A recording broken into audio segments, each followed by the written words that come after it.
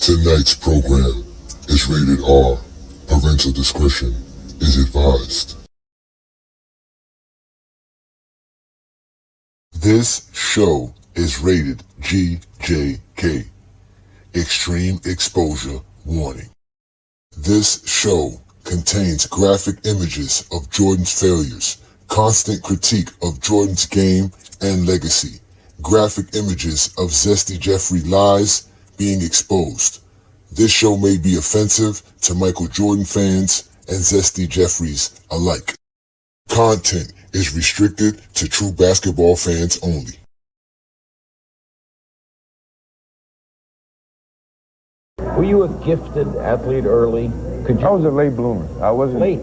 Yeah, I was good in baseball, quite frankly. Because I started baseball when I was 6 years old, and I played all through high school. But my basketball skills developed real late, and my height and everything started to come a little bit later than most normal people. Were you widely recruited? No, I was late, as I said, but earlier it was strictly by my coach pursuing certain colleges to try to get me in. And I know it was written that my biggest thrill was to go to UCLA. And I wrote to UCLA about coming out and seeing him, but I wasn't that big so that they would know who I was or whatever. And Virginia was one of the schools on the East Coast that I wanted to go play with Ralph Sampson for 2 years. But I wrote to them, they just sent me on a mission form. So once, the ball started rolling in terms of my basketball skills being noticed, these teams start to come, but it was too late. Welcome to GOAT James Kingdom. Welcome. I am Ajani the Exposer, and y'all have now been exposed by the Exposer. I appreciate it.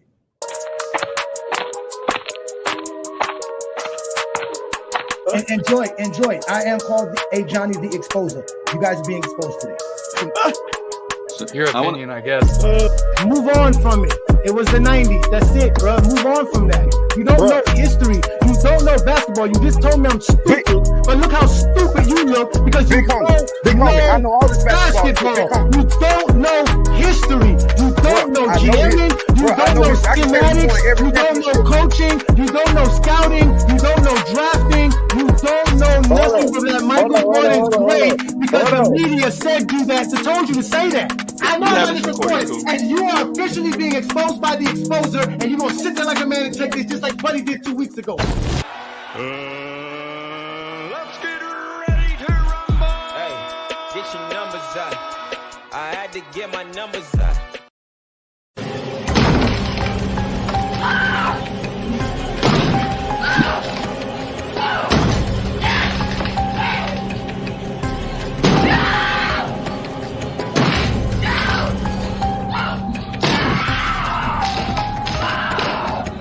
Here's Ajani.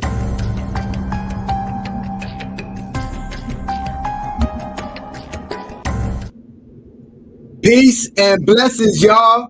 Welcome to another Friday Night Exposure with the Exposer. I'm your host, Ajani the Exposer, coming live and direct straight off of the GOAT James Kingdom channel, also streaming off of the FYF Sports Debate platform. Y'all know what to do. Hit that like button, hit that subscribe button. Don't be afraid to become a member of either channel because you guys know what we do best when we go live in GJK or on FYF. As I told y'all before, this is going to be a weekly collaboration between FYF and GJK. So we're back again with another beautiful Friday night. Thank you for joining me. I see several of y'all already in the comments. Peace to y'all. Thank you for joining me again. As y'all know, we are about to get it started. Y'all already know I got it. It's been bad for the Zesty Jeffries lately. It really has been bad. And y'all know I do not have no mercy for Zesty Jeffries. None at all. Recently, all of these Zesty Jeffries have been called out by LeBron James fans. Because we need to find out Michael Jordan's true purpose. I need to know this. I need to know this. So we're going to have some of you Michael Jordan fans come up here and explain this to me.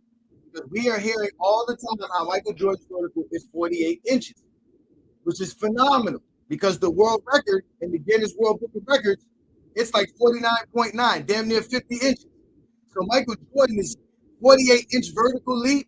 Whenever he did that, if he did that, it's like one of the greatest feats of all time in athletic history. That's what the Zesty Jeffries want us to believe. But LeBron fans have made a request. They have made a request, Zesty Jeffries. We need y'all to answer some questions for us. That's right. Let the exposure begin. It is the Friday night exposure with the exposer. Y'all hit that like button. Y'all hit that subscribe button again. Become a member of the channel. Let's have some fun with Zesty Jeffries tonight. Shout out to all the good James Kingdom members as we see y'all in here. Peace and blessings to y'all. Thank you again. Yes, we're about to have fun. This is the GOAT James Kingdom platform. You can find us on Facebook, Instagram, TikTok, Discord, Twitter. We're going live right now on YouTube and in Instagram. So shout out to everybody that's following us right now. Y'all make sure to hit that like button, share the content, let everybody know what's going on. You said my audio's a little choppy? All right, let me fix that right quick. So I have a bad audio. Give me a second here.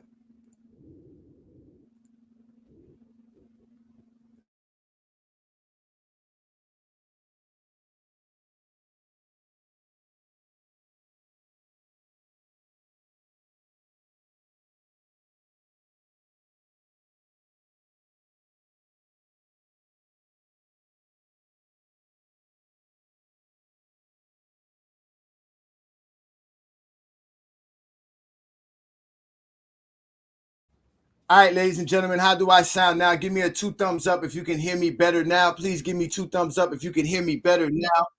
I got my mic adjusted. Please let me know if you can hear me clearly, ladies and gentlemen. Let me know if you guys can hear me clearly. 2 thumbs up, please. Give me 2 thumbs up. Let me know if y'all can hear me right now. Shout out to everybody in the comments again. Shout out to you, King John. I appreciate you. Let me know if you guys can hear me clear. I want to see 2 thumbs up, please, in the comments. Since I see multiple 2 thumbs up, I know I can continue the program. Ladies and gentlemen, yes, thank you. I see that. Okay. So again, back to tonight's topic, as I will be talking about Michael Jordan's vertical. It's been a lie. Zesty Jeffries has told us a lie. Supposedly, Michael Jordan's vertical is 48 inches. That's what we have heard, right? So how is Michael Jordan 48 inches real? You guys just saw the clip that I played for you. Michael Jordan said that he was not a phenom athletically until late into his high school years, which must mean his senior year. So where did Michael Jordan take a 48-inch vertical? And again, like I said, the LeBron fans are making a request to the Zesty Jeffries. They want evidence. They want proof. And what they've basically been saying is this right here. Is that if Michael Jordan is 6'6" and his vertical is a 48, shouldn't his head be above the rim when he's dunking? Shouldn't we have footage of Michael Jordan leaping and putting his at least his face at the rim, at least being eye level with the rim? That is the logic that LeBron fans have laid out to the Zesty Jeffries. And they have been asking for footage of Michael Jordan's head above the rim. They want to see it. They're asking it. Michael Jordan, if he can jump 48 inches, shouldn't Michael Jordan's head be above the rim? This is the logic being posed by LeBron.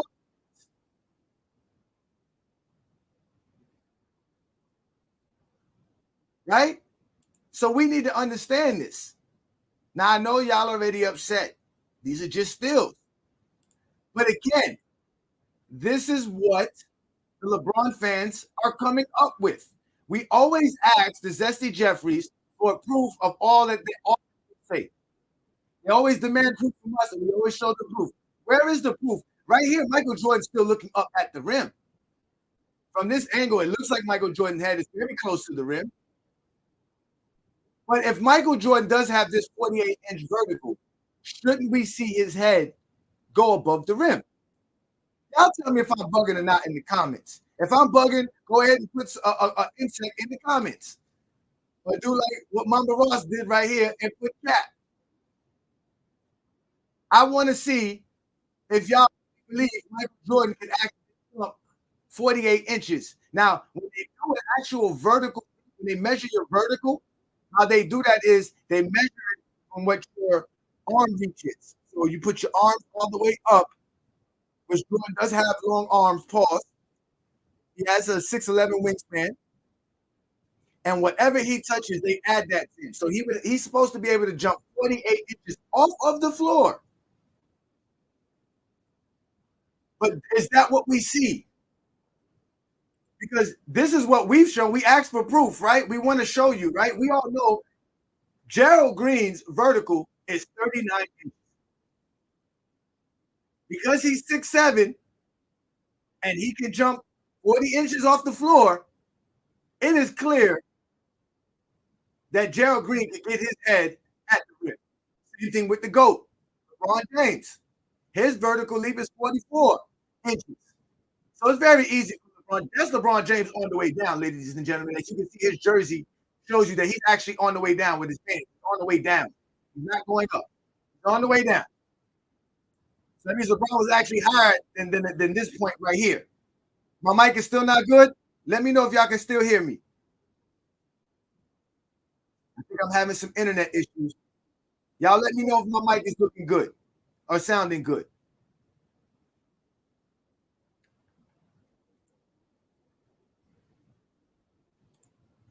So this is what LeBron James fans have requested. They want to see Michael Jordan's head above the rim or at the rim at some point in time, right? They want to see it. But you see, I don't even have to say this. Let's let Michael Jordan tell you about his supposed vertical. Mike, my name is Reggie Willis. Two things. What's your highest recorded vertical leap? And another non-personal question is, I had the opportunity to shoot ball and talk about basketball with Mark Price over the summer. We talked about the fact that a lot of players through NBA marketing and so forth are labeled great when they're not actually great. They're outstanding players. But guys like Grandmama and the $69 million Coleman, these are not great players. Now, as a basketball player, who do you feel are great players? And two... Okay, what do you rank? They're good, two good questions. First, your vertical leap, do you know? I don't know. I've never been measured. Did you have a long jump, broad jump? In high school, but I never did it. You never had it measured? No, never have. It wasn't that much of an importance to me, really. It didn't play the game. Span, it's in the book. Nope. Whatever's in the book is in the book. I don't know what it is. You don't know what it is. Nope. Jordan said whatever's in the book, whatever's in the book. Jordan, you don't know what you put in your own book? Now, those are Jordan's words. He said he's never been measured. He said he doesn't even know. The man said he wasn't that athletic early on. He sprouted. He was a late bloomer. I've never heard anybody that's very athletic become a late bloomer. It's either you got it or you don't got it. So does Jordan actually have this vertical? Can he really jump 48 inches? Now, mind you, remember we always talk about the eye test. The eye test is very, very important for the Zesty Jeffrey, right? So if I show you, obviously, still film like this, you guys are not going to want to see that. That's not enough, Ajani. You got to come with something better. And I agree. So we're going to watch some film on MJ, and let's see if Michael Jordan gets his head above the rim.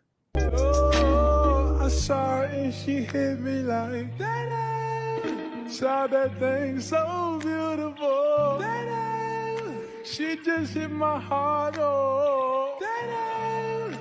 Full force and she got me like I be like, baby, why you so fine? Got to make you mine. So hard to find. Baby, like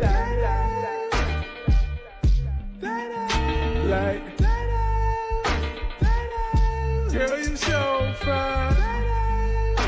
Oh, oh, oh, oh, oh. Yeah. Girl, you rockin' like.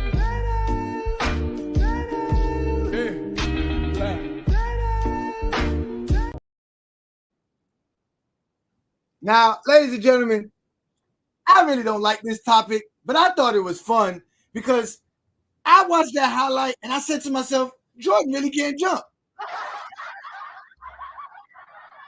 Now, I'm 43 years old, and my whole life, it's Mike. His name is Air Jordan.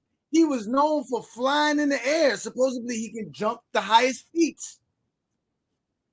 But there were several clips there where Jordan was running by himself, and all he has to do is jump and, get up there. There's even times where he has to really get up there to get over some people, and he never really got his head above the rim. Never. And these are one of Jordan's highlights, best highlights of all time. This is a highlight reel. This is not even a low light of Michael Jordan. These are all one of his best plays of all time. Let's watch this again, because I know some of y'all were amazed by it. Oh, I saw her and she hit me like that. Saw that thing so beautiful. She just hit my heart. Oh, full force and she got me like I be like, baby, why you so fine? Got to make you mine.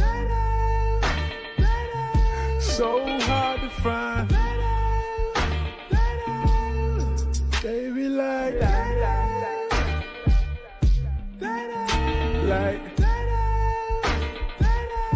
girl, you so fine. Oh, oh, oh, oh. Yeah. Girl, you rockin' like.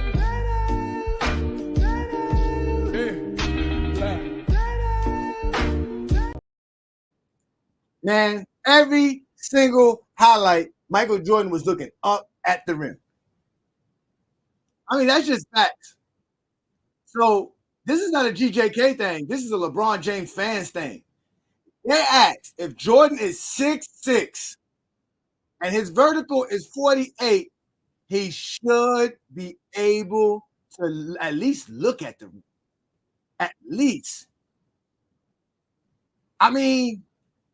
Maybe he's a good long jumper,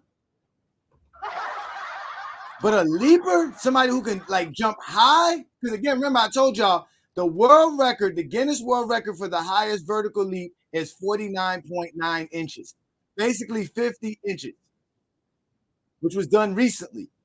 So you're telling me Jordan was doing this in the 80s, just a couple of years after, or a year after he admits to saying that he wasn't a great athlete? Again, this is Jordan's words. Were you a gifted athlete early? I was a late bloomer. I wasn't late. Yeah, I was good in baseball, quite frankly. Because I started baseball when I was 6 years old and I played all through high school. But my basketball skills developed real late, and my height and everything started to come a little bit later than most normal people. Were you widely recruited? No, I was late, as I said, but earlier. It was strictly by my coach pursuing certain colleges to try to get me in. And I know it was written that my biggest thrill was to go to UCLA. And I wrote to UCLA about coming out and seeing him, but I wasn't that big so that they would know who I was or whatever. And Virginia was one of the schools on the East Coast that I wanted to go play with Ralph Sampson for 2 years. But I wrote to them, they just sent me on a mission form. So once the ball started rolling in terms of my basketball skills being noticed, these teams started to come, but it was too late. Yeah. So, y'all was saying that Jordan has a 48-inch vertical. Even with this right here, even if we give Jordan 2 less inches, pause, Ishmael, he still should be able to reach the rim. Jordan should be able to at least look at the rim. Again, Gerald Green's out here just flexing on everybody doing this. We already know what the GOAT feats are. But we're not the one out here lying, saying that LeBron James could jump 50 inches. They out here lying about Michael Jordan's vertical. Because, again, we keep asking them, show us proof. Anything. Just show us proof where Michael Jordan's head could get to the rim. This is young Jordan. Look at this. I think this was one of these. This is the slam dunk contest. Why is he looking up at the rim if Michael Jordan could jump 48 inches off the floor? He definitely can't jump as high as Spud Webb can. because obviously Spud Webb's shorter than Michael Jordan. I think he's about a foot shorter than Michael Jordan. So this is what we've been asking. Again, the LeBron fan base have made a request, Zesty Jeffries. This is your turn to show up right here on Friday Night Exposure and explain to us why there's no footage of Michael Jordan looking down at the rim and throwing it down. Why is he out? Now he jumped from far. I knew you would say this. I knew you would say this. But this is why it's Friday Night Exposure with the Exposure. So y'all go ahead and hit that like button, hit that subscribe button. Let's give Dr. Magi what he's asked. Oh, I saw her and she hit me like that. Saw that thing so beautiful. That she just hit my heart. Oh, that full force and she got me like that. I be like, baby, why you so fine? Got to make you mine. So hard to find. Baby, like,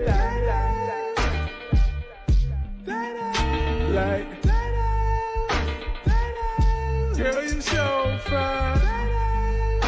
Oh, oh, oh, oh. Yeah. Girl, you rockin' like.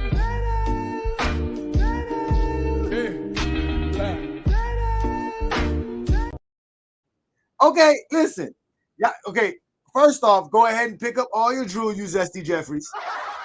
Pick up your drool. You ain't been watching the 90s in a while. Y'all keep telling us go get the tapes. We go get the tapes, and nothing that y'all tell us about Michael Jordan are even in the tapes.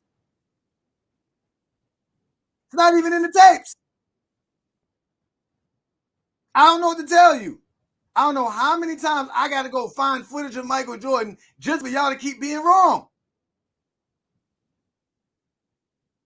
Where is Jordan's vertical at? Where did he do it at? Supposedly, he did it in North Carolina. But why, when they asked him in 1994, or I believe the beginning of 1990, no, this was 94 actually. Yeah, this is 1994. When they asked him this is Jordan's response about his vertical and his athletic feats. Mike, my name is Reggie Willis. Two things. What's your highest recorded vertical leap? And another non-personal question is, I had the opportunity to shoot ball and talk about basketball with Mark Price over the summer. We talked about the fact that a lot of players through NBA marketing and so forth are labeled great when they're not actually great. They're outstanding players. But guys like Grandmama and the $69 million Coleman, these are not great players. Now, as a basketball player, who do you feel are great players? And two... Okay, what do you rank? They're two good questions. First, your vertical leap, do you know? I don't know. I've never been measured. Did you have a long jump, broad jump? In high school, but I never did it. You never had it measured? No, never have. It wasn't that much of an importance to me, really. It didn't play the game. Span, it's in the book. Nope. Whatever's in the book is in the book. I don't know what it is. You don't know what it is. Nope. Jordan said whatever's in the book is in the book. And I bet you half of you, but 90% of you Zesty Jeffries never even read that book. Probably don't even know what that book is. So again, the notion is, it's a simple notion. I kind of get it. It makes sense. I'm 6'4". If my vertical was 48 inches, I would damn near be like Buddy here is in this picture.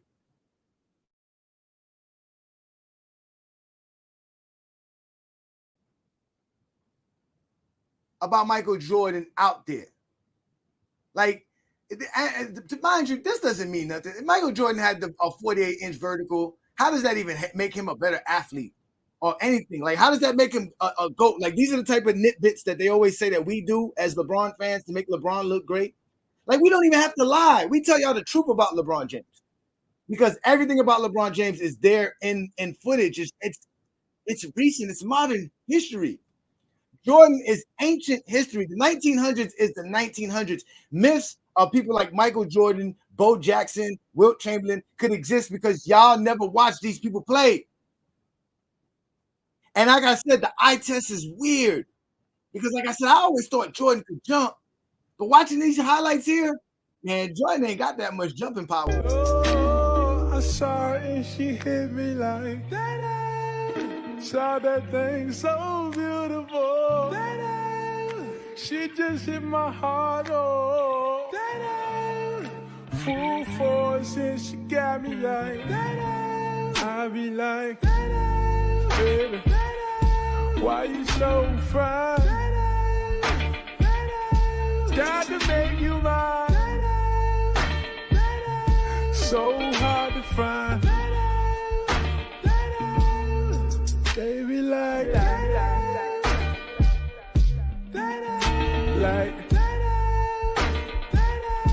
girl, you so fine. Oh, oh, oh, oh.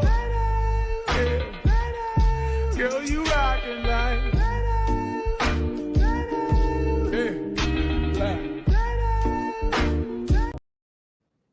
Hey, I ain't gonna lie. That's a dope track, man. Michael Jordan was great, man. That guy was great, man. Let's give Michael Jordan a round of applause, ladies and gentlemen. That was the 48-inch vertical of Michael Jordan at display at his finest, ladies and gentlemen. I didn't see Michael Jordan jumping nowhere near 48 inches. So that 48 inches is a myth. And it's going to continue as a myth because y'all can't even prove it. Like I said, I'm going to let y'all prove it. I'm going to let y'all join me tonight. And please explain to me, first of all, where did it come from that Michael Jordan has a 48-inch vertical? I would like to know that. Where did y'all get this information from? Where? Because, again, Google be lying. Google be lying. And Michael Jordan said he never been measured. Now, if Michael Jordan, right, if Michael Jordan did do long jump in high school, shouldn't there be some kind of record? Do y'all have any record of Michael Jordan's high school feat in track and field? If y'all don't, y'all just make it up. That's what y'all normally do. Oh, Brandon's been feeling good about it. Look, here goes the back call, y'all. Brandon is in the building, ladies and gentlemen. Brandon, you know I'm not the one to be messed with. I'm not low, and I'm not Penn. Definitely not Big Ox. Shout out to Big Ox, Low and them. Peace and blessings to y'all, man. Y'all boys be doing y'all thing. Let me bring up my boy Twin Man. What up, Twin Man?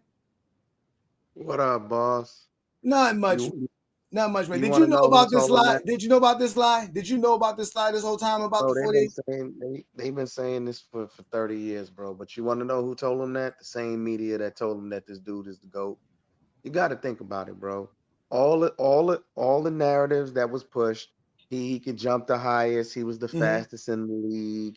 He was the best defender. He never messed up in the crunch in clutch time. He's the clutchest player ever. Everything you hear a Jordan fan say, the media fed them. Period.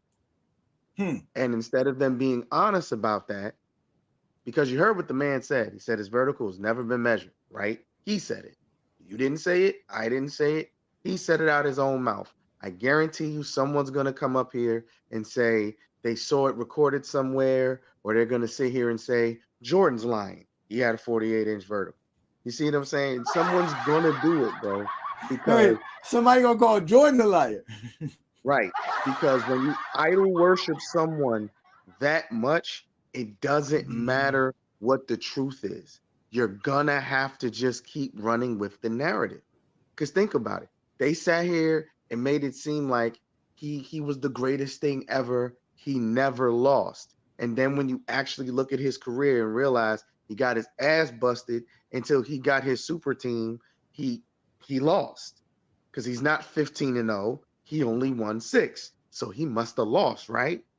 You see what I'm saying? Like, these are the ridiculous narratives people have come up with. Well, the media has come up with to continue to push the lore of this man.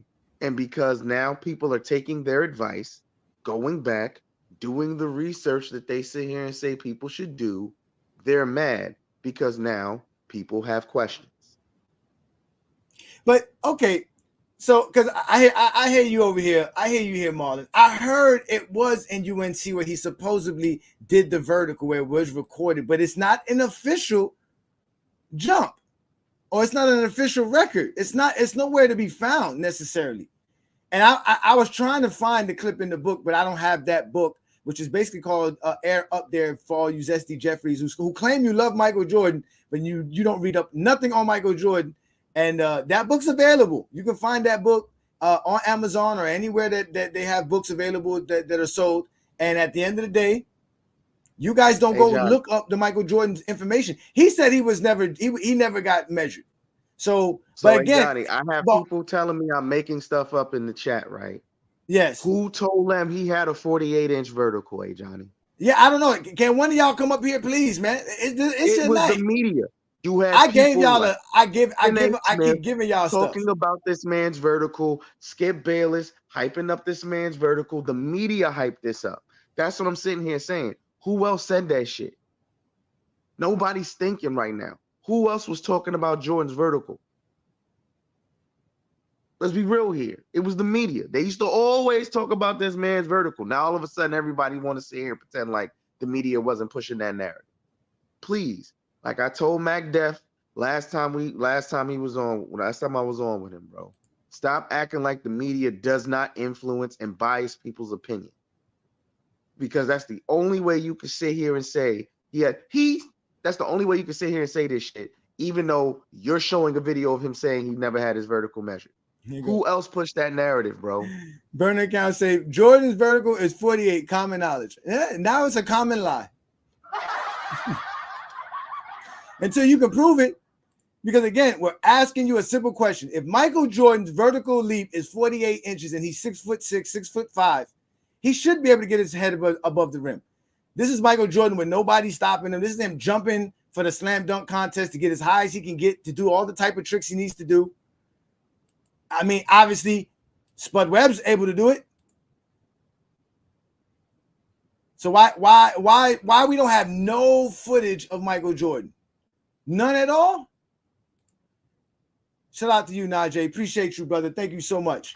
Y'all make sure to hit that like button, hit that subscribe button, become a member of the channel. Hit the link. Come up here and talk hit the panel. Hit the link and come up on the panel and explain this to me, because I need to understand it. Because again, I'm not in the chat.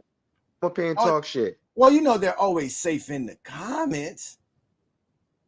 Because right now, I'm trying to figure out what narrative am I pushing. The media told you Jordan had a 48-inch vertical. That's not a narrative. That's a fact.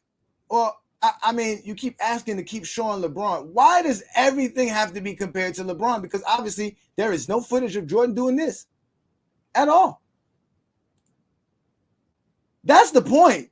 You Zesty Jeffries always tell us we're the crazy ones. We went to go look up some serious information, and y'all are nowhere to be found to help us out. Y'all, shout out to Moose Talk Hoops. Y'all make sure to support and subscribe to his channel, as he always breaks down real information as well on the game and different sports. He knows the Zesty Jeffries are crazy. Here we go. All right, I'm gonna let you go, twin man. We got Wall Street Brandon in the building. Let me let you go. I'll be right back with you, twin man. Let's go. Here we go. All right, here we go, ladies and gentlemen. Shout out to Brandon Katz, live and direct, straight off the GOAT James Kingdom platform. Friday night exposure with the exposer, Brandon. What's this talk of Michael Jordan's 48 vertical? Please help me out understand this, please. Where does it come from? Yeah, so if you look at Jordan's running jump was measured at roughly 46 inches at North Carolina. But what's interesting is, so first of all, not that I care, you're the one who compared it to LeBron. You put the picture of LeBron up. And LeBron James has refused to do a dunk contest his whole career. And the reason why your boy LeBron refuses to do a dunk contest is his... Okay, what does that have to do with Jordan's vertical? Why are you bringing up LeBron? Are you muting? You're muting my mic 10 seconds into me talking. Okay, I just want to look, because I want to make sure I can put the question in there. What does LeBron have to do with this? Because your whole take here is you're, first of all, not they care. You're the one who compared Jordan to LeBron. You put the picture of LeBron up. No. I just wanted to show you, because you already seen in the comments. All right, your Zesty Jeffrey fan base was asking, "Where's LeBron's footage?" Well, we got footage of LeBron putting his head above the rim countless times. That was just the one I was able to just bring up just to have some fun with y'all tonight.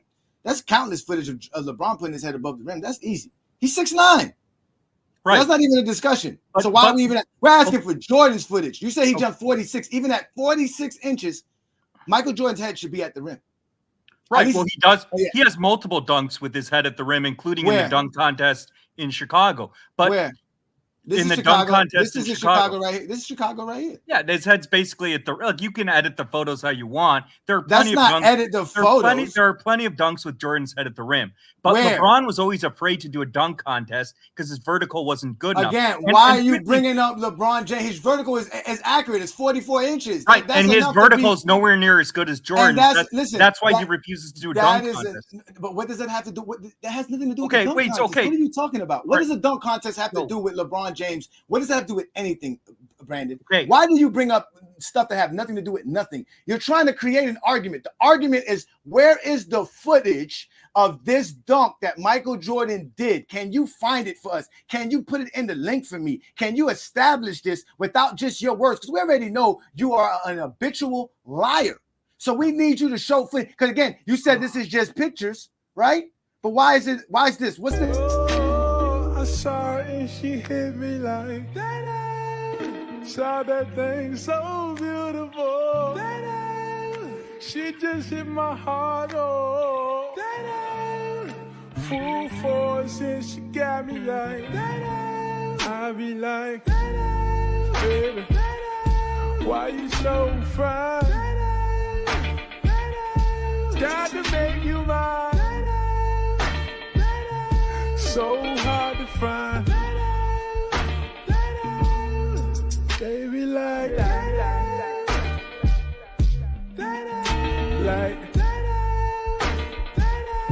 girl, you so fine. Oh, yeah. Girl, you rockin' like. Right, you've already played this.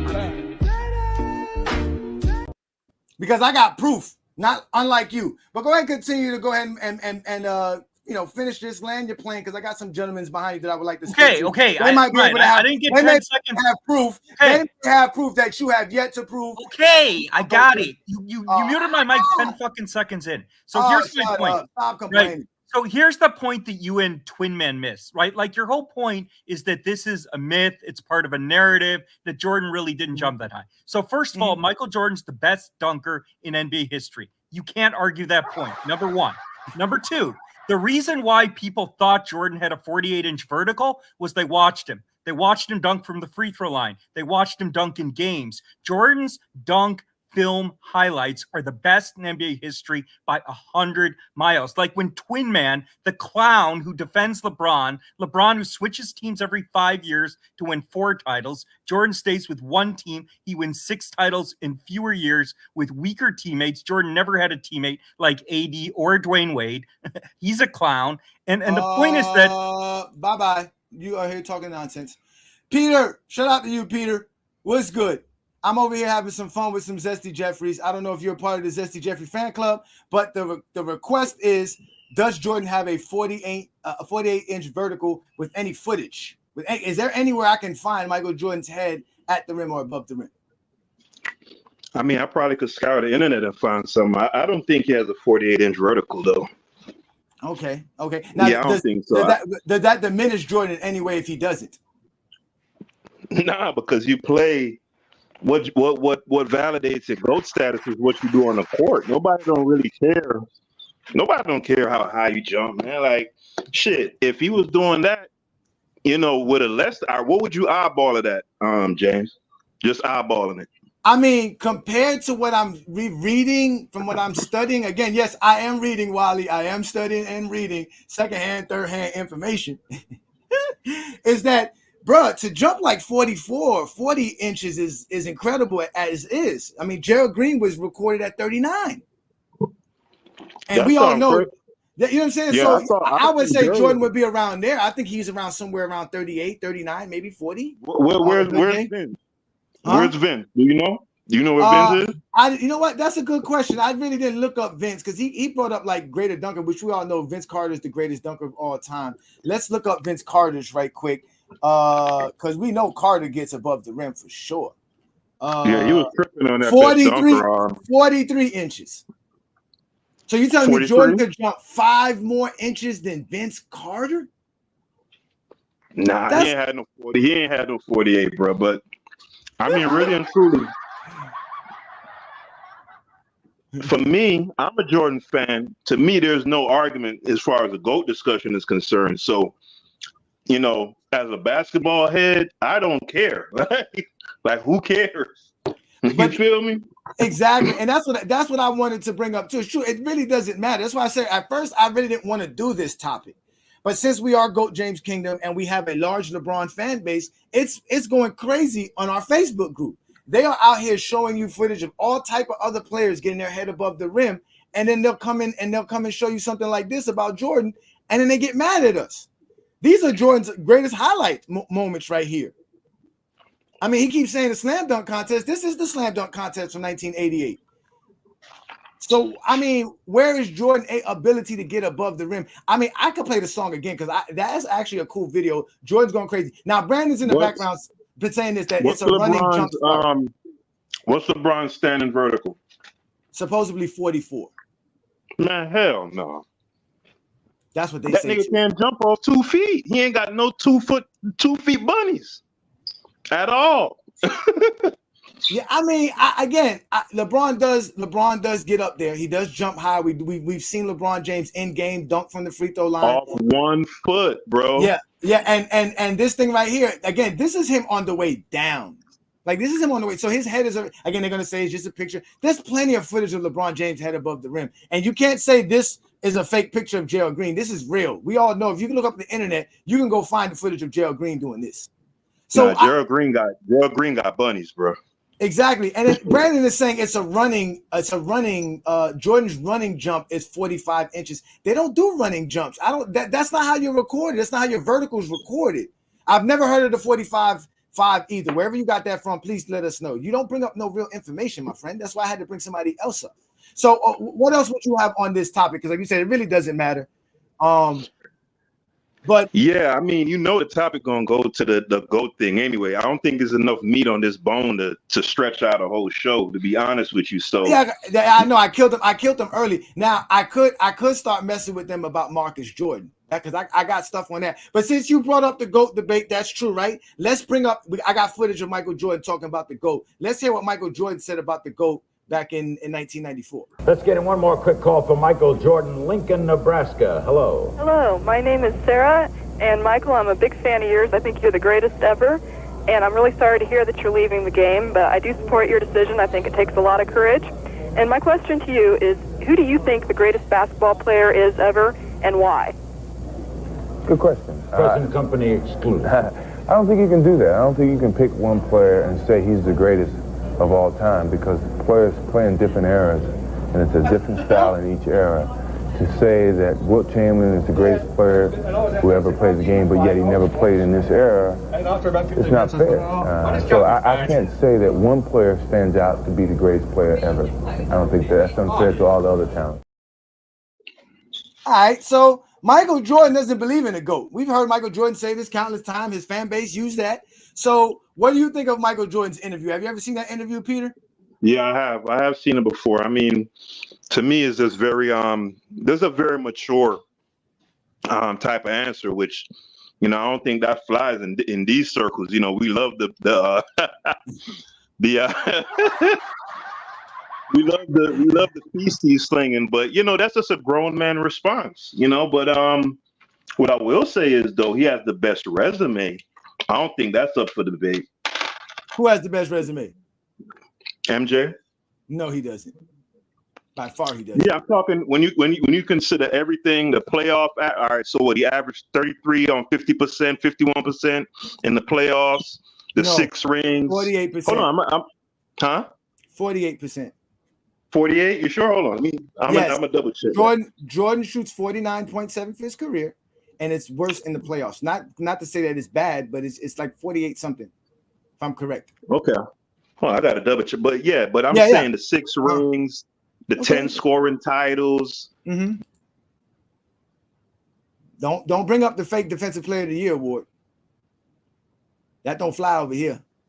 He don't have the best resume. He has a great resume, but he don't have the best resume. I don't know if I lost you there, Peter. I'll bring you back up because I got somebody else coming up right quick. Let me get up Sports Talk Only. What up, Sports Talk? Thank you for joining me, being a part of this right here. Again, I want to know, do you know where Michael Jordan's 48-inch vertical came from? That I don't know. Can you hear me? I can hear you. Go ahead, All brother. right. That I don't know, but his vert was recorded between 39 and 42 inches in college and high school.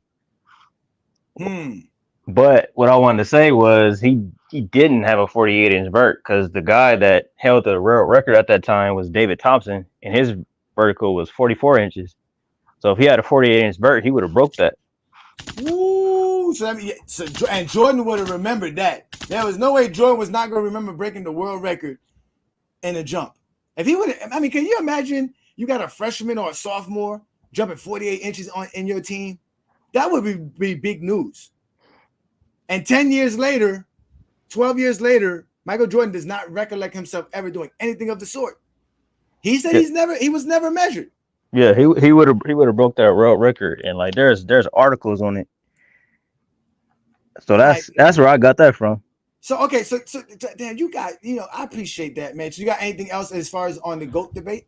Man, we know that LeBron the GOAT. It ain't even close.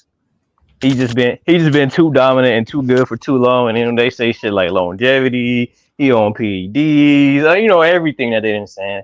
But they really they hating on him like that because they know if he wasn't as great as he was, they wouldn't be talking about him. Like there's whole channels built on just tearing him down because they know how great he is. Okay. All right. Oh, okay. So here we go. Brandon gave me a link, ladies and gentlemen. So you got any last words, those Sports Talk, so I can get to this link that Brandon sent, and I'm gonna bring you up, Ready Sports. No, that's it. Yeah, shout out to everybody in the comments. I see y'all in the comments. Y'all make sure to hit that like button, hit that subscribe button, become a member of the channel. We are about to look up some information sent to us by Brandon Katz. Now, it come from, let me see, Hoop Geeks. Make sure I got this information correct. Let me bring Brandon back up since he said, Brandon, this is Hoop Geeks?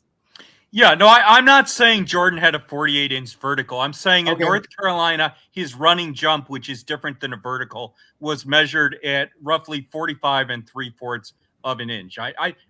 But the whole point I'm making is the reason some people thought Jordan had a 48-inch vertical, it's not because of the media or narratives. It's because of how he looked on the court. His layup against the Lakers where he switches hands, his dunk from the free throw line. The media never needed to push narratives with Jordan. Jordan defined his own narrative. The reason LeBron gets hate is because he switches teams every 5 years and he keeps losing in the finals. If LeBron won 6 titles in 8 years, he wouldn't get that hate. Bro, why?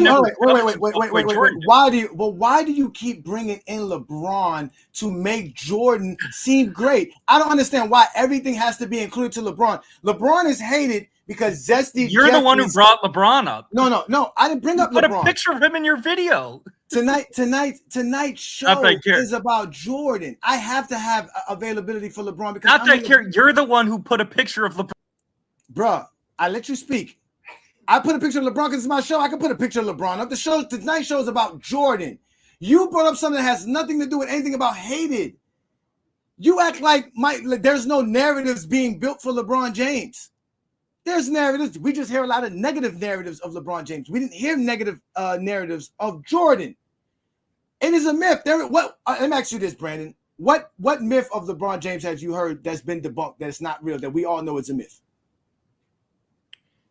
Well, so first of all, a lot of people talked about how when LeBron first came into the league, that he was going to be the greatest of all time right away. The media pushed LeBron when he came into the league out of high school. That's not a myth. That's not a myth. That's not a myth. Oh, let me finish. That's not a myth. No, don't. Okay, that's not what myth was invented for LeBron James that we know is a myth, like the 48 inches, not the prediction of what he's going to be as a young player. That has nothing to do with the conversation, bro. Stick to the conversation because I have other people up there. Then you fucking lie and not answer my question. Yeah, I'll do what I want, but here's the myth with the. Peace to you, Ruddy Sports. Thank you for joining me again, y'all. I don't play games with you. You don't do what you want in GOAT James Kingdom. You answer my question or your dumbass gets off my damn show. Let's go on to the next person. So, Ruddy Hood Sports, thank you for joining me. What do you have on tonight's topic, sir? What's good, man? Hope everybody's doing good. What's good, chat? Salute. So I thought about this, right? I thought about back to an episode of Undisputed with Skip Bayless and Shannon Sharp, right? Mm-hmm. And Skip Bayless is like, LeBron is, how Skip Bayless talk. LeBron is great. This and the third. I think he's great as he is. But as soon as you bring up Michael Jordan, now I have to bring up his, 6 finals losses and all that other stuff. And I said, it's kind of the same thing with me, right? And I'm pretty sure you feel this way. I'm pretty sure a lot of people feel this way. It's like it's not like an attack against Jordan. I want Jordan to be who Jordan was. Leave him where he's at. It's when you start to make these comparisons of, and try to bring up all these different so-called failures and so-called shortcomings throughout LeBron James' career, where we have to actually start to look back and really start fact checking a lot of these things that people say about Jordan. This isn't a religion. This is not a cult. No, Zesty Jeffries is a cult. Yeah, no, I'm saying I got the link up for all y'all who say y'all want to hit the link. The link is available to you. Again, it is a one-man show, so be patient. But again, they are religious because again, look what he just said. Brandon just told me right now in the group chat that LeBron being a great defender is a myth. Yeah, no, I'm saying this, right? I'm saying that basketball in itself is not supposed to be a religion or a cult, but a lot of these zesties turn it into that. They turn it. People should be allowed to form their own opinion of who the GOAT is. I see people saying Curry's the GOAT. I even seen someone say Joker was the GOAT. Whatever. But either way, people should be allowed to form their own opinion. Now, some might not be taken as serious as others, but when it comes to the greats, the people who actually have that resume, people should be allowed to form their own opinion. And for me, you already know, LeBron James, the greatest player of all time. I commented my top 10 on your other video when you were talking about where does LeBron rank, and I said I think he's still the best player in the world. And I had some people responded to my comment like, you delusional, whatever. Say what you want to say. That's my opinion. I still think he's the greatest, best all-around player from an athletic perspective, from a scoring perspective, from a playmaking and facilitating perspective. I think he's better than Nikola Jokic. I just do. But that's just me. I feel like he's proven that right now on this world stage. He's outplayed Nikola Jokic in all 3 Serbia games. He's had a better game than him, better all-around game, just been much better. But either way, last thing I'll say is, what people understand is that I know this for a fact because I grew up in love with Jordan. You know what I'm saying? I grew up in love with his game. I grew up, cried when Space Jams went off, all of that. It wasn't until 2016 where I said, that man who just came back down 3-1 against the team that broke Jordan's record, that's the greatest player I've ever seen. I've never seen nothing like that in my life. And I'm someone who watched Jordan's last 3 three-peats, especially the Utah Jazz one, that championship. So for me, it's like this mythology and this mythos, fam, like when you start to fact check and look back, you see that it's really Jordan's, I don't want to say it, man, but it's kind of like his career is permeated on that. And that's where you're getting all these, you know what I'm saying, 48-inch vertical and all this nonsense that you would get from a mythological story or about a mythological character, man. People, they just gotta, you know what I mean? Like, y'all gotta accept the facts, man. Like, it's Yeah, okay if they don't want to accept the facts, bro. That's their problem. They don't want to accept facts. they don't, they when and the last thing, let me just say this one thing. When I went on, I was doing research, right? And this is Chat GPT for you. This is why I don't really care for Chat GPT. Chat GPT basically told me that the GOAT debate is a moral argument. That's not really, it's not the main, it's not really mainly based on fact. Like, because, I asked a certain amount of questions to figure out where LeBron ranks as far as records broken. And if you now, I don't go purely with science. I'm not that type of dude. I'm not just going to stick purely to the science. Obviously, there's a moral thing for me there too. But I just wanted to see if it would let me know who broke the most records, Wilt or LeBron. Come to find out, it was LeBron. But in that conversation with ChatGPT, it basically admitted to me. It said, like, yeah, it is a moral argument, but this, that, and the third. So that's what people have to understand, man. If you have MJ as the GOAT, that's fine. It's a moral debate, though. We're talking about we're in 2024, man, and we're witnessing LeBron James, for me, the greatest player of all time. We're witnessing something that we are not going to see again. Year after year, they say he's going to slow down. Year after year, they say he's not going to give the same production. And year after year, he continues to prove people wrong. That's all I had to say for now. I'll chill out backstage, whatever, man. I appreciate that. I appreciate again. You say it's moral. Listen, there is no objective way to make Michael Jordan the GOAT. It's only based off of biases. I keep telling you guys that there is no objective measurement that will make Michael Jordan the GOAT. Nothing at all. The only thing Michael Jordan has that no one else has is 6 finals MVPs and 10 scoring titles. After that, Jordan does not have nothing else that no one else doesn't have. And that's what you guys fail to realize. So the GOAT debate should have nothing to do with Jordan's actual athletic feats. Because again, him jumping 48 inches has nothing to do with the conversation. And for you, Brandon, LeBron James is top 10 in all defensive selections, even though the media stopped voting for him. But she would have had way much more selections if they didn't give it to the media. The only reason they let the media vote for the all defensive selection is because they refused to even let him be defensive player of the year. The same media that you say only bashes him because he left and went to Miami, you are right about that. They kept bashing him because they knew he was going to start winning. They were fine with LeBron as long as he was losing, because if he's losing, he can never be better than Jordan. Once he started winning, it became a problem for you, Zesty Jeffries. And LeBron James is top 5 in all defensive first teams. So that makes him an elite defender. LeBron James leads the NBA playoffs in steals and defensive rebounds. He is a great defender. That's not a myth. You have not proven that to be a myth.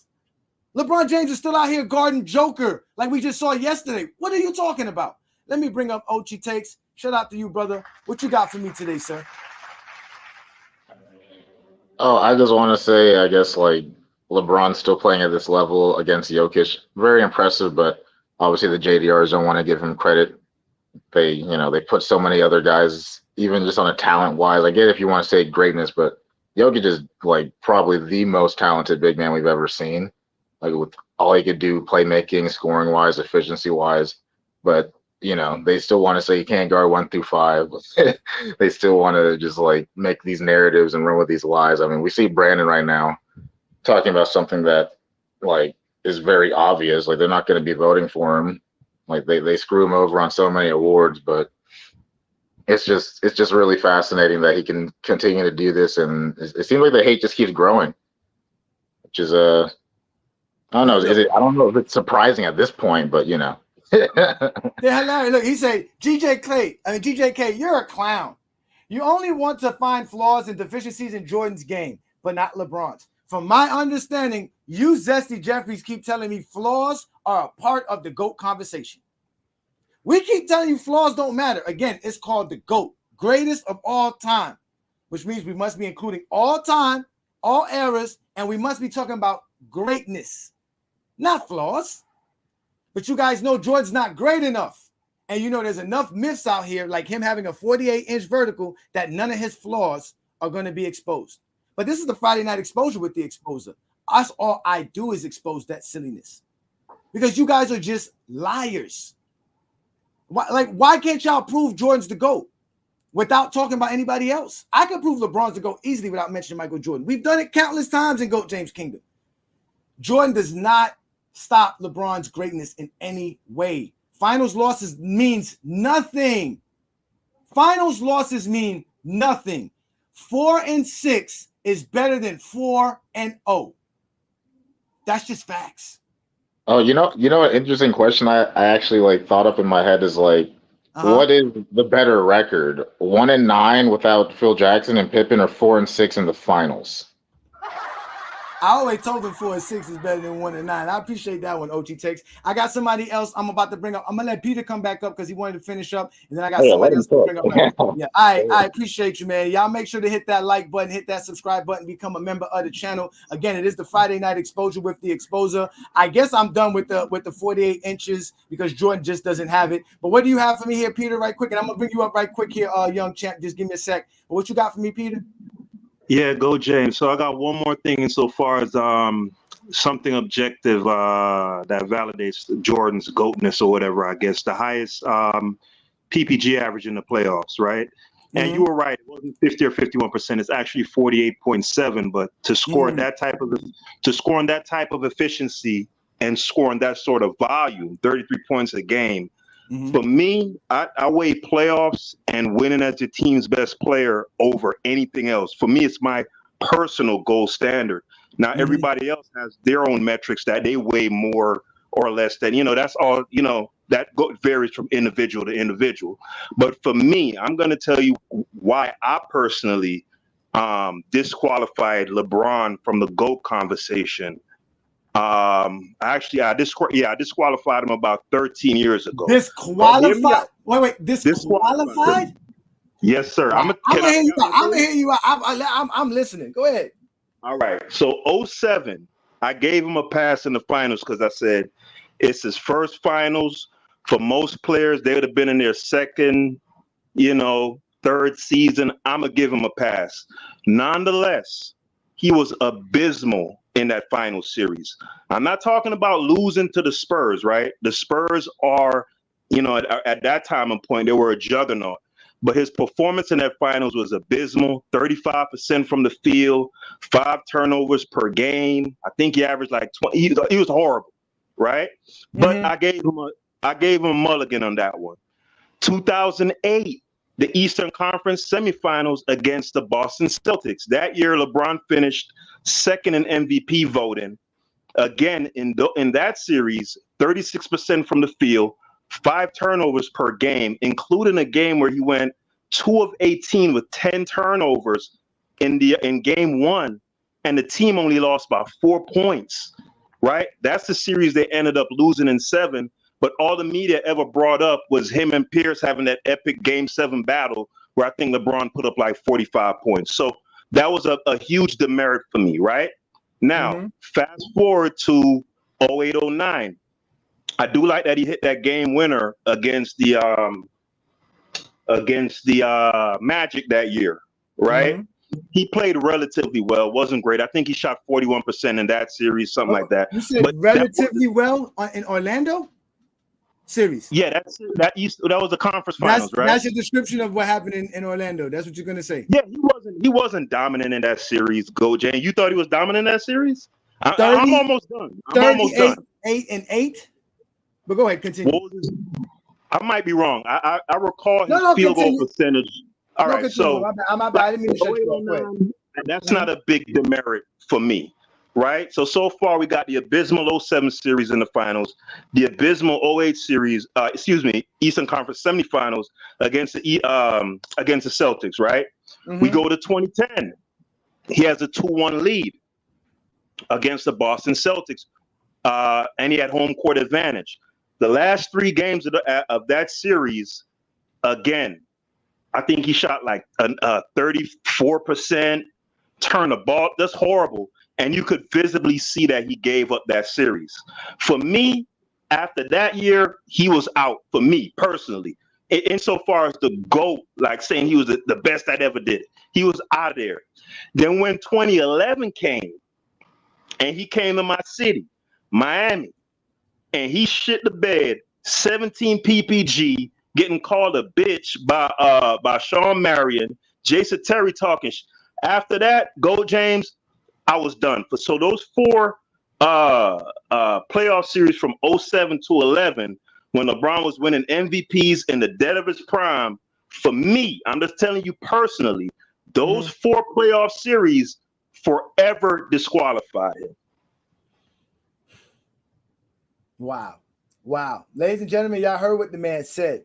I'm going to put the link up. Y'all can join me here shortly. So let me respond to this idea that you had your own criteria for Michael Jordan, right? You said that Michael Jordan led and all these different things, right? Okay. We know Michael Jordan did lead in points per game. He is not the only person. He does not have the most titles as a leader of his team. So we know that as a fact as well. He doesn't have the best finals record, none of this other extra stuff. Now let's talk about these series that you want to hold LeBron James up to a standard, because my idea is this: you didn't see Michael Jordan's failures because Jordan had multiple playoff failures, and you don't want to count that against Michael Jordan. You don't want to hold Michael Jordan to that same standard that you're holding LeBron James to. Mind you, LeBron James played way better teams than the teams that Jordan was choking against. Again, Jordan never faced a team like that Boston team in 2008. Jordan's never really faced nothing like that. Again, you're going to bring up the Boston of 87 and the Boston of 86 team, but Jordan was the 8th seed. Jordan was in the first round versus them. He couldn't even get his team past the 8th seed. In a 23 league team, Jordan could not make his team a 6th or 5th seed. He was losing under 500%. LeBron. I'm gonna give you a little bit on that 08 because that 08 Celtics defensively was. They had the defensive player of the year. They had the defensive player of the year. So did Orlando. Boston, and even when you said he visibly quit, he didn't visibly quit. You visibly saw the fact that the Cavaliers had nothing to beat all of these teams after year after year after year got better, while Cleveland never got better. Jordan's teams got better, and he was still choking and losing in the playoffs. I've proved this before. Michael Jordan is known for choking throughout the 80s, and that's why he couldn't win early. In 1987, Jordan lost to a team that had no All-NBA and no All-Defensive players on the roster. LeBron never lost a series versus a team like that. He got demolished in that series. Jordan went and split the series 1-1 and lost 3 straight games because he choked. He didn't do all the stuff that he was supposed to do. He wasn't playing, even on the defensive side, Jordan wasn't even playing great on the defensive side in that series. But no one holds that against him. They hold his teammates and all this different accountability. This idea that LeBron James chokes disqualifies him will disqualify everybody from the GOAT debate. Because we can find anybody who lost in the playoffs and blame it on them. Is Magic disqualified for being tragic Magic in 84? Is Kareem disqualified because he couldn't make the playoffs as an MVP? We already know y'all want to disqualify Wilt Chamberlain and Bill Russell because they played in the 60s. Like this idea that and this is what we were talking about on the thing when the guy put in the comments, why are we talking about deficiencies and flaws? I watched Peter express nothing but deficiencies and flaws about LeBron James to disqualify him from the GOAT debate. So that's why Friday Night Exposure have to exist, because we have to point out all of Jordan's failures and all of his flaws, because y'all are liars. Jordan failed worse than LeBron failed. He failed worse than 2011. LeBron James in 2011 did not play bad. He just didn't try to. He just didn't score. James, come on, bro. Yes, LeBron James averaged 18, 7, and 7, shooting 49% from the field. He only took 15 shots per game. He wasn't taking a bunch of shots per game because the team was not. Because he was shook, bro, James. He was shook, bro. Shook of what? What is he shook of?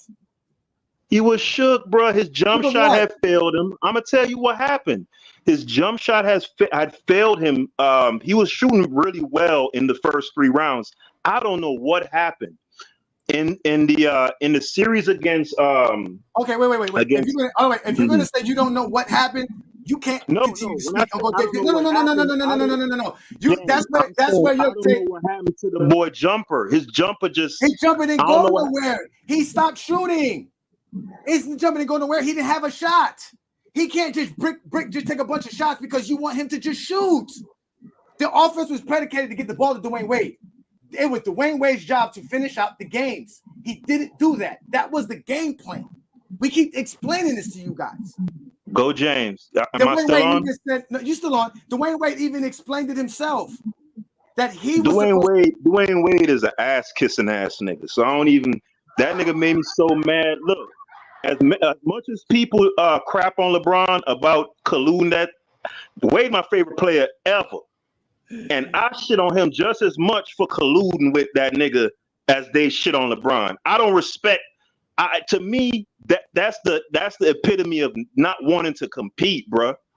And I put that on him and LeBron, and he thought he was gonna compete. Bro, you from Miami. I'm from Miami. They did compete. Dallas just had a better game plan and a better team. The Heat were not even supposed to be in the finals. You doing that top heavy? You making that top heavy argument that he was top heavy and he had no bench?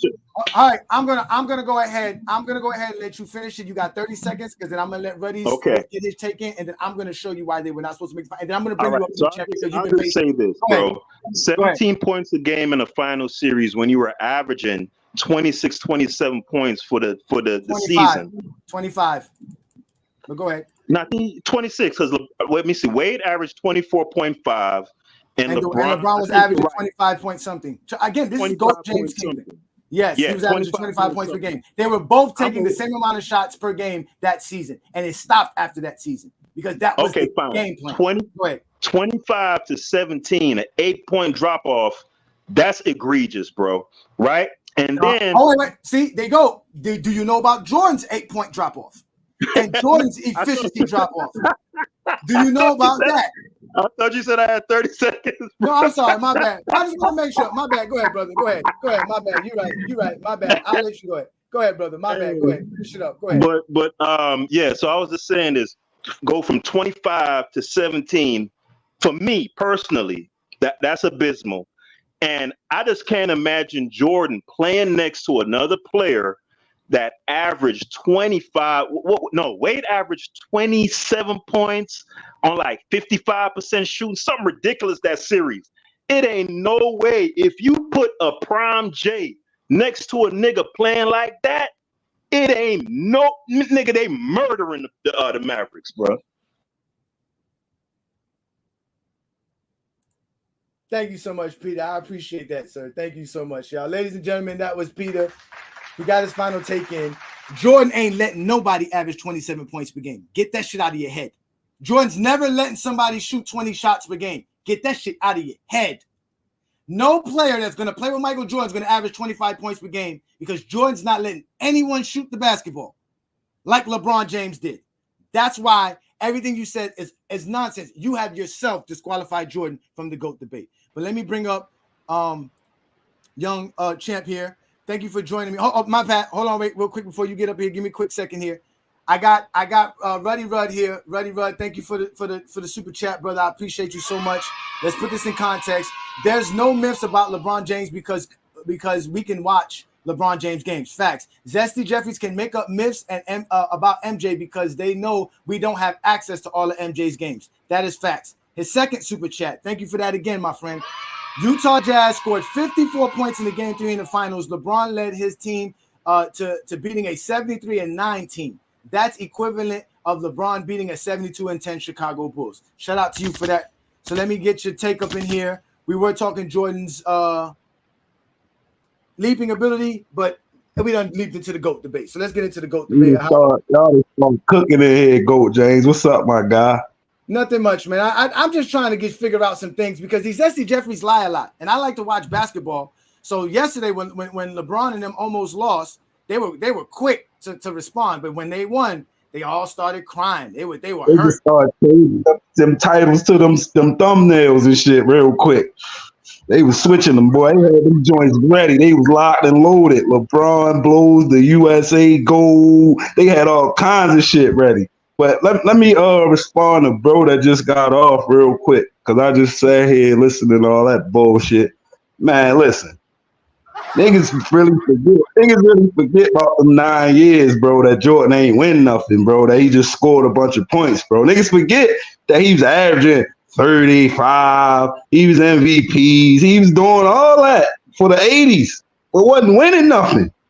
Niggas don't realize that he never beat the white man Larry Bird, bro. Never in the playoffs have he ever beat the white man Larry Bird, bro. Never. Not one time in his life, bro.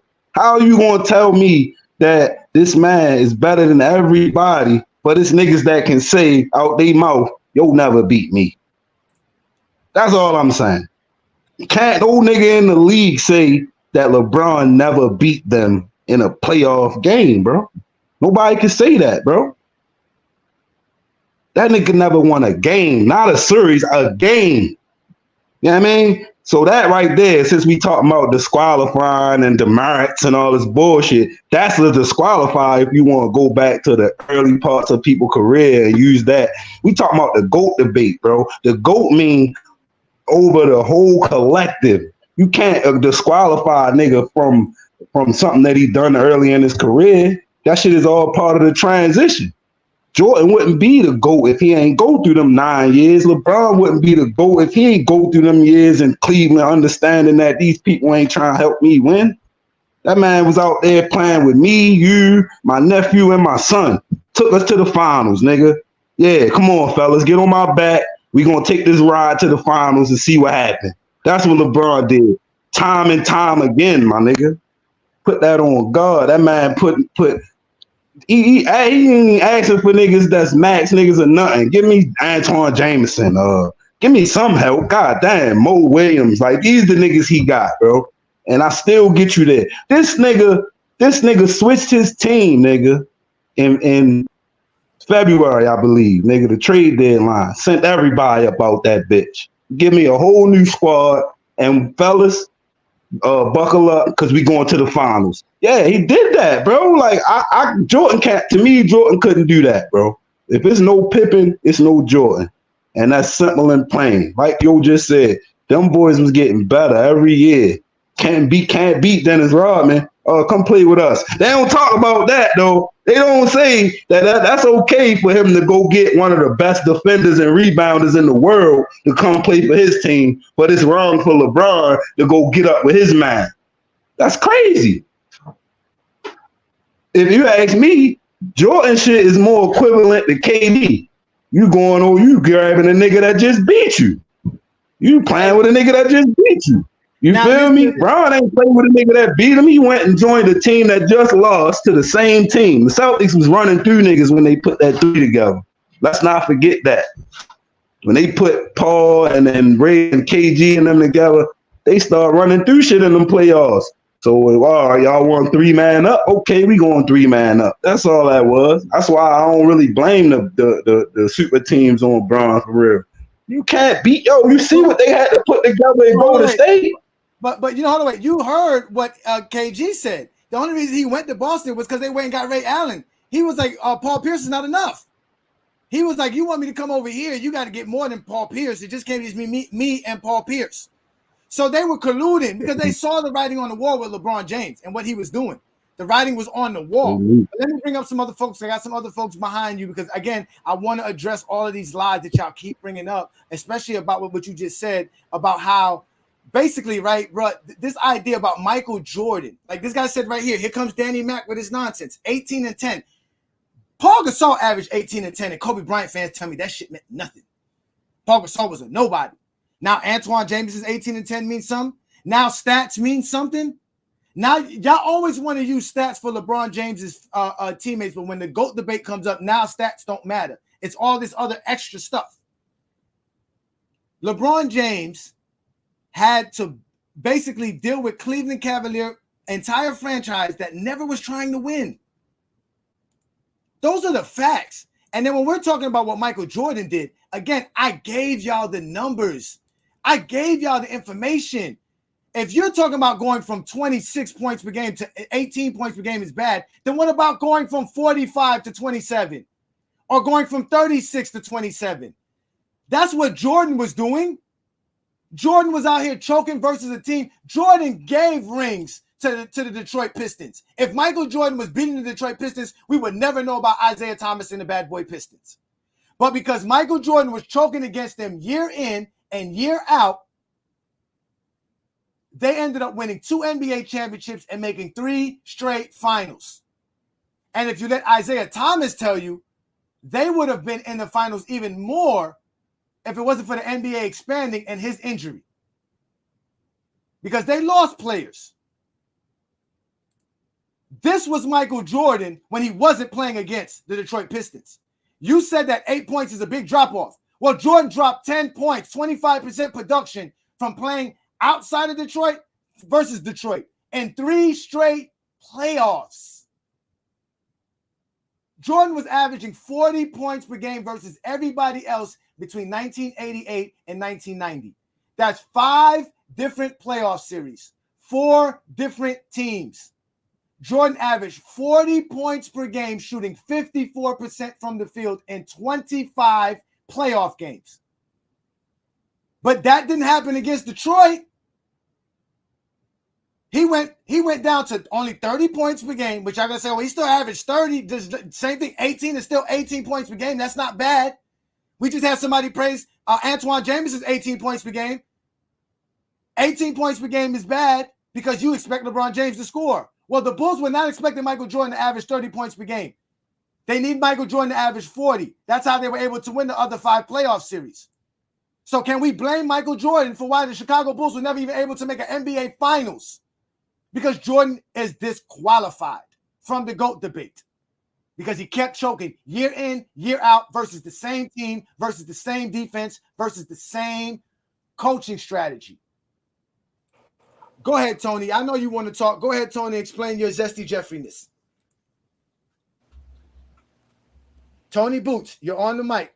Go ahead. Unmute yourself. Hello? I hear you. Let's go, ladies and gentlemen. We have Tony Boots here. He is a true Ajani detractor. What do you got for me, Tony?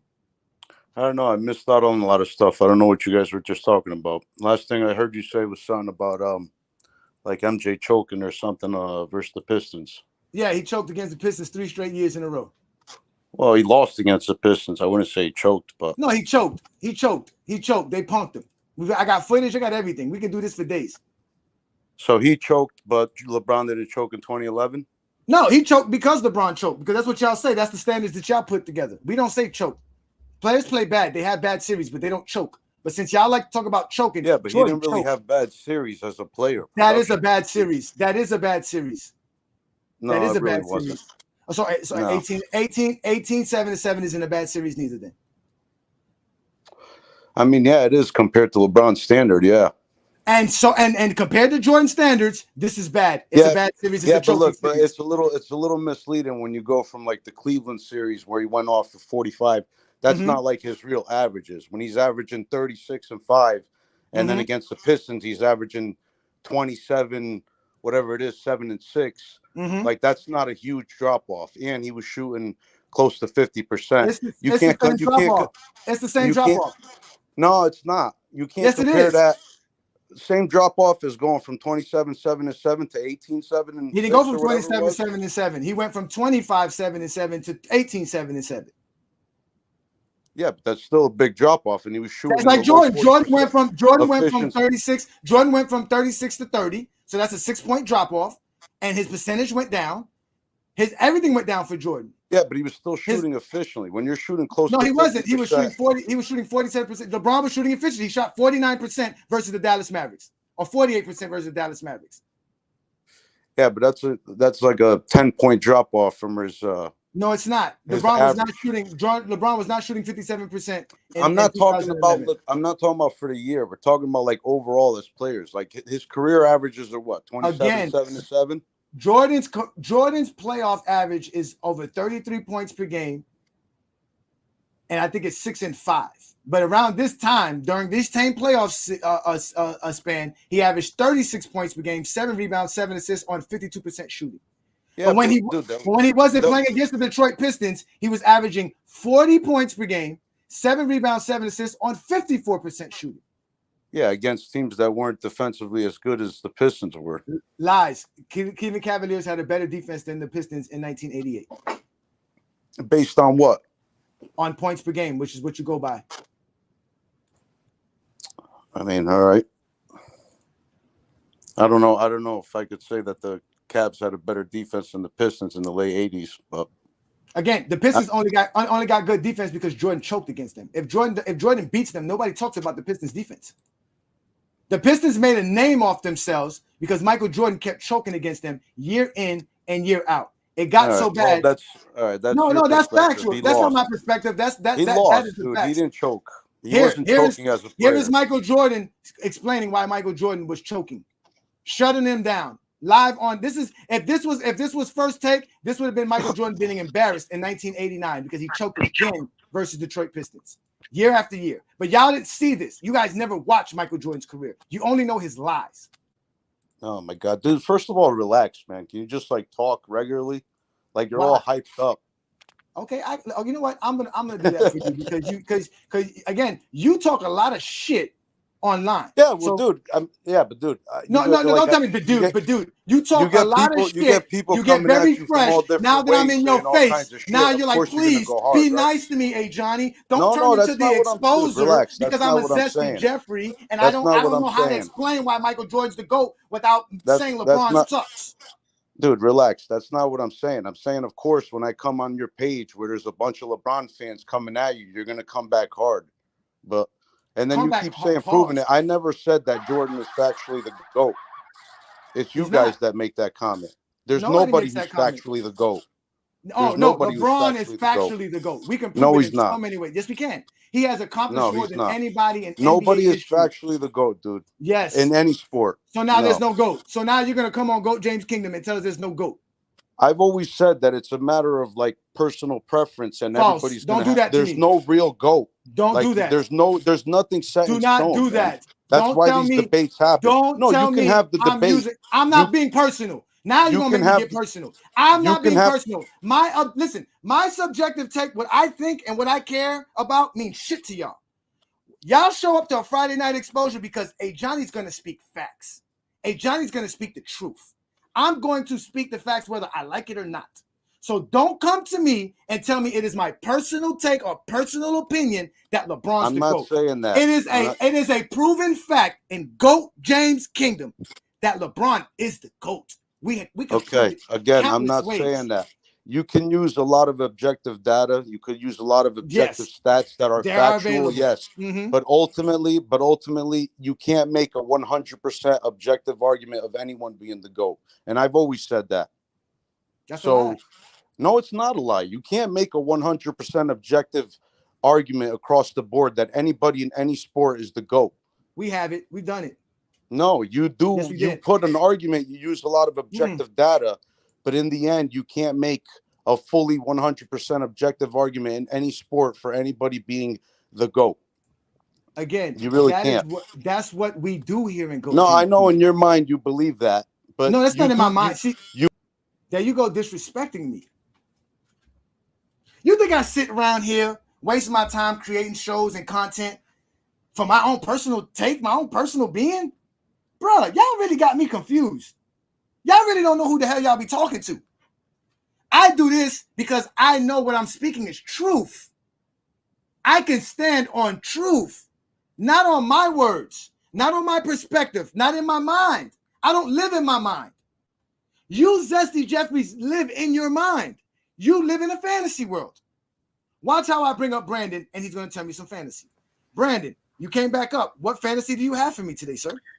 All right, so this is a fact-free show, so I'm going to stick to facts here. Number one, the average team that Jordan played in the playoffs won 58 games. The average team LeBron played won 55 games. Jordan played better competition.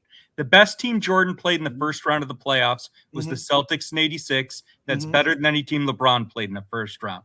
The best team Jordan played in the second round of the playoffs was the Bad Boy Pistons. And the Pistons were a better defense than Cleveland. They had a better defensive rating. That's how you measure defense. What you said was a lie.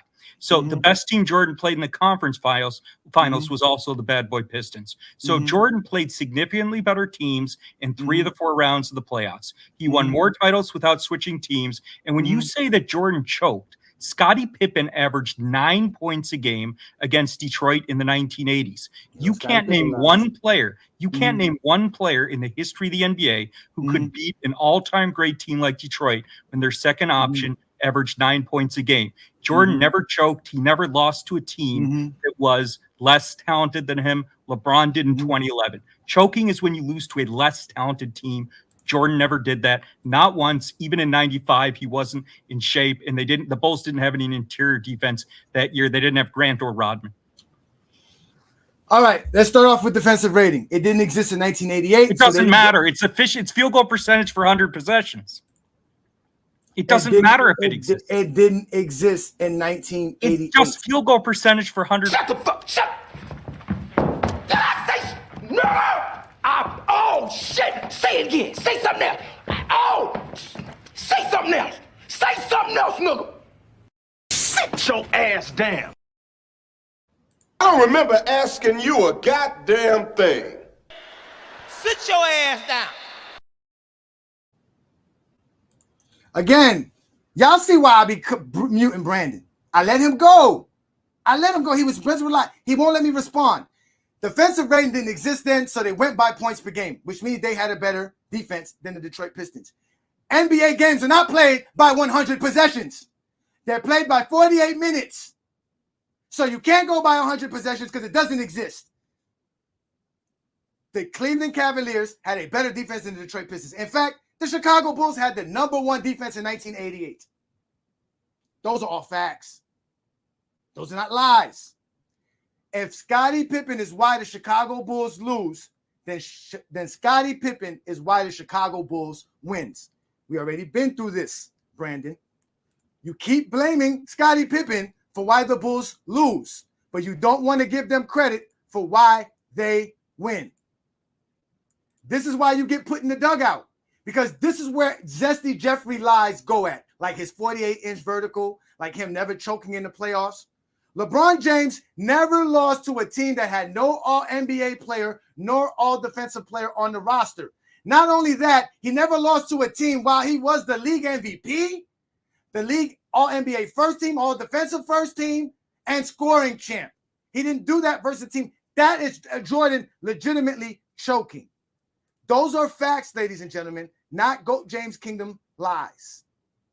He brought up team records. If Michael Jordan facing more 50-win teams means that those teams were better than the teams that LeBron James faced, that means Michael Jordan was better than all those teams that he faced, because I will ask you this, Brandon, since you disappeared, I will ask you this, you can put it in the comments. If Jordan faced more competition than LeBron James, why did LeBron James beat more teams that were higher seeds than Jordan did and the Chicago Bulls?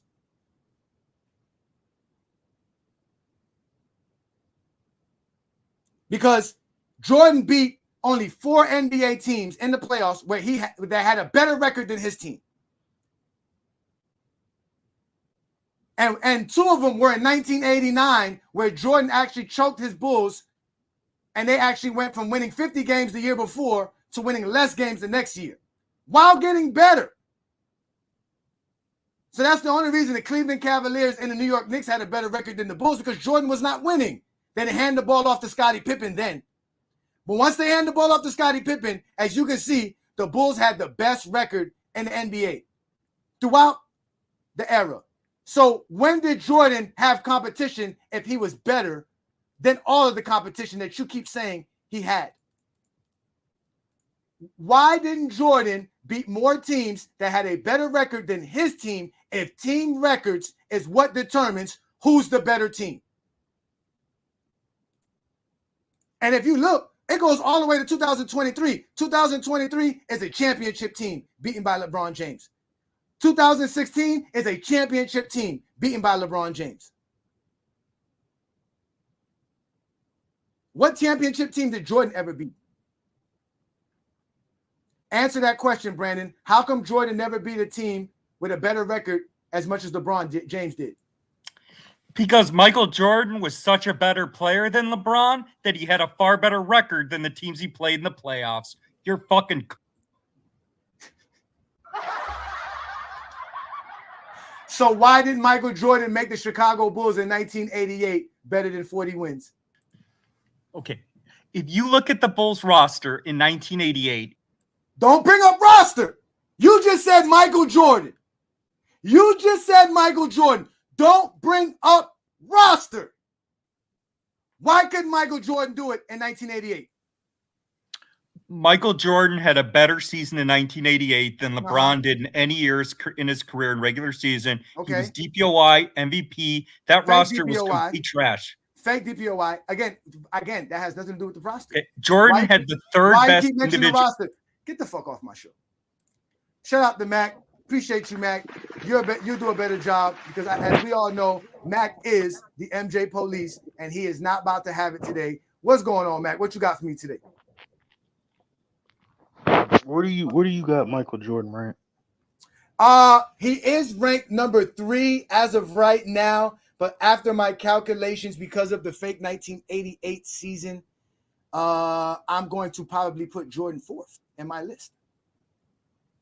Okay. So the two players you got ahead of him, I would suspect, is Kareem and LeBron, right? Right now, no, Wilt and LeBron. Wilt and LeBron. Wilt. Okay. Yes. So the reason Jordan is third on your list is based.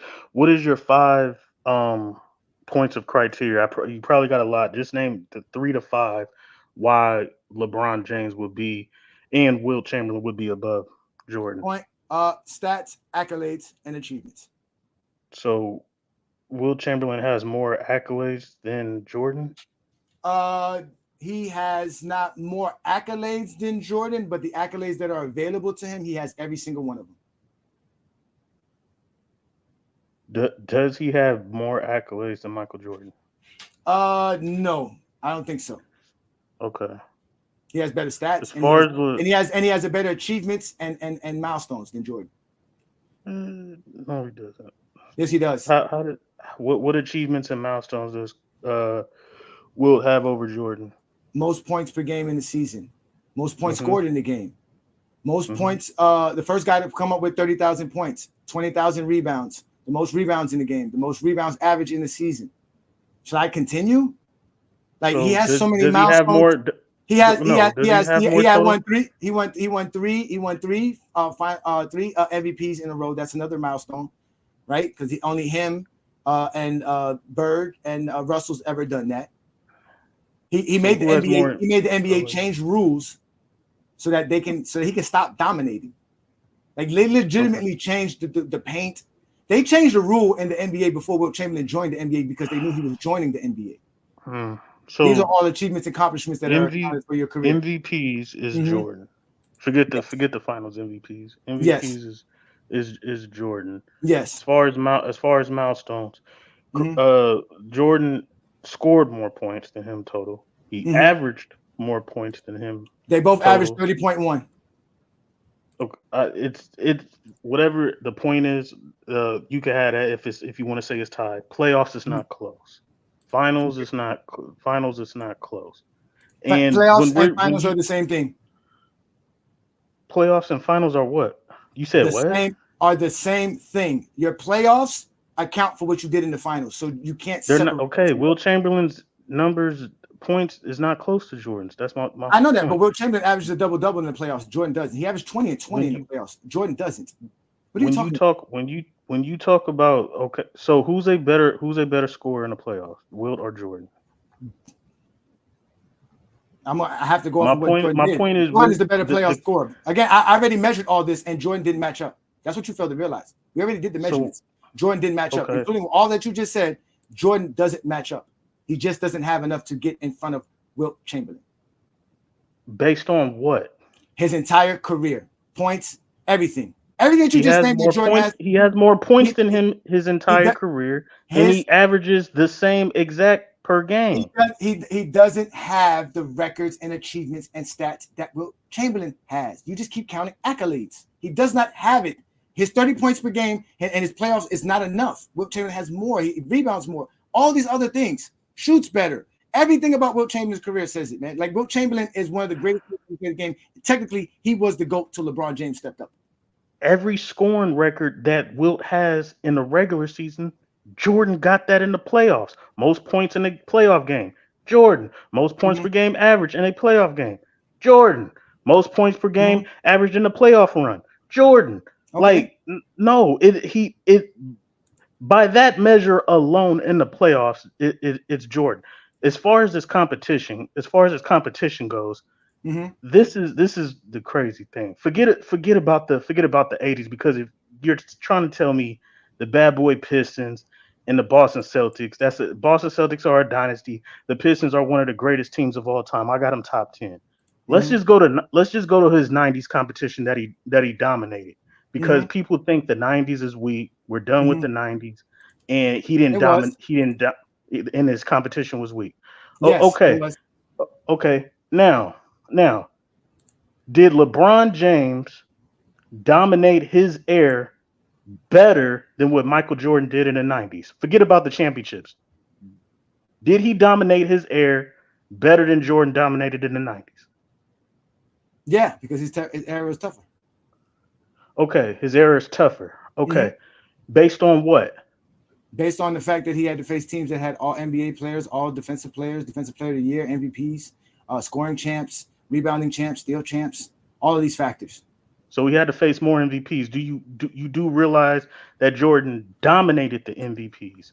So you got five out of the 10. You got five out of the 10. Dominated a weaker era. That's what I'm saying. Hold on. Jordan So, dominated okay. a weaker era. Yes, he dominated in a weak era. His era was weaker. His competition Correct. was not. I'm just asking. I'm just answering the comparable to question. LeBron. You said LeBron James forced MVPs, and I'm saying the reason for that is because Jordan had 5 MVPs in that decade, and he only could face 2 in the finals, which was Barkley and Malone, because he was retired the other years.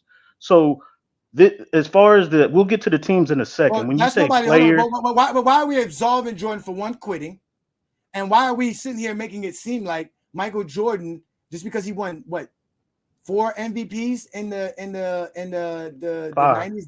4, yeah. 4. He won 4 in the 90s. So just because he won 4, does that mean he wasn't supposed to see MVPs at all? He was lucky enough to see the 2 MVPs the other 2 seasons he didn't play. So I don't get that. That has nothing to do with the idea. The 90s was weak. Oh, okay. So the 90s was weak. Yes. Now, to me, I would take the 10 best players in the 90s over the 10 best players in the 2010s. Please try to name 5 players. Forget a 10. Name 5 players better than Shaquille O'Neal in the 90s. Name 5 players in the 2010s that's better than Shaquille O'Neal. Stephen Curry and Kevin Durant has been better than Shaq was in the 90s. That's 2. LeBron is 3. Go ahead. Let's continue. All right, so we want to continue this. Shaquille O'Neal in the 90s. Let me see who else am I missing. Yeah, compared to the 2010s. Compared to the 2010s. Name somebody. Kawhi? Hold on. No, I can't name Kawhi. Kawhi doesn't have enough years. Oh, okay. Tim Duncan in the 2010s? You can say, Kobe, Tim Duncan. You can say that? You can say Kobe. No, and I wouldn't even say Tim Duncan. He's not better than Shaq. Because Shaq played a good 7 years in the 90s. But Shaq is like Anthony Davis. You want to go James Harden? Oh yeah, there we go. Russell Westbrook, James Harden. I was thinking about some people. Yeah. Oh yeah. Why not? Shaq didn't win an MVP in league, did he? In the 90s? No, he didn't win in the 90s. Okay. So what are you talking about? You got Stephen Curry. So James Harden and Russell Westbrook. LeBron James. Yeah. Stephen Curry, LeBron James. Yeah, we got some guys right there. So I was trying to think and I'm a Steph. Carmelo Anthony in there as well, but maybe not. Carmelo Anthony in the 2010s is better than Shaq in the 90s. Okay, let's the two players that you had. Because everything you're doing, Matt, is based off nostalgia. I can just tell you that right now. No, I'm not. I'm gonna break it down. So you put James Harden, which is what I'm using. You're not gonna use no stats, accolades, or achievements, which is what I'm using. You're going to use your logic, which is based off of impact, untangible measurements. All of the we can use accolades. Okay. Accolades. So did Shaq? Hold on. Did Shaq win Rookie of the Year? Is that an accolade? Shaq did win Rookie of the Year. He did. Oh, okay. So James Harden and Russell Westbrook got scoring titles in the 2010s. So did Shaq in the 90s. So did Shaq in the 90s. They each have a finals appearance in the 2010s, right? Westbrook and James Harden. So did Shaq in the 90s. He's got all NBA teams as well. Now, what separates to me Shaq from them two is we can just start on the defensive end. Forget about the rebound and just start on the defensive end. I think Shaq was a better defender in the 90s than James Harden and Russell Westbrook, and he still led the league in scoring. So based on that, and as far as the accolades go, yes, I'm going to take Shaq in the 90s over James Harden and Russell Westbrook. My whole point to bring this up is that you're saying Jordan's competition was weak. You can't name definitively 5 players in the 2010s that's better than Shaq, and Shaq got his ass whooped in the 90s. He got swept 5 times. Mac, what does that have to do with it being weaker? That means Jordan's competition is better. Shaq didn't play with these other guys. Kevin Durant was playing with James Harden and Russell Westbrook. Kevin Durant was playing with Stephen Curry. What the What's your fuck are you point? talking about? Shaq was playing with who, nigga? This is why I get this. He played with Penny Hardaway. What are you talking about? How great was Penny Hardaway? He had what, 2-3 seasons? He was good in the NBA. Was he all? What did he finish first team All NBA? Did he finish top 3 in the MVP voting? Oh, so we're gonna go off of best All NBA. There's an All NBA first team player all out throughout the 2010s. I mean, there's Derrick Hold on, Rose. Steph Curry There's all and type of KD. players.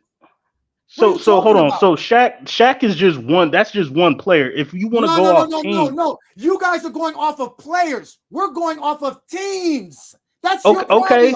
You say okay, we could go off of teams, right? Golden State Warriors is the number one team and they would demolished everybody in the 90s. I'll give you that. Now, name me 3 more teams.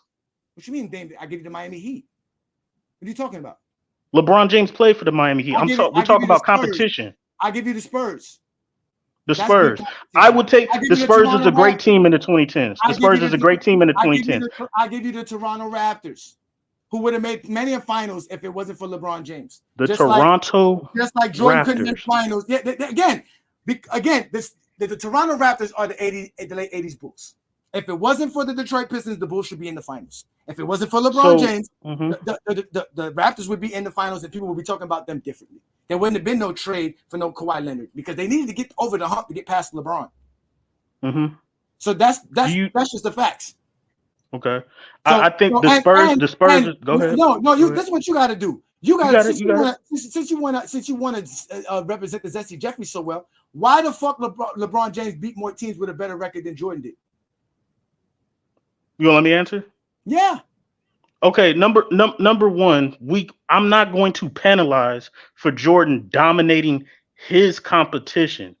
I'm not going to penalize him for being the alpha dog. That means Jordan had no competition, right? Let me finish. I'm not going to let you finish because that means Jordan had no competition. You're admitting Jordan had none. You can't be saying that Jordan had competition if he's dominating. This is what Gilbert Arenas was talking about when y'all was saying, how can these dudes be competition when you're scared of Michael Jordan? How can they be better comp when Jordan is better than them? You're proving my point. Jordan had no comp. His teams were always better. So where the fuck are we going to sit here and talk about Michael Jordan as if Michael Jordan is all of this shit at, bruh? Like, y'all, you coming up here with lies. You asked me what was my criteria. I gave you stats, accolades, and achievements. You're bringing up Shaquille O'Neal being better than Kevin Durant because that's Shaquille O'Neal. And the way Kevin Durant's career is going, he's going to have a better career than Shaquille O'Neal. He already passed Shaq in points. You brought up Shaq's defense. When has Shaq ever been a defensive prowess in the 90s? What are you talking about? James Harden averages over a steal and a half per game. Better than Kobe does. And we know Russell Westbrook plays defense. So what is this nonsense about? Like, this is what you guys do. You diminish the 2010s and boost the 90s. Why you guys keep doing this and go on Goat James Kingdom, especially on a fucking Friday night? Let me bring up Dell because Dell been patient, man. Because I can't take y'all with this bullshit, man. Dell, thank you for joining me, man. Because I give him. He brought up Shaq. These are the best players in the 90s. Show me LeBron James' best teammate in the 2010s. I know y'all like to say Dwayne Wade was one of the best players in the 2000s, but Dwayne Wade wasn't definitely a top 5 player. Look what Scottie Pippen was doing. Y'all was talking about Scottie Pippen. This is what Scottie Pippen was doing in the 90s. Show me a LeBron James teammate that was that good throughout a whole decade. Matter of fact, you a Heat fan, so remember, like, because D-Wade, he won the finals in 06, but it's like around like 2010 when LeBron came over there, they was basically saying that D-Wade career was over because all he was doing was getting hurt and losing the first round. It's just that now they try to rewrite history, be like, oh, LeBron, he teamed up with D-Wade, like, blah. But at the time, they were saying, oh, D-Wade was basically washed up because he was just getting hurt and losing the first round. They only tried to change history because of LeBron, so they could try to, like they just want to try to make the Heat seem like a super team, which the Heat really wasn't a super team, to be honest, because, yeah, LeBron, Chris Bosh, and D-Wade, they 3 All-Stars, but take LeBron away and had Chris Bosh and D-Wade play. We seen how that worked. You a Heat fan, you know how that worked. Yeah. Again, the Miami Heat were not supposed to be in that NBA Finals. And then what they say is that no, they tell my bad. Listen, and what they say is that if I tell them that they shouldn't have made the finals, to them it would have been better if they didn't make the finals. And then not to cut you off, like these JDRs keep trying to bring up records and stuff like that, which like you spanked them on it when you brought up all the 51 teams that LeBron beat. But what's crazy is that they like to bring up, LeBron, the team records and all that. But as soon as you bring up the 2015 Hawks, they won 60 games. They'll be quick to just write them. Oh man, they just got lucky. That season was rigged. They wasn't supposed to win 60 games. They'll be quick to dismiss the Hawks in 2015 winning 60 games. Exactly. That Hawks team and with 4 All-Stars. With 4 All-Stars. They say it's a fluke. Tell me a Michael Jordan team, Mac, that played 4 All-Stars and won 60 games. Jordan, Go ahead, Mac. And then if you want to do it, LeBron beat a 70 wins. Like, for real. Let's let Mac answer this. Mac, I brought you back up. Can you tell me the team Michael Jordan faced that had 4 All-Stars and 60 wins? No. The Pistons was the closest one with Joe Dumars, Isaiah Thomas, and Dennis Rodman. They didn't play them that year. They played them in '91. They won in all 3 All-Stars. They won all 3 All-Stars. Hold on. 1990 and '91, they were 3 All-Stars. No, they were not. Jordan beat more 50 and 60 win teams in the '90s. Again, Jordan beat more 50 and 60 win teams, but why didn't he beat teams that had better records than him, like LeBron James did? So, I'm gonna raise my hand because I'm delusional. I'm a Michael Jordan fan. If I beat more 50 and 60 win teams than you, while having an overall better record than you, doesn't that mean not only is that I'm great and my team is better than yours, but the competition that I actually faced is better than yours if I beat the 50 and 60 win teams? And I'm still number 1 in the league? No, because if the team if the team record determines which team is better, you can't have comp if you're the better team. So if I'll let you answer. LeBron James faced tougher comp because all the teams he faced and beat were better than his team. So LeBron James faced tougher competition. He faced teams that were better than his teams. Jordan didn't. Jordan was but nobody is gonna sit here and put no Memphis Grizzlies and Indiana Pacers on the same level as Shaq and Penny or the Pistons or the Magic Johnson's Lakers. Get the fuck out of here, Mac. You just did that by bringing up. No, it's not. Hold on. Oh wait, Dell. You did it, Mac, by bringing up team records. They're not better than the competition that Jordan faced. You're not bringing up team records. Okay, hold on. I'm a Chicago Bulls fan. We won 60 games that year, 2011, and Derrick Rose was MVP. Okay, number one, my Chicago Bulls is not better than the Bad Boy Pistons. My Chicago Bulls are not better than the 91 Lakers. My Chicago Bulls are not better than the 93 Phoenix Suns. My Chicago Bulls are nowhere near the Orlando Magic in 96 winning 64 games. My Chicago Bulls are not better than no Utah Jazz and Karl Malone. What are you talking about? Why? Obviously, number one, their record. Number 2, the MVPs and better rosters. That's why. Derrick Rose ain't better than those.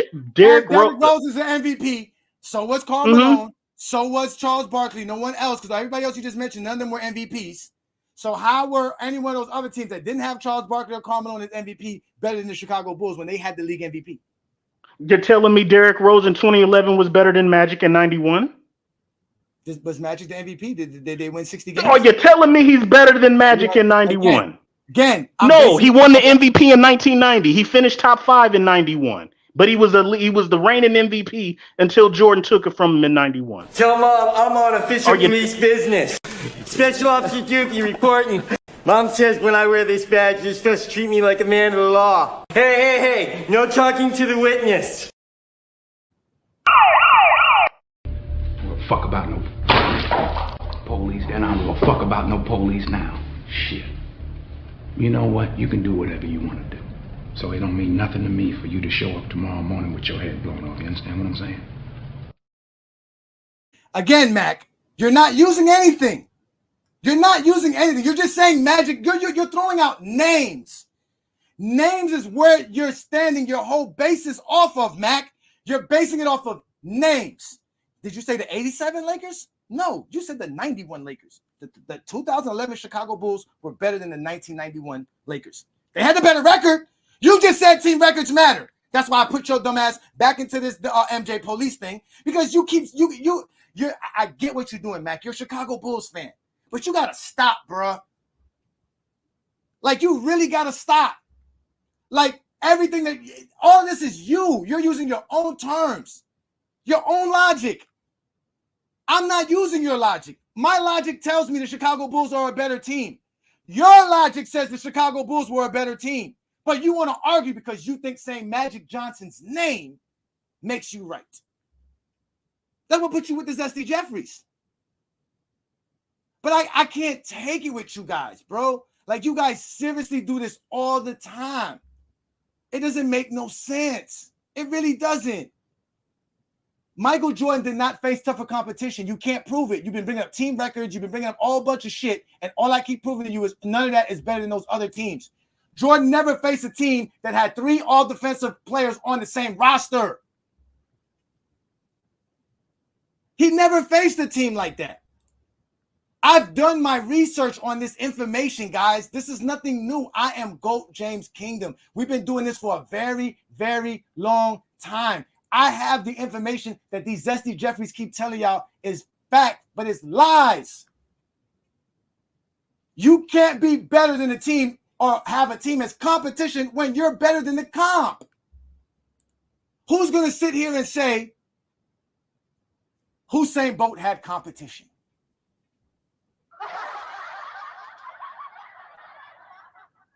Usain Bolt is blowing everybody out the water. He had no competition. There was no competition for Usain Bolt. By far, he was the fastest man. No questions asked. There is no comp. Michael Jordan dominated a weak era because Michael Jordan played in an era where he had this. He had the best player on his roster, on his team with him. Let me let Ruddy Rudd get his takes in because Ruddy Rudd's been sending out some money. Shout out to you, Ruddy Rudd. Before I let you guys up, I'm going to let all y'all have some fun because this is very stressful for me dealing with you Zesty Jeffries. It's very, very stressful because I'm just trying to have a conversation and y'all keep lying. Name the team that Jordan beat that won 73 games, Brandon. He can't because they did. That is not one. Jordan, they're going to tell you Jordan won 72, which proves our point that Jordan had no comp. Love the show. After hearing this debate, I feel like LeBron is the flopper of all time. Oh, this is Reggie Reg. Shout out to Reggie Reg, y'all. Oh, I didn't even know Reggie Reg made an appearance in the chat. Shout out to Reggie Reg. Also, I am high. Or did you say Harden better stats than Shaq? Well, since you want to talk about getting high, we all know Zesty Jeffries love getting high.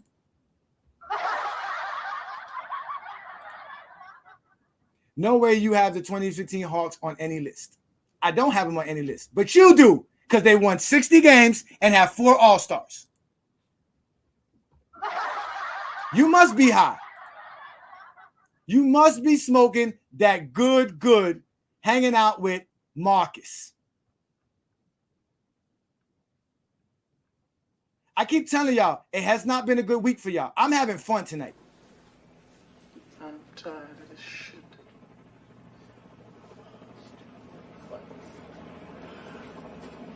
Kill all these motherfuckers. I'm sick of fucking tired of this shit. I'm sick of this shit. I'm so fucking tired of this shit.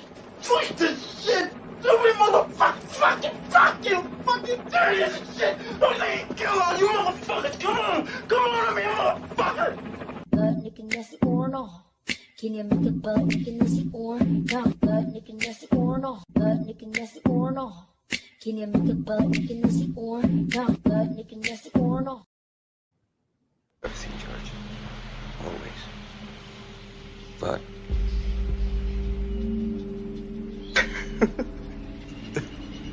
that is over now. Yeah. You know, this is my operation, my dream. So go home. Go back home. Go home. Go back to your stupid little life. Go back and sell half grams to your fucking relatives for all I care, because you are out there. Déjenlo. But he's in our house. Shut up. What, was I supposed to be an accomplice? You don't think people know you're a drug dealer? Everyone knows you're a drug dealer. It's no secret. How do you think that reflects on me? Every time I go out, I'm humiliated. So you go to jail. It's for your own good. You need to straighten your life out.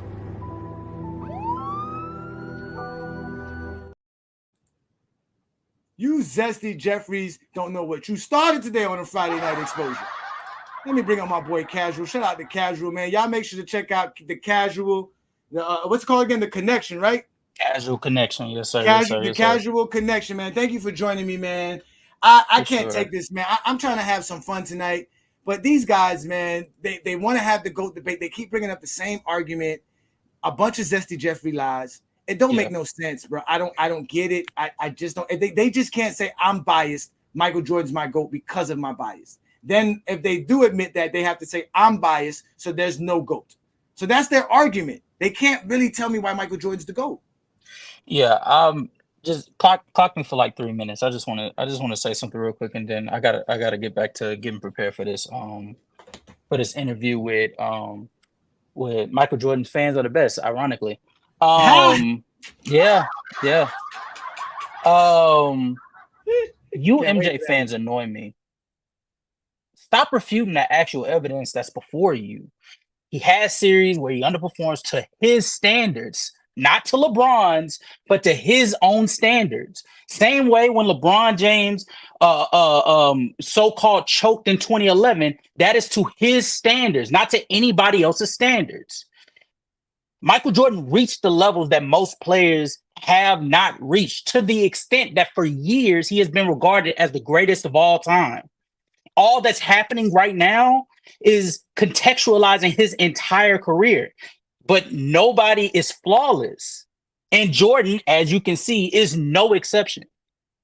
I don't agree with all that Ajani says. I'm pretty sure people understand that. And Ajani knows. We talked about this behind the scenes. Or how he comes to his conclusions on his all-time list. But I tell you one thing that we agree with vehemently with one another. When it comes to you Jordan fans, the way that y'all speak about Michael Jordan, it's rather evident from the get-go that you were spewed the same BS from your auntie, from your uncle, from your cousin, or that old dude on the porch lying to you about the tale of MJ. And then when y'all come on here and y'all hear about factual evidence that goes towards Michael Jordan's legacy, not downing him as a player, but contextualizing who he is, his shooting percentages, from a factual sense, not from what you heard. Y'all take that as us downing them, and the immediate response, and this gets me every time. The immediate response every time, you deflect to get onto LeBron James so that you don't have to talk about the factual evidence that's being bestowed upon you. Y'all done heard on not just on this platform, but on multiple platforms that have come out over the years about MJ's defense being slightly overrated. Not completely, just slightly, but y'all lose your mind. Y'all hear about how Jordan had failures in the postseason, whether it not be necessarily in the finals, but the road that led to the finals being a little more rocky for Michael Jordan than people told you guys when you were younger, and y'all lose your minds. Jordan's vertical. This is something that I didn't even think needed to be exposed, because from the get-go, if you see that, I think Vince Carter has like a 43-inch vertical, you should naturally just look at the two athletes and tell that they're, at the very least, not 5 inches bigger. Like that should not be something that you guys should be refuting, but yet you guys are losing your mind over that. Get off your knees, bro. And stop mentioning LeBron to deflect from the fact that you're being exposed too. Because they hate LeBron. And That's that's really the truth. That's really the truth, man. Shout out to you for that, man. Y'all know to catch the casual on the Casual Connection. Subscribe to his channel, bro. Plug in everything you're doing, and even including this new interview you're about to do. Go ahead, brother. Plug it in right now. Casual Connection. I should be coming out with the video with Michael Jordan's Fans Are the Best. I'm interviewing Dart. We should be coming out with that Wednesday. Just got to edit and ship it out. And then also check out Vanity Sports Debates. We do streams every Sunday. Backyard Blitz and the Hoopsters podcast with Zeno, Rodney, Daryl. So please go and check them out. Also, please, if you ever get a chance, go to a Casual Connection and check out the interview I had with none other than Go James Kingdom, B. Lee, and Ajani. It was amazing. It was fantastic. You guys, I'm not even gonna lie to you. You will not realize how different Ajani and B. Lee, the character, is from them as a person until you actually have a conversation with them. They really cool. They really cool. But that's all I got to say. Why you lying to them? I ain't cool at all. I'm the exposer. Okay. All right. Yeah. Nah. We don't like them. Anyway, and shout out to Bleacher Report for sharing this, and shout out to Lamont FYF Sports Debate. Y'all know what to do. Hit that like button, hit that subscribe button. We're going live on Bleacher Report on Discord. So shout out to everybody that's watching us here as well. This is the Friday Night Exposure with the Exposer. I go live every Friday night, 9 p.m. Eastern, on time, on point, because I'm not a Zesty Jeffrey. I don't lie. I'm not a deadbeat father. I'm not a snitch, right? Because we know they snitches as well. They're just horrible human beings in general. We know they're deadbeat fathers. That's why they can't relate to LeBron James helping his son. And they can relate to Jordan's son being an addict and making excuses for him being a drug addict and being out at 7 o'clock in the morning doing the booger sugar. But let me let you go, because I got a whole panel back here, gentlemen. I'm about to bring all y'all up at once, and it's about to get hectic here in GOAT James Kingdom, ladies and gentlemen. So y'all hit that like button, hit that subscribe button, become a member of the channel. The point of today's show, though, was about Michael Jordan's leaping ability, because supposedly Michael Jordan had a 48-inch vertical. Like we said, it shouldn't even have been a discussion, but like I said, LeBron James fans have been asking for footage, because we have footage and evidence of LeBron James and other players who are high leapers get at least to the rim, but we couldn't find none of Michael Jordan. Not at all. We couldn't find none. I mean, even when we found his best highlights, it couldn't happen. Oh, I saw her and she hit me like that. Saw that thing so beautiful. That she just hit my heart. Oh, that full force and she got me like that.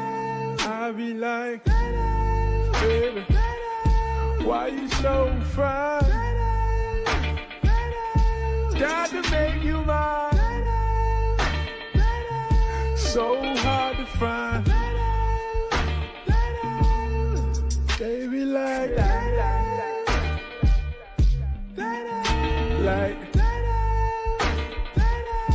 girl, you so fine.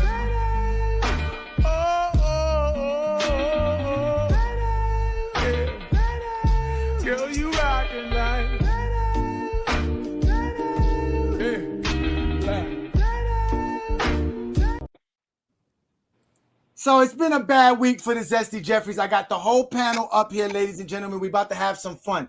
Listen, gentlemen, let's please be cordial.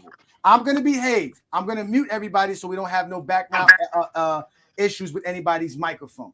But we're going to start with the first guy, Ruddy Sports, and we're going to go down the line. I'm going to give you guys each a minute to express whatever you want to express. Please make it quick, and I won't address nothing. But you guys, if you guys start calling each other out, I'm going to let y'all respond to one another, all right? Because I know there's a couple of guys say they're LeBron guys, a couple of guys say they're the Jordan guys. Everybody wants to have their take. I've had my fun for the night. I'm done with you guys, because again, you guys really don't want me to go deep into my books, because I got shit for days for y'all. So we already established Jordan did not face tougher competition. Jordan did dominate his era, but we all know Jordan had the weakest era to dominate. He had no real competition at all. So let's let Ruddy Sports get in here. Go ahead, Ruddy Sports. What you got for me? Your minute starts once you start speaking, sir. Now, I just got a question for MJ fans, and I'm not like, I don't hate on MJ. I actually have him number 2 all time. Then I got Wilt, Russell, Wilt, Russell, and Kareem. You know what I'm saying? So this ain't no hating from me, but I just really do want to know, what team did Michael Jordan defeat that won 73 games or more? What team did he defeat with a unanimous Finals MVP, and not just any 73-win team, a championship 73-win team? This seems like online gaming where you just cross that one player that has that weapon that you cannot defeat. Because when I ask that question, people seem to run away from it. They will not address that question. What team did Michael Jordan defeat that won more than 73 games? Forget he beat this many 50-win teams and this many 60-win teams and that. No. What team did he defeat that was better than the Golden State Warriors? That's all I want to ask. All right. That's a great question. Real quick before y'all answer that, let me get Adrian Knight's question up here. Shout out to you, Adrian Knight. Hey, Johnny. So if Jordan had weaker competition, then how can he be third? He shouldn't even be in top 10 at all, because I don't go off of competition. This is you guys' argument. This is what Casual was talking about. Instead of talking about the topic at hand, you guys want to talk about other stuff. You guys think the competition makes Jordan the GOAT. It doesn't. I just proved he didn't have tougher competition. I keep telling y'all, stats, accolades, and achievements. Achievements are your milestones and records. And as far as Michael Jordan's stats, accolades, and achievements, he is guaranteed top 5. And in most cases, he should be top 3. But after all the stuff that we've done and all the calculations that we've added, Jordan has never been in the top 3 in any GOAT James objective criteria. And we're using all stats. We used all the numbers that you guys love to bring up all the time. We used every last one of them. You have a background noise. So I'm gonna do this real quick. There's like 3 of you Jordan fans here. Does anybody want to answer the question about any team that Jordan faced that was as good as the Warriors? Who wants to answer it? Go ahead. Well, he asked who was the team that he beat that had 73 wins. That's what he asked. Yeah, which team was better than the Warriors? The 73-win Warriors. No, he said what team. He said name a team that Jordan beat that had won 73 games. That's what he said. Nah, that's not what he said, bro. He's just saying name a better team. No.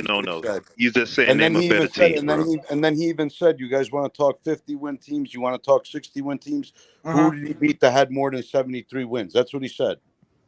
He said that. You can rewind. Okay. Yeah, but Tony, no, there's no rewind. Wait. There's no need to rewind. There is no need to rewind. Ruddy, please reiterate your question, please. Yeah, at the end I said better than the Warriors, but initially I asked what team did Michael Jordan beat that had a unanimous Finals MVP and that won 73 or more games? Yeah, that's what you said. Yep. Okay. All right. So let's let Aaron answer that question. Go ahead, Aaron. None. Yeah, that's a rhetorical question. Everybody knows nobody else won more than 73. What kind of? Oh my goodness. Wait. It's just hold on. It is just as easy as saying nobody beat more 60-win teams.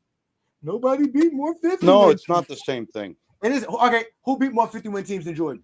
No, I get. Yeah, but the thing is there's 50-win teams than Jordan. Dude, can you Kobe listen? The point is, your minutes. Go ahead. You got your minute. Go ahead. The point is that in every decade there were 50 and 60-win teams. There's only been 2 teams in the history of the NBA that have won more than 70 wins. And LeBron beat one of them teams that won 70 games. Wait. You don't get to cut him off. Let him speak. Let him speak. Go ahead. Go ahead, Aaron. The point is, Tony.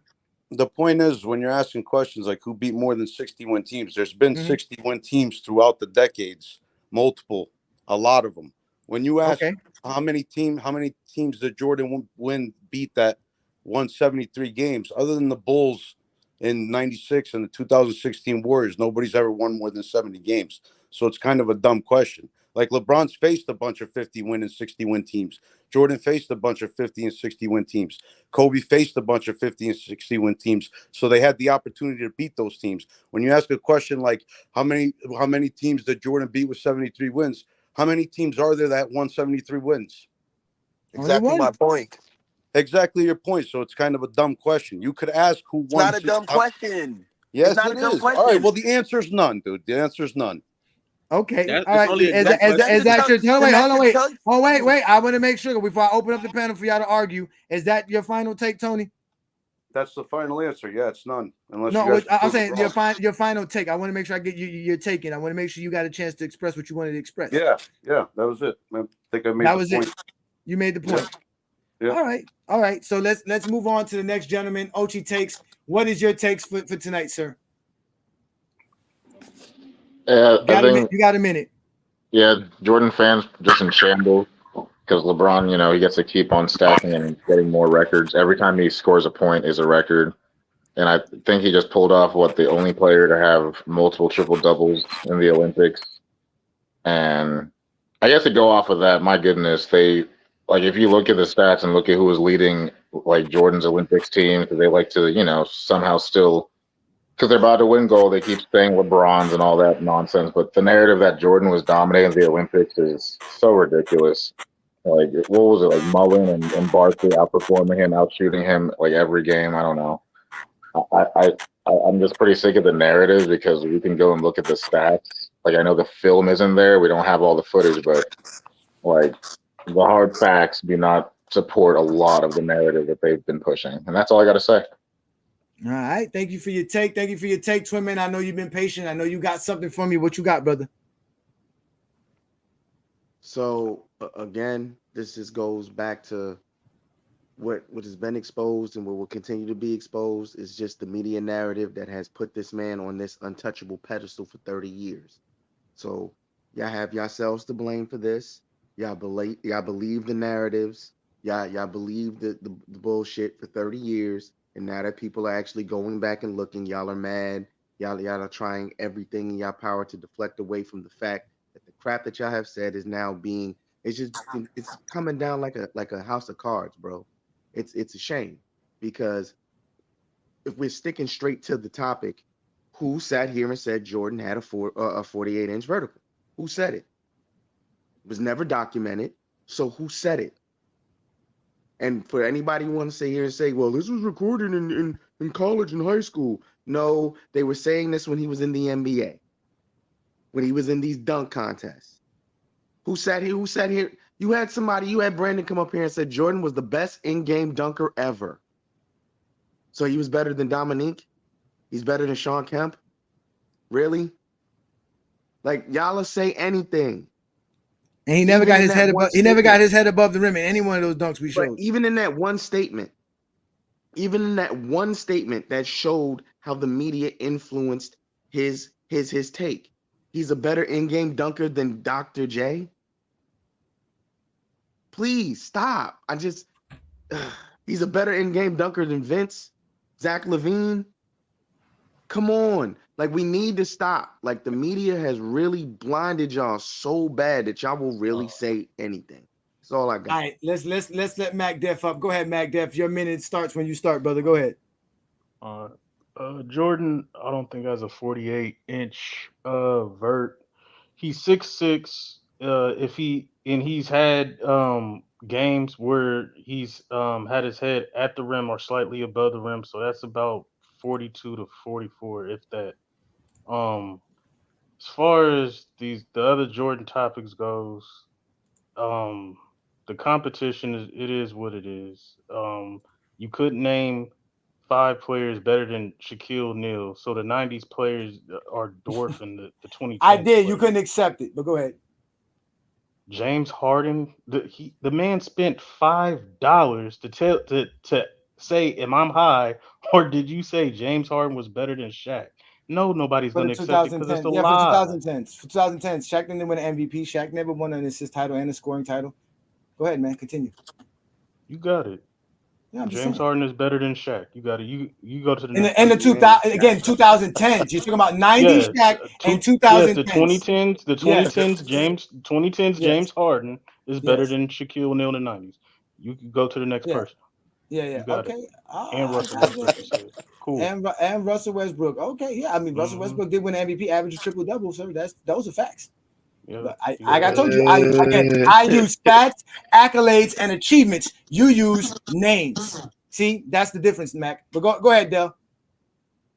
Man, I don't really got much to say about. Like I said, these JDRs, they don't really care about basketball. They just care about narratives and just repeating like what they've been hearing from their uncles, their dads, their granddads. Because like I said, like just like you pointed out, Dale, like, some of us are the can I uncles and finish? dads, bro. Can I finish? Please But let now- him speak, gentlemen. Please let him speak. Go ahead. But now, like you was saying, like I think somebody else brought up a good point about Jordan was getting carried in the Olympics. I seen a graphic earlier. I think it was a Jordan got outscored by a Puerto Rican cab driver in the Olympics in Puerto Rico. I think Jordan was like he had like 4 points. He went one of I forgot. I don't want to say his field goal percentage. I forgot. But Jordan had 4 points, and the dude had like 12 points. And he was like the nigga. He wasn't in the NBA or nothing. He just outscored Jordan in the Olympics. But you peep yesterday, all the JDRs, they was just waiting for Team USA to lose yesterday. They was just waiting. They had everything. Oh, they were ready for it. They were ready. They were just ready to talk. They were just ready to talk shit. But like I said, then they're gonna say, oh well, it's just the Olympics, it's the Team USA. Don't nobody care. It don't matter. But if LeBron, matter of fact, if Team USA lose tomorrow, watch how big of a deal they're gonna try. And they're only saying it because they don't want LeBron to get that third Olympic. They just try to look for any way how they could try to find a flaw on LeBron and they could boost up Jordan. That's all they're gonna do. Like they don't really care about basketball. All they want to do is big eat. Yeah, that's true. That is facts. That's what they love. Michael Jordan. They love these names. The Zesty Jeffries have created And Pete, not to cut you off too. The Pete, like good thing you brought up with his son off that white girl, cause you peep how they was mad at Jordan. They was mad at LeBron. Let's see, LeBron putting his sons in position to win. Jordan, he got his sons out here leaking, doing coke. Well, you know what? Since you brought up Michael Jordan's son, again, like I told y'all, we do things in Goat James Kingdom because we don't just make shit up. We go look shit up. This is what Michael Jordan said when somebody asked him about he wanted his children to play basketball. And we go to St. Croix, the Virgin Islands. Hello. Yes, hello. Good night, Michael Jordan and Larry King. Hi. Yes, Michael Jordan, I wanted to know, do you plan on steering your sons towards basketball?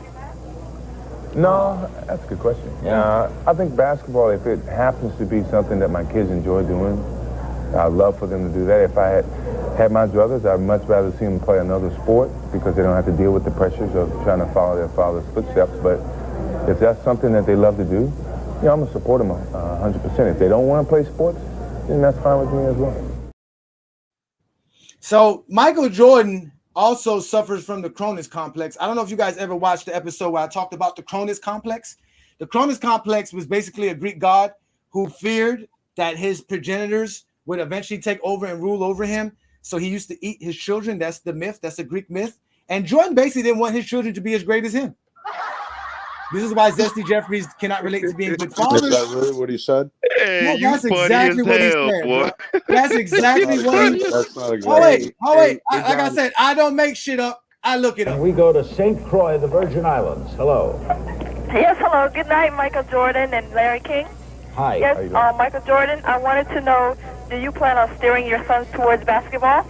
I think you on mute. No, that's a good question. Yeah, I think basketball, if it happens to be something that my kids enjoy doing, I'd love for them to do that. If I had my druthers, I'd much rather see them play another sport because they don't have to deal with the pressures of trying to follow their father's footsteps. But if that's something that they love to do, I'm going to support them 100%. If they don't want to play sports, then that's fine with me as well. Again, Michael Jordan, at that time of his career, had 3 MVPs, 3 championships. Russell Westbrook had more points than Michael Jordan at that time in his career. What the hell kind of pressure was going to be put on Marcus to match what Michael Jordan was doing after 1993? There was none.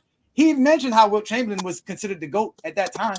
Jordan wasn't that great of a player. His numbers, his stats, accolades were not that great at that time. His allure, the narratives and all the lies that y'all been spreading about Michael Jordan was available at that time. So that's probably what he's talking about, that they're probably not going to use lies for my son. Can you guys please stop unmuting yourselves? I mute you for a fucking reason. Please stop unmuting yourself. Please. So basically, Jordan didn't want to see his kids become great. Yeah, my kids want to do something, I let them do it. My kids don't want to do something, I let them do it. But if his kids fucking doing this, Jordan ain't got. Always. But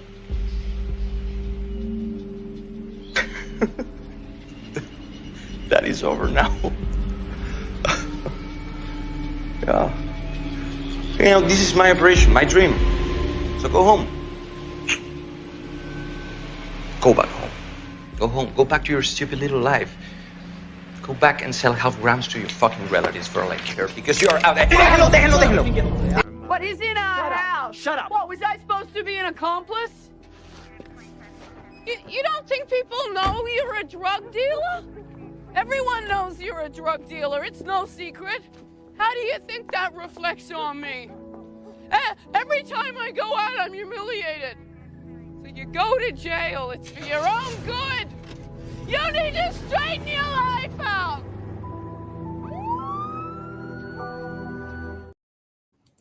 Jordan's son be on that booger sugar, and Jordan has no problem with it. He said it. My children could be anything I want them to be. And if he want to be a cokehead, they can be a cokehead. So let's let Del get in here. Del, it's your turn to speak, bro. I can't keep giving these Zesty Jeffries too much fun today, man. What you got for me today? Your minute starts when you start speaking, sir. Are you there, Del? Oh yeah, I'm done. You good? You good? Okay, so let's let Peter back up. What up, Peter? So what do you got for me, brother? What's good, man? Hey, what's going on, man? First, I want to say to the Photoshop mavens out there, if anybody could Photoshop Marcus's head on Raekwon's body on the artwork of the Cuban Link album, please, that should be raw, cooking up on a triple beam. Anyway, I had wanted to say, bro, and ain't nothing wrong with a bump every now and then. That just means Marcus is the GOAT partier and his father is the GOAT player. Ain't nothing wrong with that, bro. I wanted to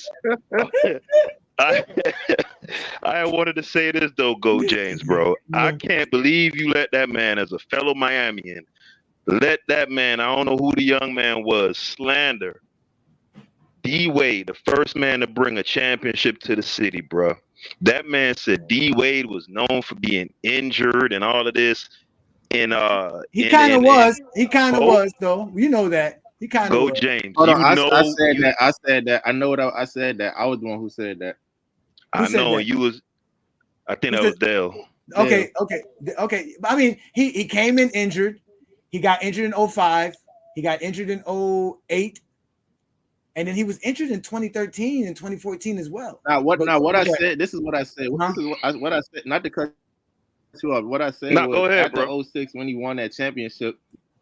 After 06 when he won that championship, he was basically known for being hurt and losing the first round. This is not me making it up. These were the narratives back then in 2010. They was basically saying D-Wade, he basically was washed up, he fell off. These were the narratives because he was always getting hurt, or he would just go to the playoffs and lose in the first round.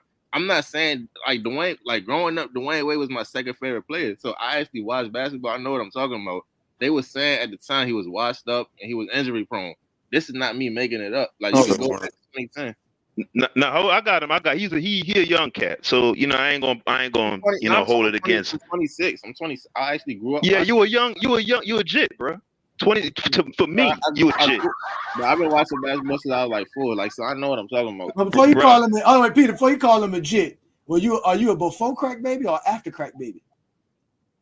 Would I be? I'm born 82, so is that? I mean, that's before crack baby. Go ahead, brother. Go ahead. You got he a jit. He a jit. Go ahead. Yeah. To me, Go ahead. He a right, jit. but that's where you supposed to straighten that man out, GOAT James. Yes, Wade was injured in 07 and 08. 08, the playoffs, when that boy, he probably went to Germany and did what Kobe did, and he probably juiced up too, I think, but whatever. But going from the 08 Olympics, beast, 08-09 season, best season of his career, 30 points, 8 assists, 50% from the field, third in defensive player, beast. 9-20, 09-10, and those were the 2 years he got knocked out in the first round, Dale. It was 08-09 and 2010, but the narrative wasn't, D-Wade is just some broke down dude who bruh. 08-09 Wade and 9-10 beast. Okay? 9-10 against the Celtics first round when he got knocked out. 33 points of 56% shooting. The same teams that LeBron and Kobe struggled against in the finals and the Eastern Conference semifinals, respectively. I'm not shitting on them. I'm just saying, bro, before LeBron came to Miami, Wade was and in 2011, Wade was a beast. Let's get the record straight, bro. That's all I'm saying. All right, okay. Listen, I'm a Wade County guy. But no, hold on, wait. I'm gonna let we almost get to you, Brandon. We got Tony next, and then we got Brandon, and we got somebody that showed up right now. Shout out to you. ON Music will get you up here shortly. Go ahead, Tony. Get your little minute in, please, sir. All right. Well, I answered the question about the 73 win team. So I got one question. We were talking about it earlier. Like you were saying how, like, you know, if LeBron choked in 2011, that means Jordan choked in 88 or 89 when he averaged 27 instead of 33 or whatever.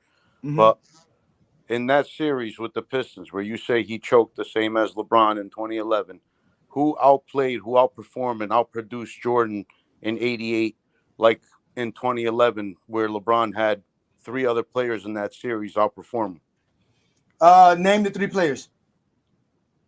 D Wade. Even if you want to just say 2 Dirk, but you can maybe say Bosh, but I'll give you that. I'll take away Bosh, even if we just say Dirk and Wade. And we're talking about outplayed is just by points? No, just like overall production and impact on the game. So how did Dwayne Wade outplay LeBron overall production wise? Well, I think he was in that series. I think he was playing better defense than LeBron was. Based on what? Wade averaged 30 points a game in the finals against Dallas. No, I thought he averaged like 26. Either way, offensively, he was definitely You jumped in just to get slapped. Well, Wade was far better in the finals in 2011 than LeBron. It wasn't close. Bro, it's not your turn. Shut up. All right. Well, either way, come on, man. Like everyone knows that Dirk and D Wade outperformed LeBron in that finals. Okay, again, based off of points per game averages. No, not just points per game. Just did you watch that series? I did watch that series, and LeBron James. And you're going to tell me LeBron did not get outplayed by D Wade and Dirk Nowitzki in that finals? Scoring. Only in scoring. Okay. Only in scoring. Okay. Yeah. Okay. I mean, so to Jordan compare, choked like that versus the Pistons. And to compare series, right? In 1988, Jordan averaged 35 points per game on 24.4 field goal attempts. He went into that series averaging 27.4 points per game, shooting 21.6 field goal attempts. LeBron James went to average 26.7 points per game that season. I was wrong with the 25. It was 26.7. He was taking just under 19 shots per game. He went to average 18 points per game, taking 15 shots per game in the finals. If we do what Michael Jordan was doing in the playoffs, he was averaging 36 points per game in the playoffs, shooting 26 shots per game. He went to averaging 27 points. Okay, yeah, we went all over that before when I called in and we were doing one-on-one. But that doesn't answer my question. So my question is, who are the 2 players in that Pistons series that no one outscores Jordan? Michael Jordan? No one outscores Michael Jordan. All right, but just overall impact, overall, who was the player? Isaiah Thomas was more impactful in 1988 than Michael Jordan. That's why they won 4-1. Okay. So it wasn't a combination of like Dumars and Lambeer and all those guys guarded him. What were Isaiah Thomas's numbers in that series? No, Jordan held Isaiah to 40% shooting. That's a total lie. Exactly. Like, what do you like? Just Jordan, because Jordan, he led the again. So we're just going to go off of field goal. Oh, wait. So we're just going off of field goal percentage. What was Dwayne Wade's field goal percentage? No, not just field goal percentage. No, that's what Brandon. But you just agreed with Brandon. 55%. Go, James. 55%. What was Dwayne Wade's shooting? 55%. Dwayne Wade shot 55% in the finals. He did. He's a beast. 11 Wade was a monster, dog. Okay, what was Dirk Nowitzki's field goal percentage in the finals? Oh, I don't know. I think like 47 or something. Let me look it up. Okay, all right. So again, he brought up but Isaiah Thomas averaged more points versus the Bulls than he did in the regular season, and they won that series 4-1. He was the best. Did he outperform? Yeah, Jordan he had more assists than Jordan. He averaged more assists than Jordan. Yeah. So because outperforming and more skills. So because he had more assists, he outperformed Jordan in that final. Lost the series. It doesn't matter. Assist. No. We're not talking about who won or lost. You guys are like you're trying to deflect from what the actual question No, is. you're trying to deflect because you're trying what you're trying to say is Jordan averaging 27 points per game means he was the most productive and the best impactful player on that team. LeBron wasn't. So even Jordan choking, then that means he's still better because he was still the most impactful player. Am I correct, Tony? So you agree he was the most impactful player, I just told you he player in wasn't. that I series. just told you Isaiah Thomas was. That's why they won 4-1. Jordan's impact was basically not even there. His team. That's why his team lost 4-1. Yeah, that's why. Yeah. So let's let Brandon up because Brandon can lie better than you. Let's go, Brandon. You're okay. So I answered the other guy's question honestly with the 73 I answered. win team. I gave you Isaiah Thomas. You don't like the answer. Okay. Go ahead, Brandon. All right. So first of all, the reason the Bulls lost to Detroit in the 80s was Pippen scored 9 points a game.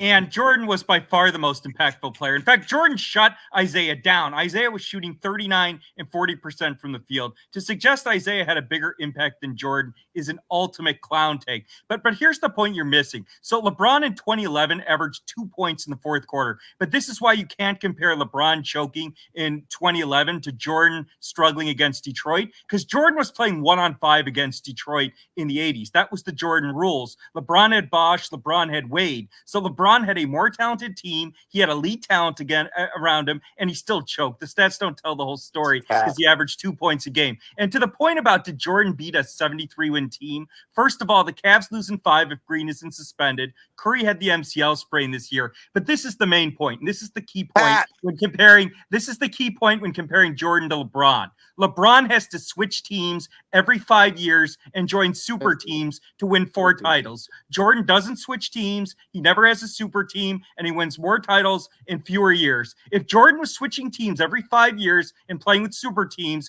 he'd be beating 82-win teams every fucking year. And to compare Sean Kemp and Vince Carter, Jordan is a dunker, is absurd, and Jordan beat Dominique in the dunk contest. The fact that somebody compared Sean Kemp to Michael Jordan as a dunker, kick that twin man clown off the panel right now. Sean Kemp and Dominique are 2 of the top 5 all-time dunkers. No, Sean Kemp. Wait. Y'all not gonna address this liar. I will address him very easily. Again, I keep telling you, if Scottie Pippen is why the Bulls lose, Scottie Pippen is why the Bulls win. You keep proving my point. The only difference between the 3 years that Michael Jordan choked versus the Detroit Pistons and the 1 year that they beat the Detroit Pistons was exactly what you just stated. Scottie Pippen. Scottie Pippen averaged over 20 points per game in 1991, which he never did in any other series versus Detroit prior to that. And that's why the Bulls were able to sweep the Detroit Pistons in the 1991 series, although Jordan was doing the same thing he did in every other series versus the Detroit Pistons. And that is why the Bulls get ahead. Again, that's why the Bulls were one of the best teams and why Jordan actually did not have any real competition. Wait, but Ajani, why don't you give Jordan any credit for holding Isaiah Thomas, one of the best players? First of all, you have the presumption that people care what you say. They don't. Sit your ass down. I am not going to continue here, Brandon, to allow you to disrespect me on my own show, Brandon. I allowed you to speak. I gave you the fucking minute to talk. As soon as I start talking, you always got to interject your bullshit. Shut the fuck up. Sit your $5 ass down before I make change. You fucked up big time. You're incapable of running this shit. Sit your punk ass down. That old bullshit. Now, I will get back to what I was saying. If we go back and look at the ultimate competition, when we talk about help, Jordan had 6 seasons with an All-NBA player to help him for 6 seasons. That one player was Scottie Pippen, but that was 6 times. LeBron James does not have one teammate that made 6 all-defensive teams while he was playing with him.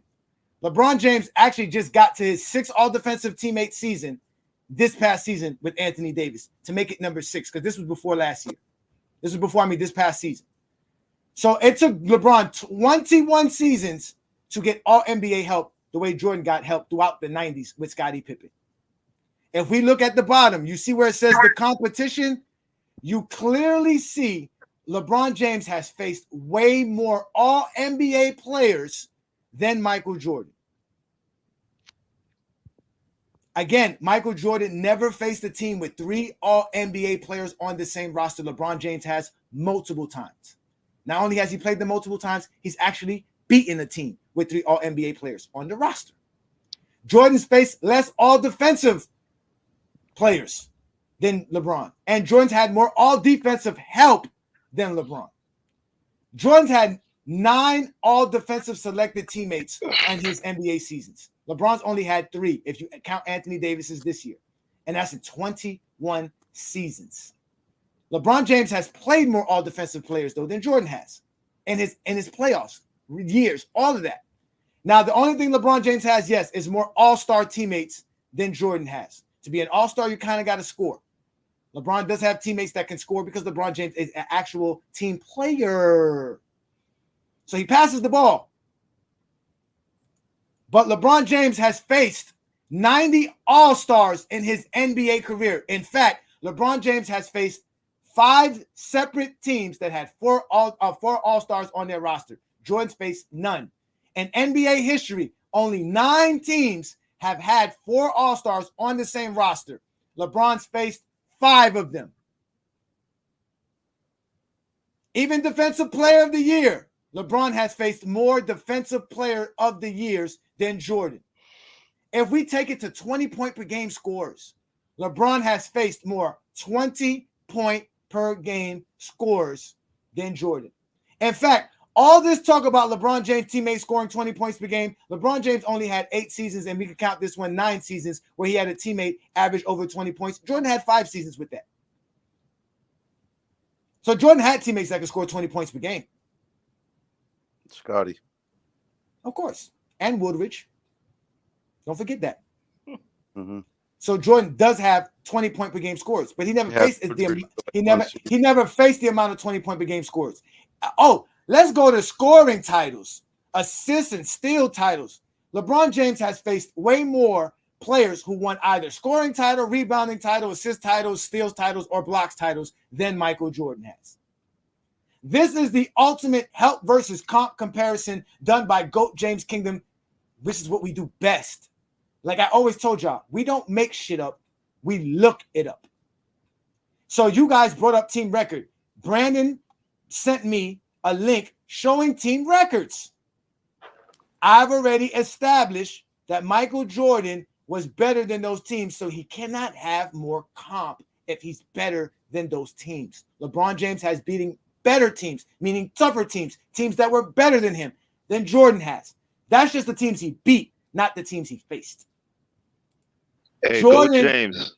Hold on, I'm not done. Jordan has had the most help in NBA history. Again, only 6 times in NBA history has a team had 2 all-NBA players and 3 all-defensive players on the same team in the same season. That happened twice in Chicago with 2 different rosters. And that means he had the most help? Yeah. In history? That's help. That's help. Yes. It's help, but that means he had the most help. Who had more help than this? I'm just saying, you're going to just say just because of Who that? has those 2 more players? help? I mean, again, all NBA, all defensive selection. What is this, Ice Cube's 3-on-3 league? It's better than saying, well, that's what you say for 2011, right? It's 3-on-3.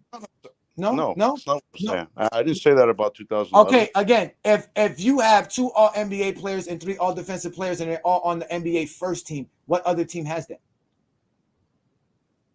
Yeah, did he win? What? When he had all these when he had all this help, did he win? The only 2 teams that didn't win with these rosters was the 78 Blazers and the 06 Pistons.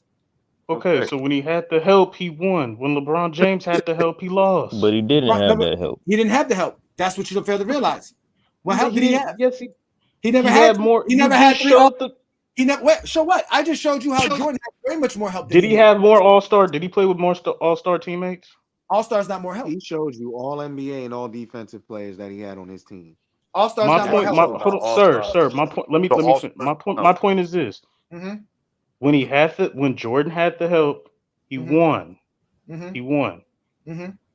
You're trying to tell me When LeBron James plays with an all defensive player, he loses. When he plays with an all NBA teammate, he loses. MJ lost with all NBA players. MJ lost with all defensive players. MJ lost with an all-star. What all NBA player did he play with? Scottie Pippen. Yes. When was Pippen all NBA? 1995. You're 95. Good. All right, that's a good one. He won Cool. Defensive Player of the Year. I mean, he won All Defense and All NBA. No, that's Scottie, cool. He lost. Wait. Scottie Pippen. Wait, Scottie Pippen was all NBA and all defensive player 6 times in his career with Michael Jordan. LeBron James only had that happen twice in his NBA career. Because he switched teams. My point is No, that he played with different players. Who on LeBron James' team at any point in time would have made all NBA and all defensive in the same season? What Wade, AD, Wade and AD. When was Wade going to do that? LeBron James wasn't teammates when Dwayne Wade was making all defensive teams. He wasn't on Dwayne Wade's team. He didn't switch. He went to Dwayne Wade's team. Dwayne Wade wasn't making all defensive teams. He didn't make any. Wade didn't make any defensive teams in 2011. I'm going off memory. In 2012.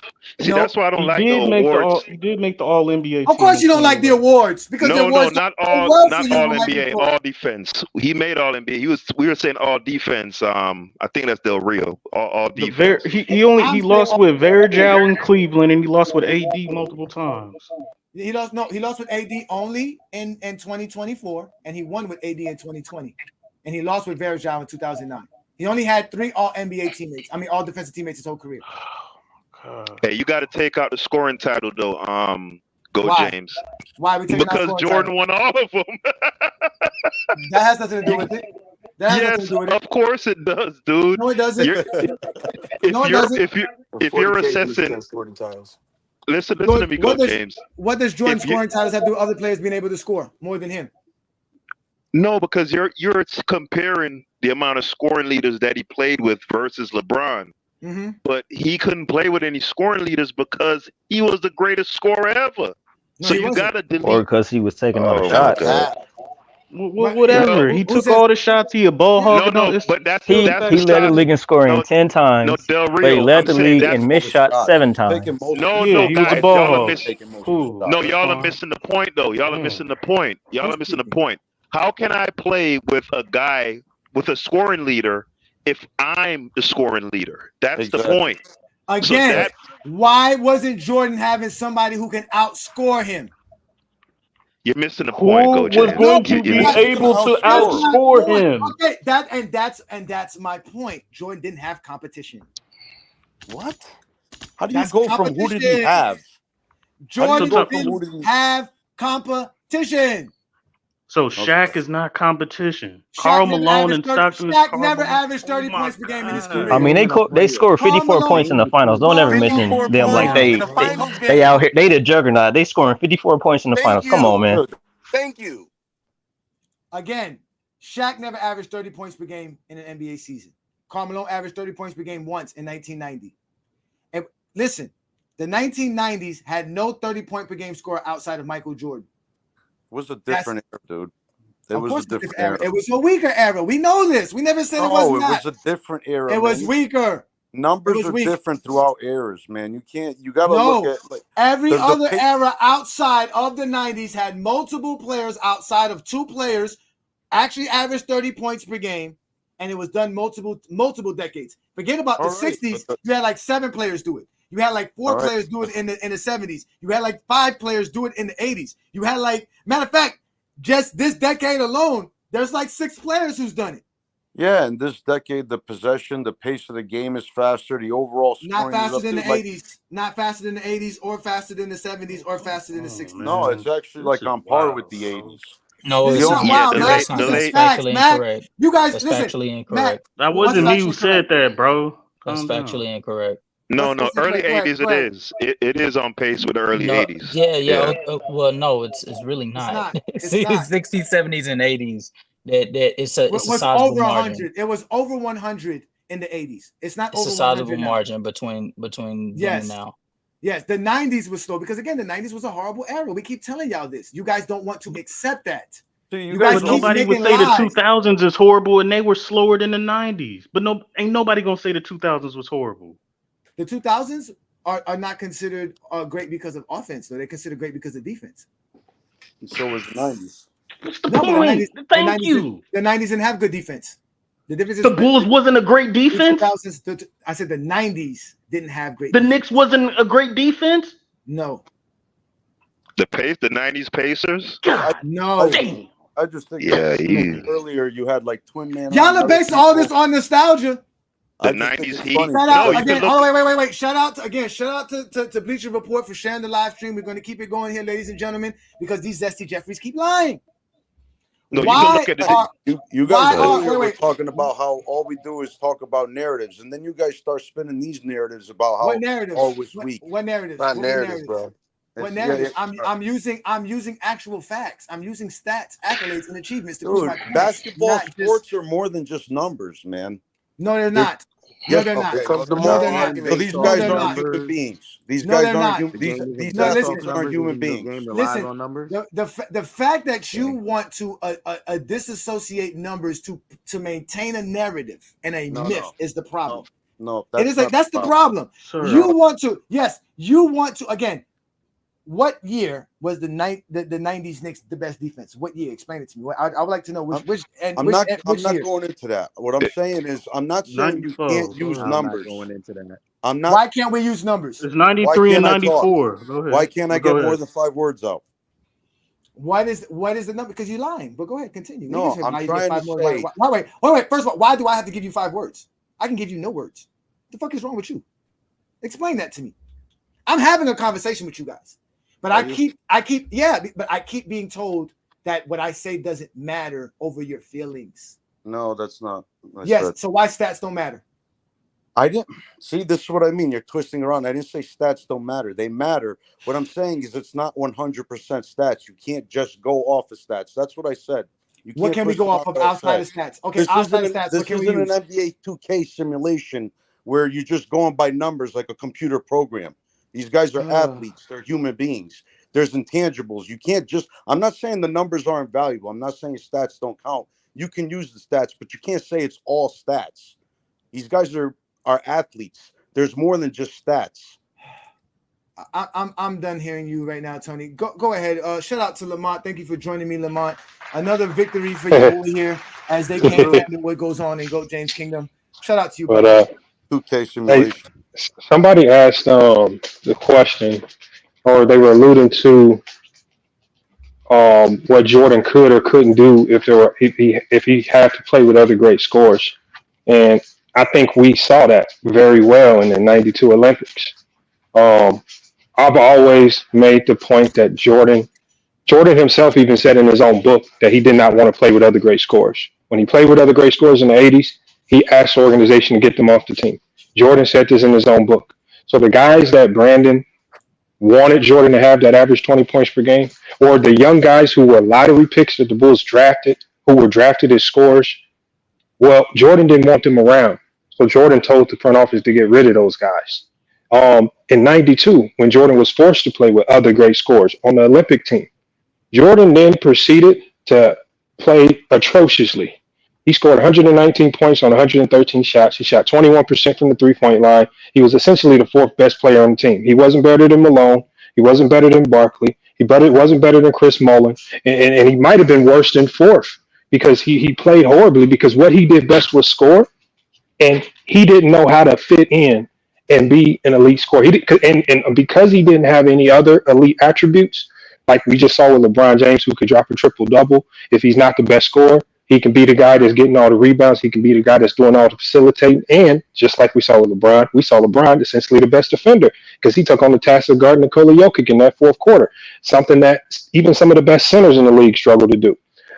So we clearly can see LeBron's versatility when he's put around a ton of talent. In '92, we saw none of Jordan's versatility because just like Phil Jackson said, he really didn't have any. Phil Jackson said that Pippen was the best all-around player in the league. Much better, more well-rounded player than Michael Jordan. He said Jordan was a scorer.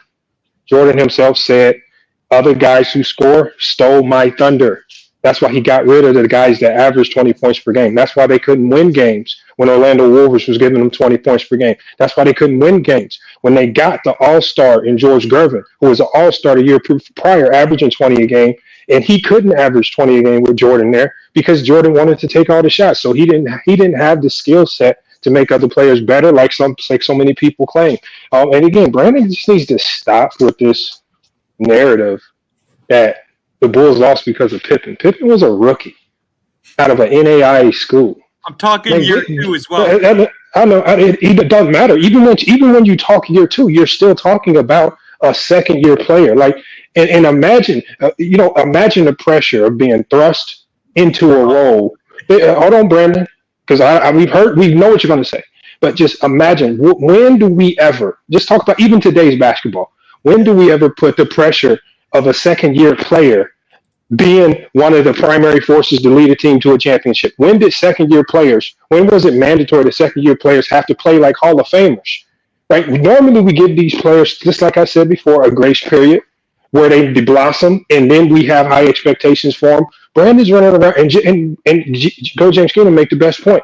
If you're going to give Pippen all the blame, when things turn around, especially when you see Pippen's game completely turn around and he's an all-star, he's an all-defensive player, he's in the MVP conversation, top 10 MVP votes. Well, then why don't you give Pippen all the credit when they start winning if you're going to give Pippen all the blame when they're losing? You cannot have one without the other, Brandon. And what you're trying to do is you're trying to put all the blame on Pippen when they lose, and then they win. You then say we're overranking Pippen, and then you give all the credit to Jordan, which is another odd one. And then lastly, my thing with the dunking. I mean, Brandon, you have to be the dumbest basketball mind of all time.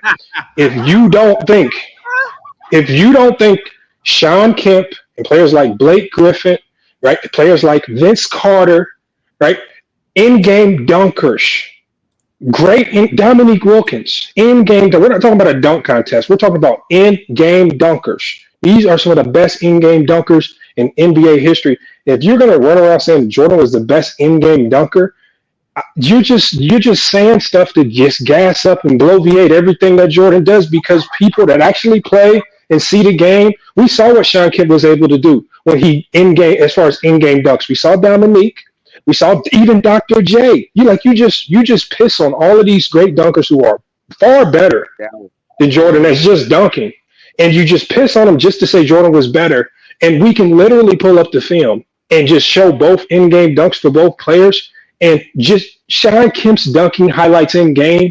Sean Kemp's top 10 dunks will probably piss on all of Jordan's top 10 dunks in game. I promise you that if we pulled up the film. Far more impressive, far more athleticism, far more body-to-body contact. You're talking about these little squeeze-through dunks that he did on centers when centers recovered late. Sean Kemp was body-to-body with some of the biggest players in the league, going over the top of their domes. Same with Vince Carter, clearing and jumping over players.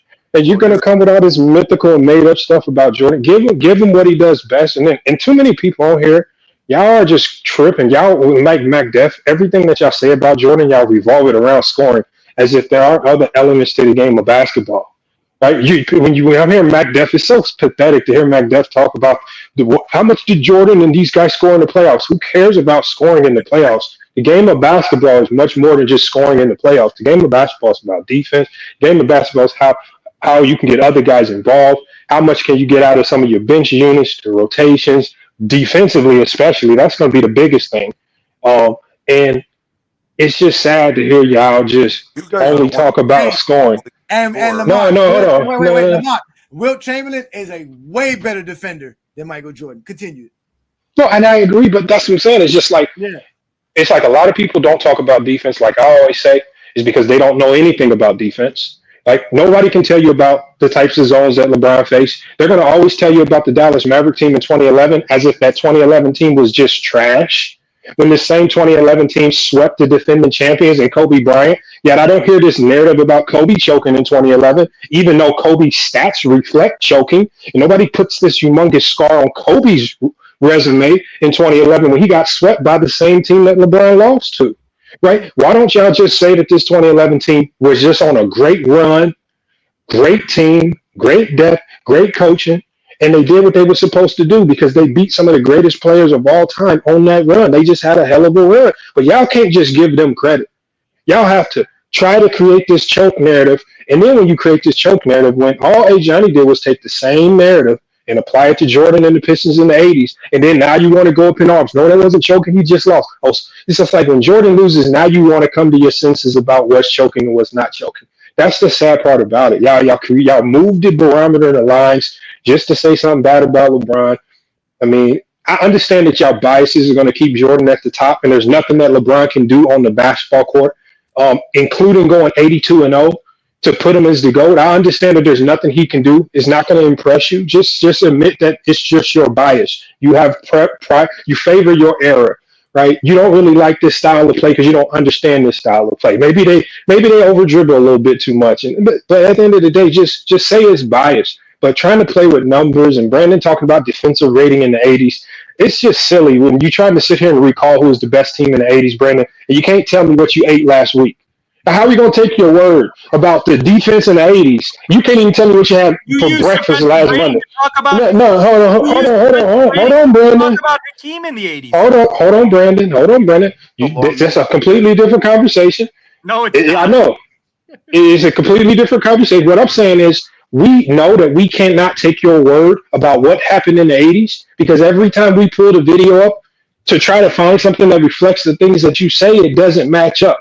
Right? Just like when I pulled all the data from the 1988 season about every player that Jordan matched up with that particular season. When I showed you guys the data that every player that he guarded in the 88 season where he won Defensive Player of the Year award averaged over 20 points per game when he was the primary defender, you guys had every excuse in the world when I actually did the research. Y'all even said that, oh, he wasn't really guarding that guy. Then I started playing the games and we saw that he was really guarding Otis Bird's song. He was really guarding Larry Bird on certain nights. He did really get barbecued by Magic Johnson on a 30-point triple-double. He did get a 30-point triple-double put on his head by Doc Rivers. All these games happen when I play them, and then y'all shut the hell up when I play the games, act like it's okay. See, what happens is with this 48, the reason why this 48-inch vertical thing is important is because when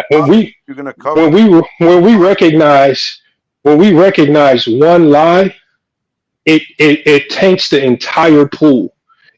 We have to now, once you tell one lie about a 48-inch vertical, where Michael Jordan himself even said, I never got tested. I don't remember doing no test, but people on this panel pretend to remember that he got tested in high school and college when Jordan himself said he don't even remember. You guys sound stupid just pushing against the grain. Just admit that it was a lie. Move on. Talk about the truth. The man was not a 48. He did not have a 44-inch standing vertical. He did not have a 48-inch vertical. I would be hard pressed to believe that the man even had a 40-inch vertical. To me, it really looks more along the lines of 35 to 38. If you're being honest, it's definitely not anything in the 40s because we know what people in the 40s, we know what that looks like. It looks unreal. And when Jordan dunked, it did not look unreal. That's what it did not look like. He was just more athletic than a whole bunch of non-athletic players in the 90s. Doesn't mean he was jumping 48 inches. That's the truth. Just like I say, right here, my vertical right now is probably what, 32 inches. I can go to the YMCA and look like the best athlete with a 32-inch vertical, right? Don't mean I'm jumping 48 inches just because I dunk a few times in the YMCA. See, y'all over-bloviate these things. But again, I know there's going to be a lot of excuses. Y'all forget. I'll finish this up by saying y'all don't understand how much research we do. I have no dog in the fight. I don't care where Jordan falls in these rankings. I've already told you guys where I have him ranked. But just to hear y'all lie for so long, faced with so many facts, and y'all just can't even concede defeat on one point. This is the saddest part about it. That's the sad part. FYF, what's your name? Hold on. Wait, he mentioned me by name, so I'd like to respond. Go ahead. Okay, so there are a couple things he said. Okay, there are a couple things he said that are blatant lies. So first of all, he said, I didn't do that, ladies and gentlemen. I did not do that. That was not me. No. I'm just tired of Wait. That was not me. Wait, that was not me. I did not knock you off, Brandon. You can come back up. But go ahead, Lamont. Go ahead and address real close. Lamont, I wanted to ask. That's the basketball guys. That's the basketball guys kicking him out. The basketball guys got him. You about to If I cap. could, I want No, to hold ask on. Lamont. I gotta So, address one. I so gotta Lamont address this gets to super go chat. off I for gotta 10 set minutes on 12 different things. Lamont is a This is content Lamont's creator. show. This is Lamont. No, not Lamont's show. This is my show. But Lamont Well, and his again, channel. FYF. This is a part of his channel, ladies and gentlemen. Y'all gotta stop hating on Lamont. He got a chance Not to speak. about I let hate. y'all speak. I let y'all speak. Y'all told me y'all were done after y'all lies. Shout out to No, Sea you Dog let everybody 67 have a minute. pound. I get everybody. Lamont's not you guys. You're not Lamont. So When he goes off for 10 and mind you, Lamont's about to step off because Lamont got Hey, things to do, like go do real research. Lamont Lamont gotta go do real research. Y'all don't do no real research. Y'all just Hey lie. Johnny, I did my research. Hey Johnny, Hey, I I did wanna my ask research. Lamont a Jordan got a question, 48-inch James. vertical, bro. I got the research right here. He was hitting that booger sugar with his son, and that's how he was able to jump so high, bro. Hey, James. Hey, is Lamont still there? Talk to him, man. Is Lamont still on the panel? Listen. Yeah, I'm here. Let me ask him a question real quick, James. Please. Who's talking? Okay. Oh, This Peter. Peter. Go ahead, Peter. I Ask him wanna- a question. Go ahead. Yeah, real quick, because I was listening to him last week, and I really respect his basketball knowledge when he was breaking down where he would place players in the corners and all that stuff. So I think he played professionally and stuff like that. I really enjoyed that last week. So Well, I just played college, just D1, That's it. D1. I wanted to ask, what do you make of? Because I like that you said that the numbers aren't the end all be all, right? And one of my biggest issues with LeBron, watching him play, and other players have made similar observations, coaches, etc., is that particularly in the half court, he really can only play one way. And LeBron, to that end, has kind of said the same thing, where you say, I don't change my game for nobody, and everybody got to play around me. My biggest thing with LeBron is that and for me, this is the biggest separation between him and Jordan. His style of play, that ball dominant style of play, and the fact that he doesn't have any off-ball game to speak of. That's right? not true. Meanwhile, that's not true. Let me get it out. Let me get it all out. Let him get it out. Let him get it out. Let me get it all. Let me get it Played all off out. the ball in 2011. No. Let him talk. Let him finish. I got something for this. For the most part, what they were doing in 2011 was him and Wade going back and forth, running high screen and roll. That's not true off the ball game. Coming off curls, using back screen, posting up, setting picks, and going as a roll man. I've seen him do those things a few times. But my point is, hold on, Bert. Y'all get so emotional about these. Yeah, why y'all don't let people talk, man? Let the man speak. Let him expose himself. He's saying a lot of stuff that is false. We all know it's false. Let him continue. Yeah. I'm just giving expressing what I see and what I've heard other NBA players say. Because I heard Dwayne Wade recently said on Melo's podcast that LeBron really can only play one way. Right now, again, we've seen him be the role man, but those are few and far between, and he's not dynamic and dominant playing off the ball. Like, that's not up for discussion. Jordan could give you 35 on the ball or off the ball. LeBron can only play one way. Lamont, what do you think about that? Okay, well, this is an easy one. Because the one thing that I did to quell this narrative was I just pulled NBA scouting reports on a live stream that I did months ago. I pulled scouting reports from the Toronto Raptors in the playoffs, right? Obviously, when you're going up against LeBron James, you have to scout out everything that he does. Do y'all know what the scouting report said for the Toronto Raptors? It said that LeBron James is one of the most elite off-ball players in the NBA, and it gave us points per possession off-ball. It talked about the things that you have to watch for when he catches the ball. It talks for when he's elite. They said LeBron James is most elite on the basketball court as the screener, not as an on-the-ball player. They said LeBron James in the NBA scores the most at that particular time, scored the most points as a screener rolling, as the roll man. That's not a guy that's on ball. That's a guy playing off ball.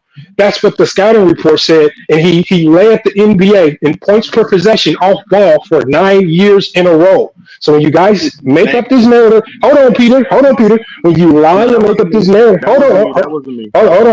When people lie and make up this narrative, he's not a good off-ball player. I suggest that you look at what other teams scout what other scouting reports say, and when you look at what LeBron James actually does off ball, he's one of the most elite off ball players in the NBA. Now, if you're judging him based on what you've seen over, let's say, the last 3 years with the Los Angeles Lakers, where his roster hasn't been as stacked and he's played with fewer and fewer great players, he's also older, so he doesn't have the athleticism to do some of the things that he did in the past. Okay, I'll give you that over the last 3 years or so as he's dealt with injury and age is starting to kick in to take away some of his game. But if you're talking about prime LeBron James, the numbers, the points per possession when he's off ball support that he's an elite off ball player, and he was elite for 9 years in a row, led the NBA in off ball points for 9 years in a row. And the only person that came in and stopped that, well, we all know who his name is.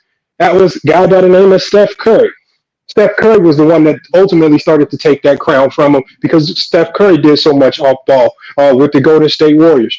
So stop with the lies. Just do real research. Don't go narrative-driven stuff. When you say LeBron James can only play one way, then I suggest that you reevaluate your entire life and maybe when the stream is, you need to sit down and just watch LeBron James, not highlights, just watch real film. Because at the end of the day, hold on. There's the greatest coaches in NBA history, Coach K, Steve Kerr, Mark Jackson, Greg Popovich, some of the greatest minds in basketball history have said that LeBron James is one of the smartest basketball players that they've ever seen. And the fact that some guy on a panel on YouTube is trying to convince me otherwise, when you got some of the greatest minds who also have watched the film and they agree, they say something completely opposite. So why are you not listening to what the great coaches say about LeBron? Why are you not listening to what some of the great players say about? No, there's no rebuttal. No, there's not necessarily a rebuttal because everything that I'm saying is embedded in the facts and the numbers. His points per possession.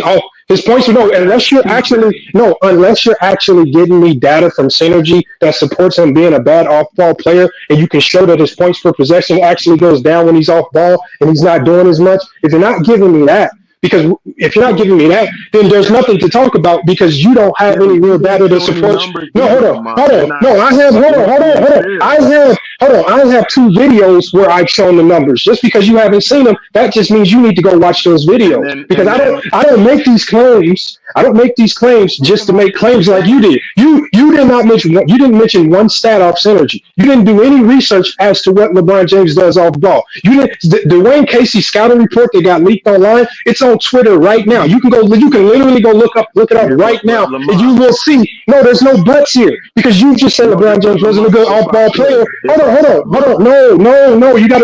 This is what happened.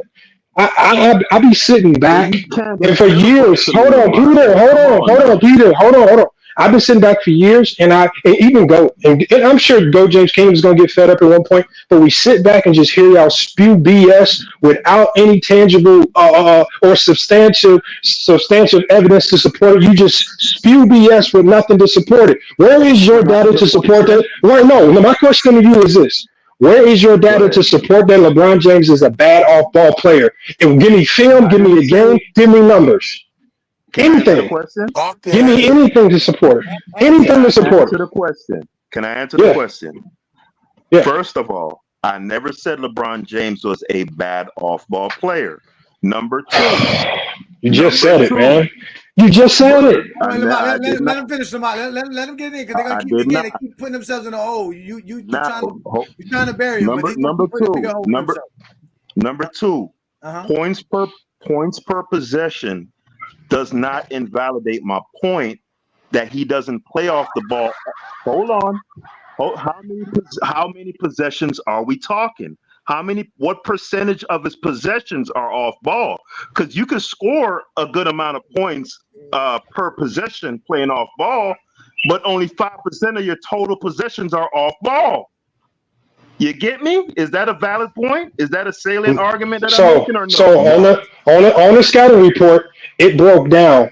It broke down LeBron James' game to a science. It talked about where his true deficiencies were at that particular time in his career. We're talking about prime LeBron. It talked about LeBron James. The best way to guard him on the 3-point line is what?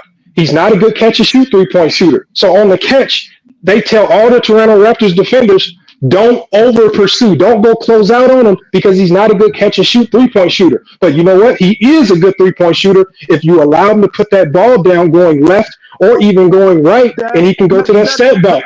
Hold on. All I'm saying is that's on ball stuff. When we talk about off ball, what LeBron? Hold on. If somebody has background noise, just mute your background. I don't know what you guys, Mike, you guys come on these panels with. What the hell y'all be doing? LeBron James off ball. It talked about. It broke down LeBron James off ball. It said as a screener, LeBron James is an elite off-ball player. This is what the I'm gonna send that scouting report. I'm gonna send the image of it to Ajani. He can put it on the screen, and then you tell me if Dwayne Casey was just wrong. This is one of the best defensive coaches in the game at that particular time. Dwayne Casey breaking down LeBron James' offense, and you're telling me that Dwayne Casey's scouting report is wrong? I'm supposed to not listen to that as a reference point? I'm supposed to listen again to a random guy on the internet with absolutely no basketball credentials tell me that LeBron James isn't a good off-ball player when the film, the numbers, and the analytics all support the complete opposite. Again, my only question is to you, if you think LeBron is not a good off-ball player, give me one game, clip, or analytic or stat that supports that claim, because you won't have I promise you won't be able to find one. It does not exist, especially in this prime. This is why you're just going to keep talking in a whole bunch of weird narratives and a whole bunch of weird terms. You're just going to say a whole bunch of random stuff, but you're not going to come with any facts. I just want you can put yourself on mute. You can go in the backstage, go to Synergy, go wherever you got to go, find something to support your claim other than you just regurgitating BS that you heard on Ticket TV or Casino for Life or Man Down Sports or all the other retarded talking heads who, again, speak like you with absolutely no facts, no common sense. Nobody outside the Ticket, none of them actually played the game. A lot of them don't even own a basketball, don't live near a basketball court, don't have a gym membership. And I'm supposed to be listening to y'all. Man, come on, man. This is complete nonsense. Complete BS.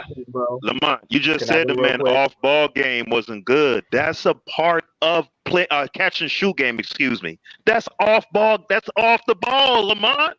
But so is screening. So that's what you guys fail to realize. Off-ball means there's a lot of actions you have to do. LeBron James could screen better than Jordan could screen. Can Jordan give a screen the way LeBron could give a screen? No, he's a bigger guy. I'll give you that. Is that considered off-ball basketball? Absolutely, James. Okay, but so what again, my point is not that he can't do it a possession or two.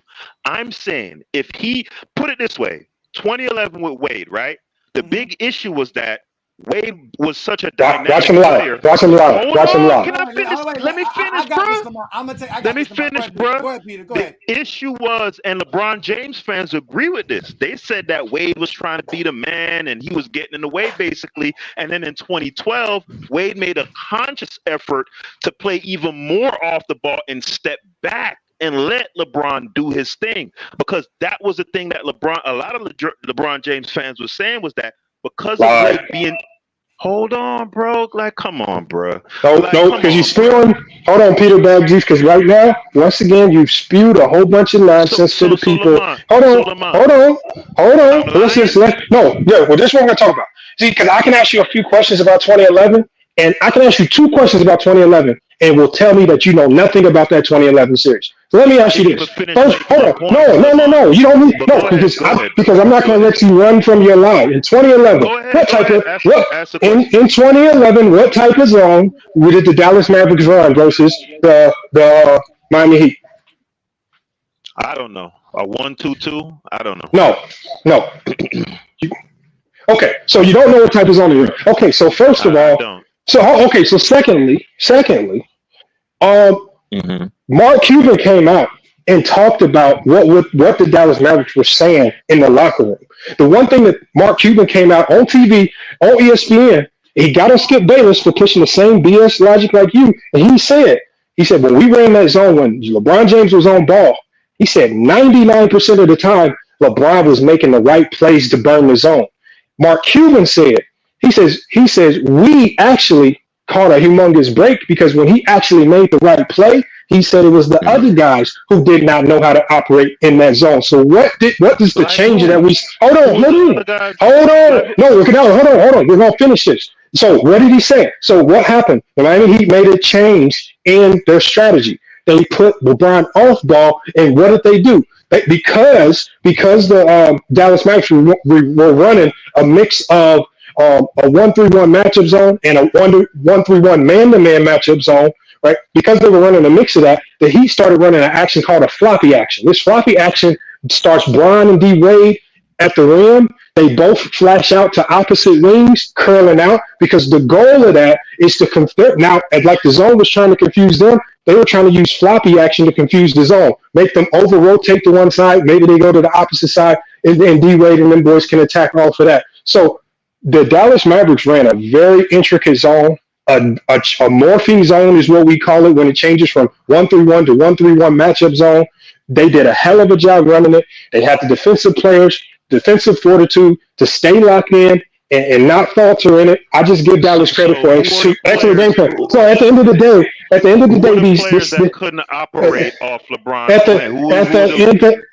I've already done a video. Hold on. I'm not gonna talk. But I'm not. I can't talk this with you, because if we start with the fact that you didn't even know that the Dallas Mavericks were in the 1-3-1 zone, then it kills everything else. I've had to. This is not my show. No, this is not my show. I've done 5 and 6 and 7, 8 hour live streams demonstrating this. I have educational pieces out about this. If you really wanted the information, you would have went and watched those videos. I didn't even finish making my point. There's absolutely no point that you can make. There's absolutely, because one thing that you said is you cannot make a point if you don't have any facts. I got some information on this. He's filibustering though, James. He's not even letting me talk. No, I get what you said, because again, you're saying lies. That's why he's not letting you talk. This is what you fail to realize. This is what you guys fail to realize. We have heard all of this before. Because if we go to 2011, right? 42% of LeBron James' 2-point baskets came off of an assist. That's playing off the ball.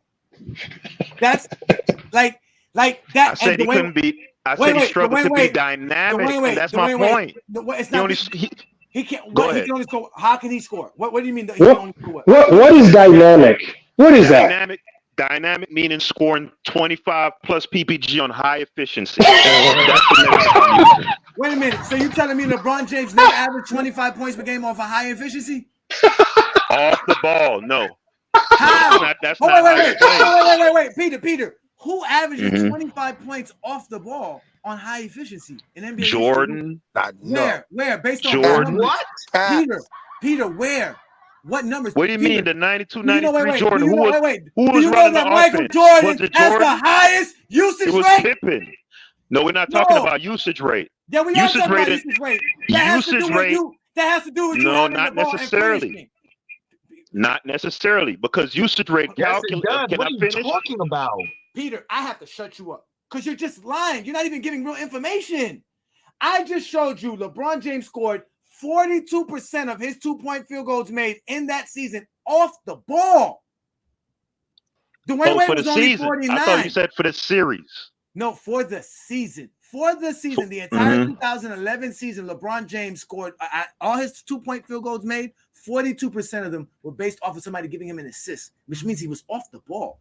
40% of the times he made a 2-point basket. See, how many of those are transition baskets? How many of those are transition? How many were in the half court? It's still off the ball. He's not. He can't dominate the game off the ball like a Jordan or even a Wade or a Durant can. Are you saying running the ball and transition is not off the ball? It is, but I'm talking about. What are you talking about? What are you talking about? We have to realize. Are you saying that LeBron James has no bag? Are you saying LeBron James has no bag? Answer the fucking question before I put you in the. What? Are you saying LeBron James has no bag?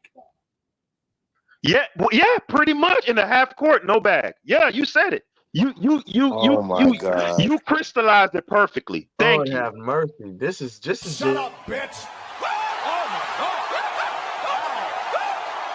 Sit your ass down.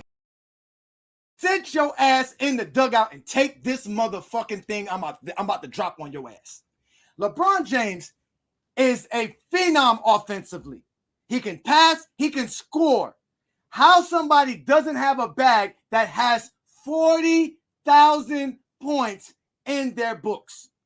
What bag does Jordan have? A mid-range jumper? That's not a fucking bag. What is Jordan's shot off the dribble? You don't know. Jordan has the highest usage rate, which means that he ends the possession for his teammates more than anybody. You can only end a possession in a usage rate if you're either shooting the ball or turning over the ball. So that means Jordan is on ball. By the numbers, Jordan has the ball in his hands more than anybody in NBA history. That's what the usage rate says. That's not what GOAT James Kingdom says.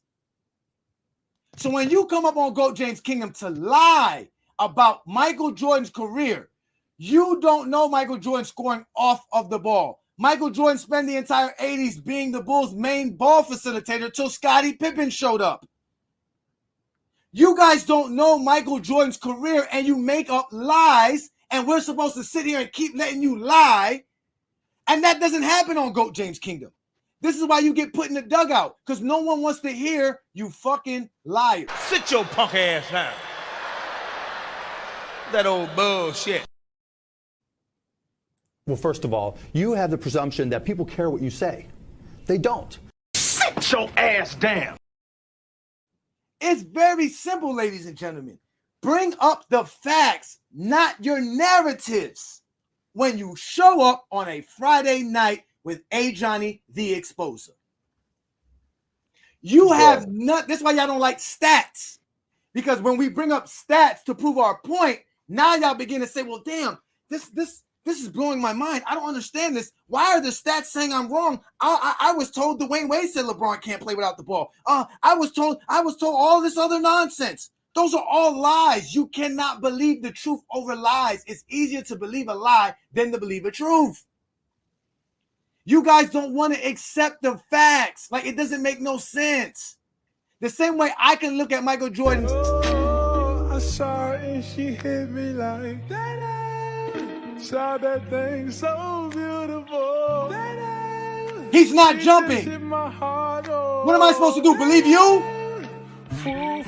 Where is the footage? Where is Michael Jordan? This is all on ball. Where is this off-ball scoring at? Where is this? Huh?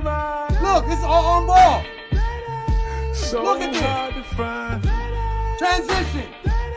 Look. Baby, like what y'all talking about?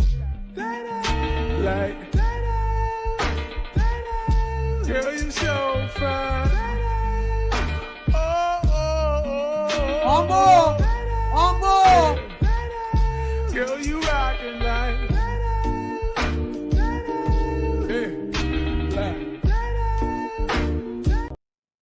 See, y'all can show me a fucking highlight film of Jordan dunking and doing all these layups in the 80s, but you know what you're not going to show me? Him and his jump shots that y'all claim Jordan had. Stop lying. LeBron James been hitting mid-range jump shots since he came into the NBA. He's been hitting three-pointers since he came into the NBA. He's been able to get to the rim better than Michael Jordan. He shoots better than Michael Jordan from the perimeter. Michael Jordan doesn't have a bag. Jordan never faced a defense that told him, hey, you're not going to get to the paint. And when he did, he choked and lost. Because he can't shoot. I proved this already.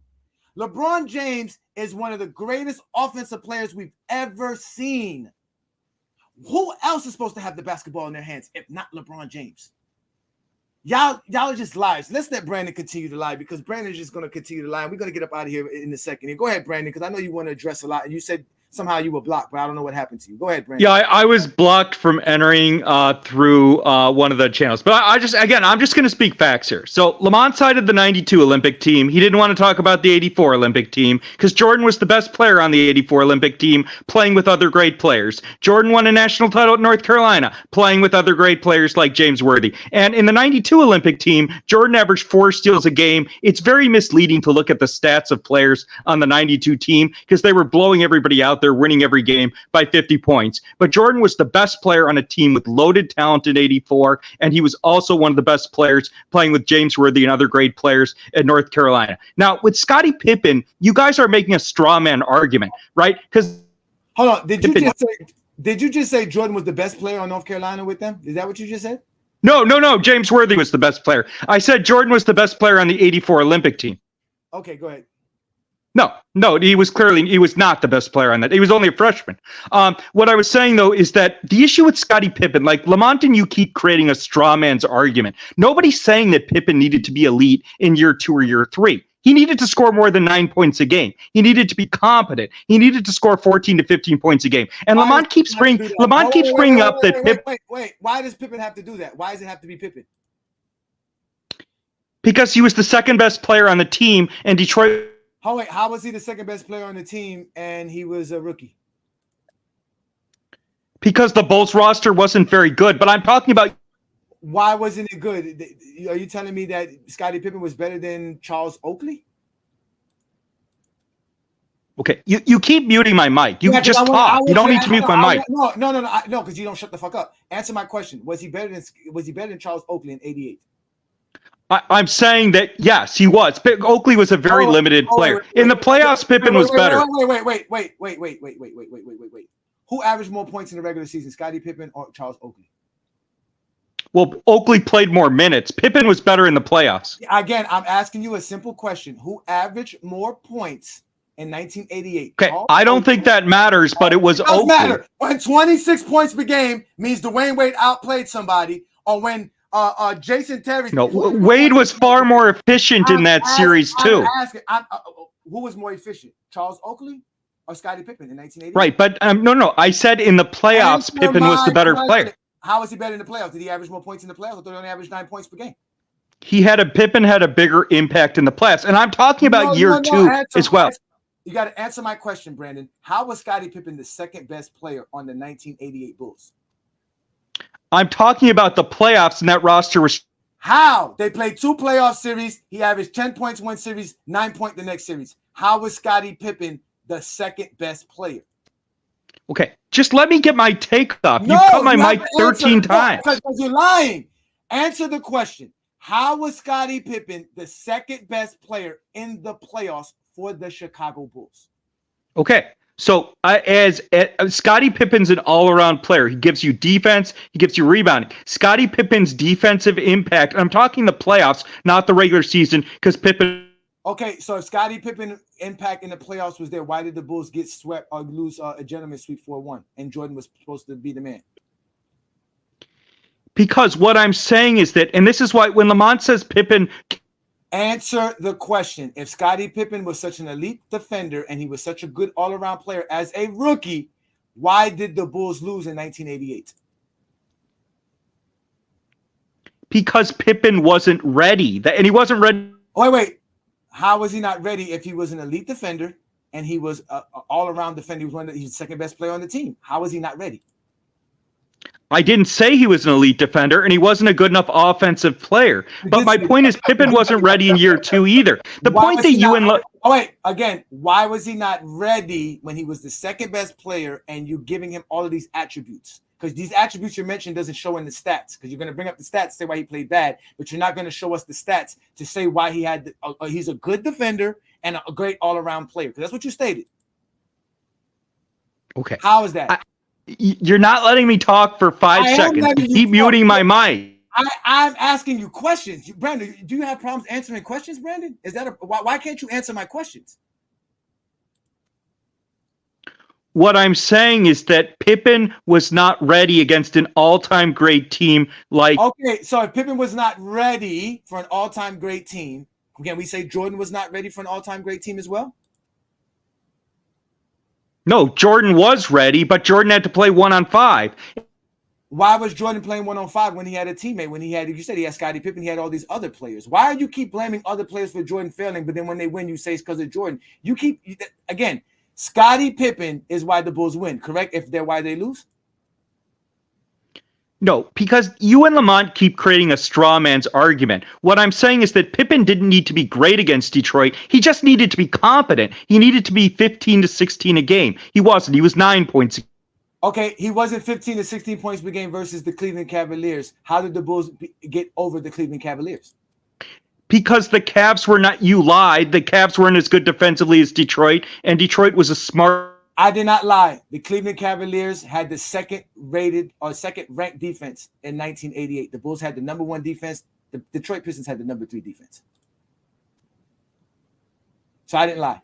Detroit had a better defensive rating that year. They were better defense. Defensive rating did not exist in 1988, so you cannot use stuff that didn't exist. You can't go to the future and then come back to the past and say what was. As of 1988, the Cleveland Cavaliers were considered a better defensive team. The Bulls had the number 1 team because they had the best defense.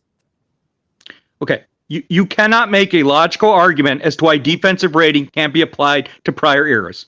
You have.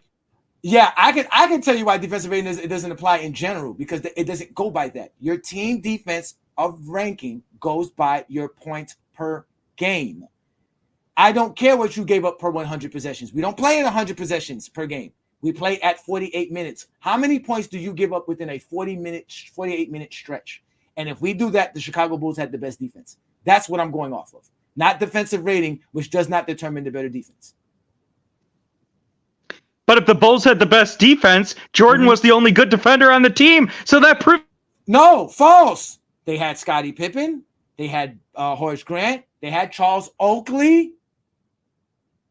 Why are you such a liar? I keep telling you they had a good team, but you don't know that because you didn't watch 1988 Michael Jordan Chicago Bulls. So again, I ask you. No, Pippen played very few minutes in the regular season that year. That's a lie. And defensive rating is absolutely applicable to that era as well. But the point, you and Lamont keep creating this straw man's argument. Pippen needed to be competent in the 80s against Detroit. He was not. And Lamont keeps saying Pippen came from the small. What is considered competent under your eyes? You said 15, 16 points per game. That's it? He just has to average 15, 16 points per game? I said an efficient 15 a game, and Pippen was a top pick in the first round. He won. Okay. So when Scottie Pippen did average over 15 points per game, the Bulls ended up winning and beating that team, correct? The Bulls won for multiple reasons. That was part of it.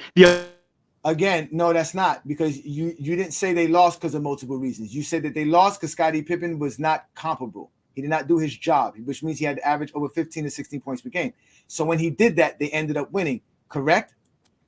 No, the Bulls lost for multiple reasons. Detroit was an all-time great team. Wait a minute.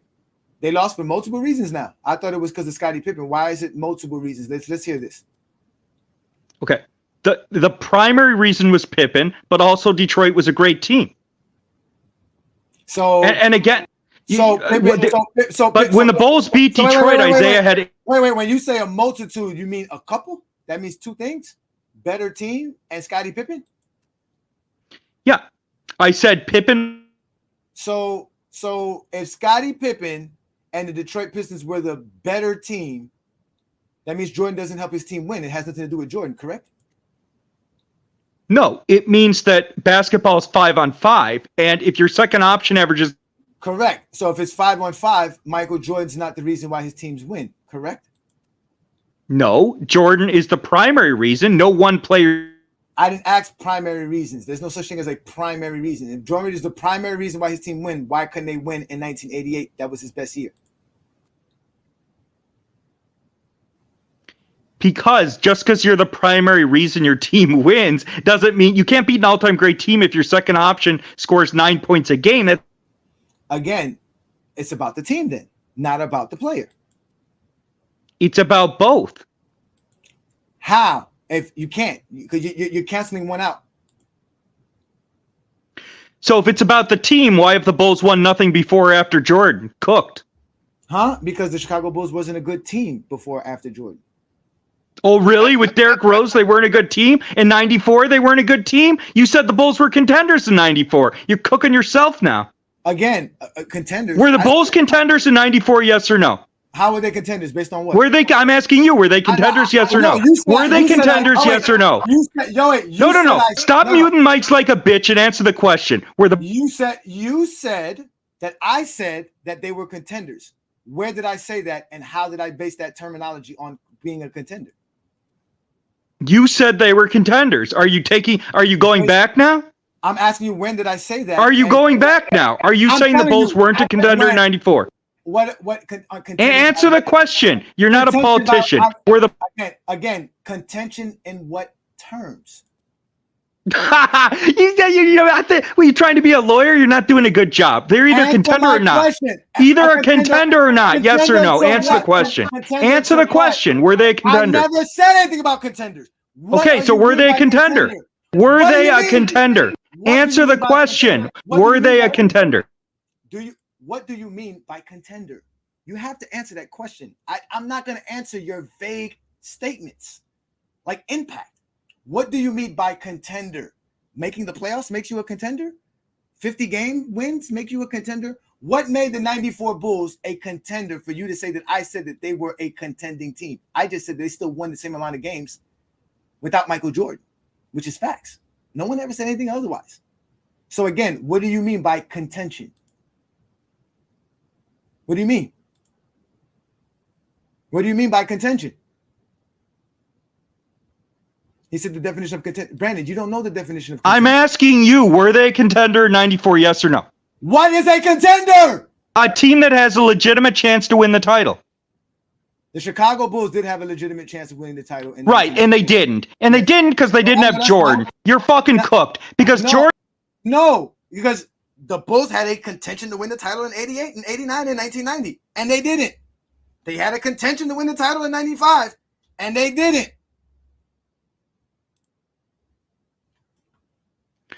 They didn't win because they didn't have Jordan. They were in contention 88, 89, and 90, and 95 with Jordan. Lost. This is pathetic. You can't debate. No, you're fucking pathetic. I answered your question. This is crazy, bro. I just told you the Bulls were contenders with Michael Jordan. You won't accept it. When I said it was with Scottie Pippen, you accepted it. Why wasn't the 1990 Bulls not contenders? Why? Why was the 1990 Bulls not contenders, Brandon? I said Jordan was the primary reason the Bulls won titles. Are you disagreeing with that? Answer my question. Why was the 1990 Bulls not a contending team? No, I never argued the 90 team was not a contender. So that means Jordan was a contender and he lost, correct? Because Pippen wasn't good enough. Oh my God. Pippen averaged 9 points a game against Detroit. And when Pippen was shooting 40% from the field the final 3 years with the Bulls, Jordan still won a title. Jordan carried Pippen's ass. Another motherfucking word and this shit is over. And I ain't playing, nigga. Sit your ass down. See, ladies and gentlemen, this is how you handle Zesty Jeffries. Their conversation is very easily debunked. When they try to control the narrative and the conversation is when they think they're cooking you because they want to bring up stuff that has nothing to do with anything. No, you're pathetic. I asked you several questions. You don't want to answer these questions. I told you once Scottie Pippen became good, the Bulls started winning. You agreed. But you keep saying Michael Jordan's the primary reason. You use things like primary. What the fuck does primary mean? I don't know what the fuck that means. Primary reason the team wins. If Jordan is the primary reason that his teams win, he should have fucking won in 1988. Sit your punk ass down. That old bullshit. But we're going to get up out of here. Let's let Ruddy get his last words in and Twin Man and then Ochi, and we can get up out of here. Thank you, gentlemen, for joining me. It's been a great show. What do you got for me, Ruddy? Let's get up out of here. Yeah, the only thing I was going to respond to, who was that, Tony Boots earlier, when he said it was a dumb question. And my point was that if it's a dumb question, then the assessment that Jordan had harder competition is equally as dumb. It does not make sense. Facts. You had what's the dude name? Greg Ernst. Greg Ernst. He was in the Guinness World Book of Records for lifting the most weight over 5,000 pounds. That's like saying someone who lifted less had it harder. It does not make any sense. If LeBron led his team to be the most winningest team in NBA history, and no other team was able to accomplish that feat, then how in the world can you say that Jordan had greater competition? No, no one, literally no one had greater competition. That 2016 Warriors team was the greatest competition. Last other thing I want to say real quick is about the 2011 narrative. And no one's going to say, right, in your honest opinion, right, for most people, right, do you think they would say that someone who wins finals MVP got outplayed? Like, I don't know how you feel about that, but I mean, for like most people, like the consensus, do you think the media, the fans, do you think that they'll say the person who wins finals MVP got outplayed? If it's Tim Duncan in 07. I mean, again, it depends on the narrative, because again, it depends on the names, right? Because if we told somebody that Tony Parker outplayed Tim Duncan, they'll tell us we're crazy. But he won the finals. He won the Finals MVP. But if Dwayne Wade would have won Finals MVP in 2011, they would have easily said he outplayed LeBron. So it's like, again, they don't have a true they don't have a true foundation. And when they want to have these conversations, they just want to pick anything that they think they're going to sound smart with by saying. That's why he wanted to control the narrative, because I kept muting him. Because again, I want you to answer these questions. He kept saying it was Scottie Pippen's fault, but then in turn saying Scottie Pippen was great. Well, if Scottie Pippen was great, then the Bulls should have won then. Because when Scottie Pippen was great, they were winning. And as he admitted, when Scottie Pippen wasn't great, they were losing, even though Jordan was great. So it's clear that the Bulls only win when Scottie Pippen's great, not when Jordan is great. That's just the facts. Now, obviously, they both need one another. That's just the way it went. Scottie didn't win without Mike, and Mike didn't win without Scottie. That's just the facts. Yeah, and the reason I brought that up is because I've rarely heard, even though I kind of believe this, but I've rarely heard people say Steph Curry outplayed Andre Iguodala, even though Steph Curry had 26 points and Andre Iguodala averaged 17. LeBron James averaged better all-around stats than Iggy and Kawhi when they won Finals MVP. So you're telling me that the only difference between that 17 points of choking and winning a Finals MVP is if your team loses or not? It's like they need to stop with this, oh, he choked narrative. LeBron could have put up those same stats that he did in 2011, and had his team won in the finals, it would still be good enough to win a Finals MVP. That 2011 narrative, they really need to put that shit to bed, because it's getting tiresome. But then I hear that, brother. I hear that's that, all brother. I had to say, man. All right, so man, let's land this plane, brother. What you got for me? So you put on a masterclass in how to break down stupidity. Because if Jordan is the primary reason why they win, why wouldn't he be the primary reason why they lose? Let's just start there. Then he sat here and said with a straight face that a rookie second year Scottie Pippen needed to play more competently. Right? Mm-hmm. Right? That's what he said. So he also said Scottie Pippen was the second best player on the team. And when you expose that, then he tried to run to the teammates and how Scottie Pippen was an all-around player. And then it was this person was the primary person who did this. But no, he was the real primary reason why they lost. His whole argument was revolved around deflecting from the fact that Jordan didn't perform. You went from scoring 45 points in the opening series to dropping down to 27 and 30. That doesn't help your team. So if you're the primary reason why they win, because you're putting up all these fantastic numbers, and then you run into the team that locks your ass up, and you don't put up what you were putting up early in the playoffs, why aren't you the primary reason why they lost? You weren't relying on Scottie Pippen when you beat the Cavs. No, by his logic. Not at all. By his logic, was he relying on Scottie Pippen to beat the Cavs? No, he wasn't. But remember, the Cavs are not that good of a team, supposedly.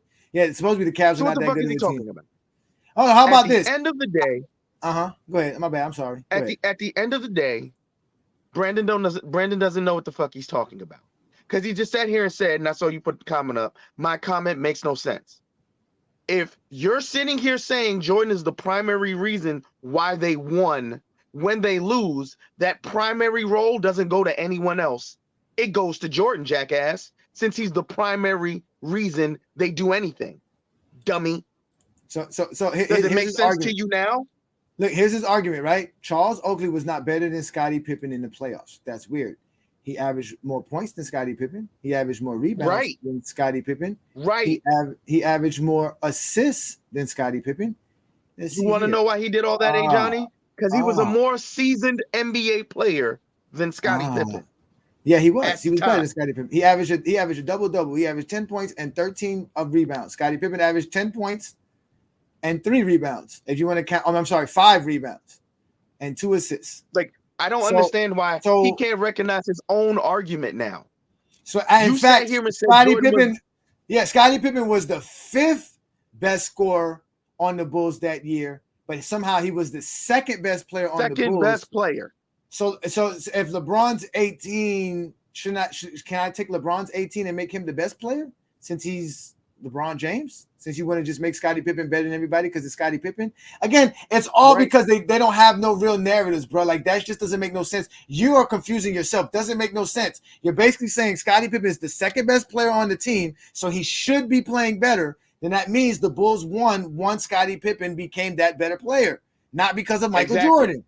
So that's it. It doesn't matter who they have. It doesn't matter who's before them or after them. As long as Scottie Pippen is the 2nd best player and he's playing like the 2nd best player is supposed to, the Bulls win. That's just it. So it's not because of Jordan. Jordan's not the primary reason. The primary reason is Scottie Pippen playing great as the 2nd player. That is the primary reason. So we'll land it there. He's so dumb he doesn't even realize he was arguing against himself. That's how dumb Brandon is. See, I've realized there's no point in talking. Wait. He said, why was I summoned? How were you summoned, Sands? If you want to come up, I'll put the link up for you. I don't mind exposing anybody. I'm having some fun. Listen, I got information for days for you, Zesty Jeffries. You guys don't want none of this with Ajani. Listen, I do this for a living. Y'all keep telling y'all we make $5 a day off of what you Zesty Jeffries say. Great show, bro. I'm landing in here. Great show. Thank you, sir. Great show. Thank you for exposing the stupidity. Last thing I'm going to say is you've proven yet again they run off the media narratives, bro. Thank you again for exposing that, how the media propped this man up for 30 years, man. Thank you. Thank you, sir. You're welcome, sir. Appreciate that. All right, any last words, OT takes? Yeah, I say just let them run with their vague narratives because it ends up shooting themselves in the foot. Like, even with quotes and like just looking at the record of the Bulls and their actual team success, like Phil Jackson, Isaiah Thomas would say that Pippen is really what got them winning, which is exactly your point. And somehow they weren't understanding it. That as soon as Pippen was getting better, they were no longer just first round exit. They started winning playoff rounds, series, and they started playing better team basketball. I don't understand why they can't get that through their head. They're going to talk about vague things like impact and not see that, yeah, Michael Jordan had all those stats, but they were losing a lot and winning 30-something games, still making the playoffs. But like they really don't even see the winning. I don't know. It makes no sense. No, because again, it has to be based off the narratives. They've never had somebody question their narratives like I do. Like when we do in Goat James Kingdom, all those questions I asked him are very pertinent questions because I was basically trying to figure out his logic.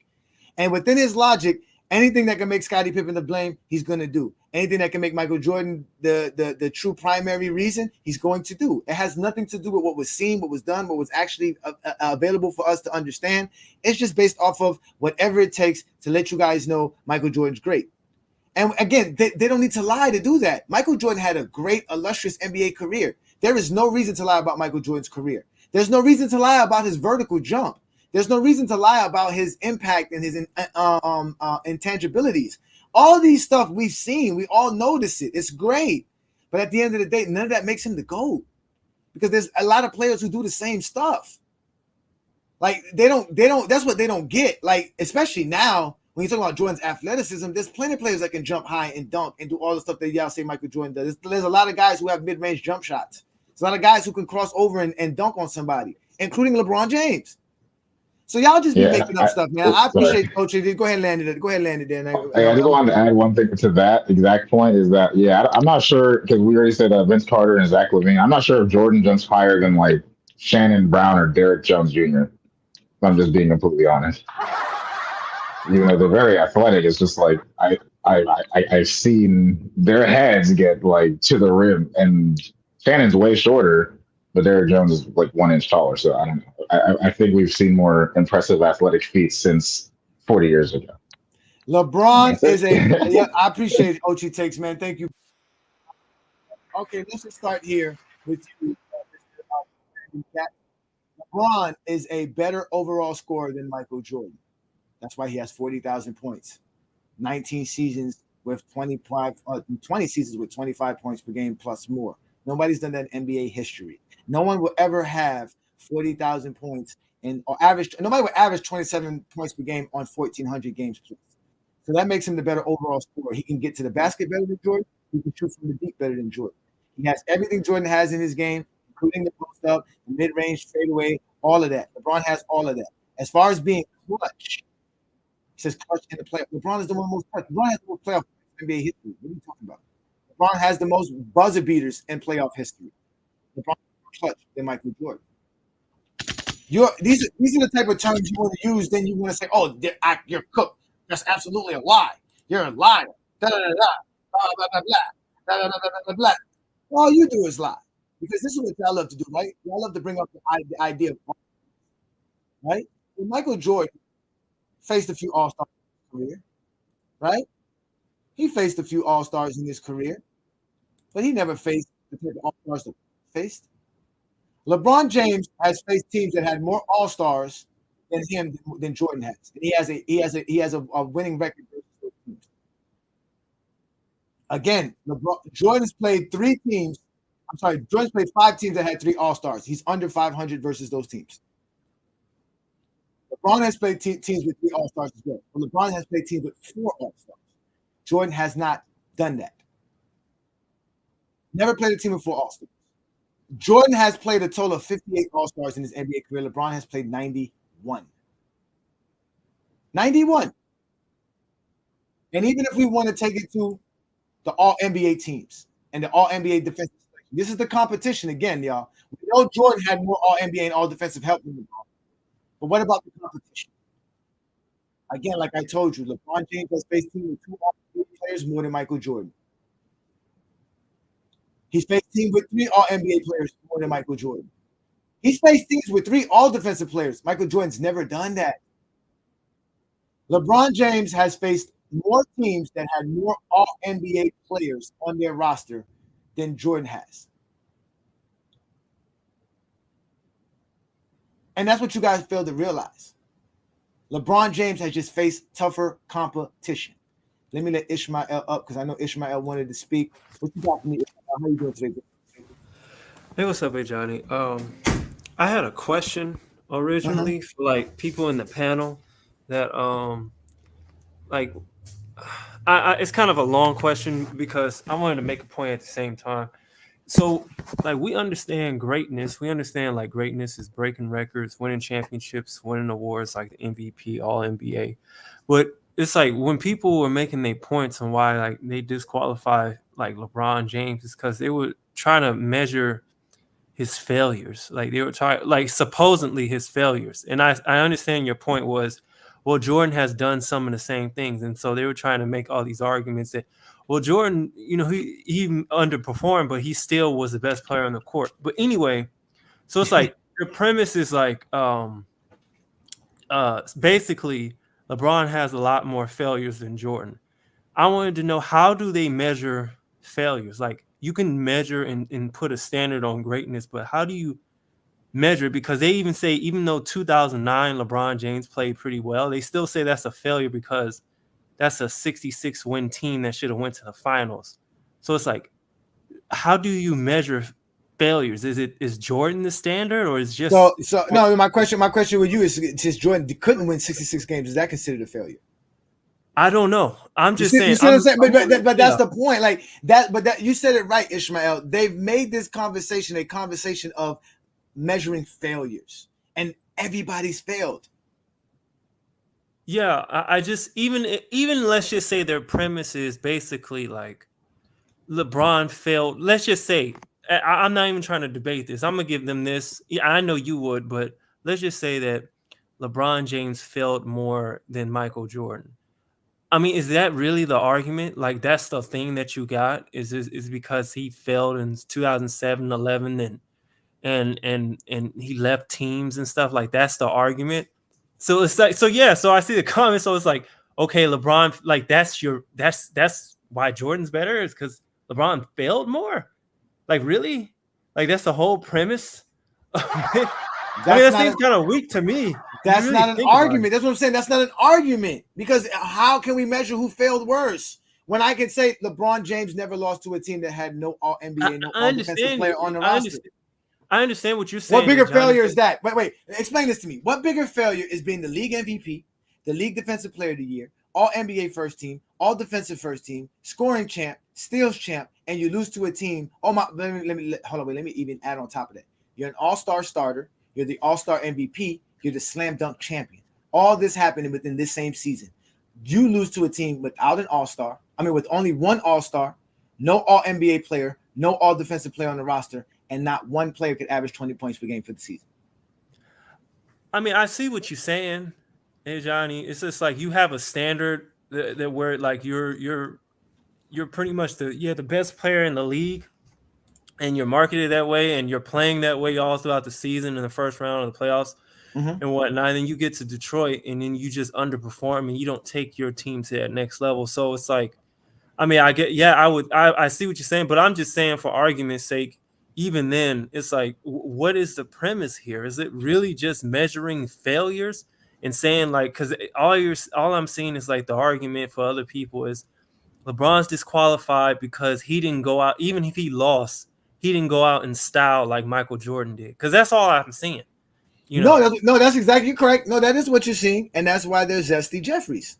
They can't help themselves. They can't. That's, again, if it was a conversation measuring greatness, Jordan comes up too short. That's why they don't want to do that. So it's like, yeah, you can talk about the failures. From what I see, like, you can't really be too picky and choosy with greatness, right? You say 11 scoring titles, 5 MVPs. That's a great resume for Michael Jordan. 6 championships, 6 Finals MVPs and stuff. That's a great resume for all time great. But it's like you be picky and choosy and say like, Michael Jordan had 2 back-to-back losing seasons. That's a failure. Michael Jordan never won a game against Larry Bird. It's just like, to me, it just seems like very trivial arguments that just don't get into anywhere. And I think that, you know, if anything, like a lot of those guys should come up with better ways instead of saying they're disqualified because of failure. Like that's just silly to me. They should just say exactly what Lamont said, that they're biased, and their biases they cannot get rid of it. They just can't. Yeah. That's just really it. And they don't want to admit to it. They don't want to admit to it. Again, Jordan is the only player in the top 10 that has 5 losing seasons in his NBA career. That's a third of his career. Nobody else has that in the top 10. But they don't consider that like a failure. That doesn't sound that great, but I mean exactly. That's what I'm saying. But they don't consider that a failure. That's the problem, Ishmael. You see what I'm saying? Jordan's failures to them are not failures. There's always context or underlying situation that provides that not being considered a failure, which they don't allow us to do for LeBron.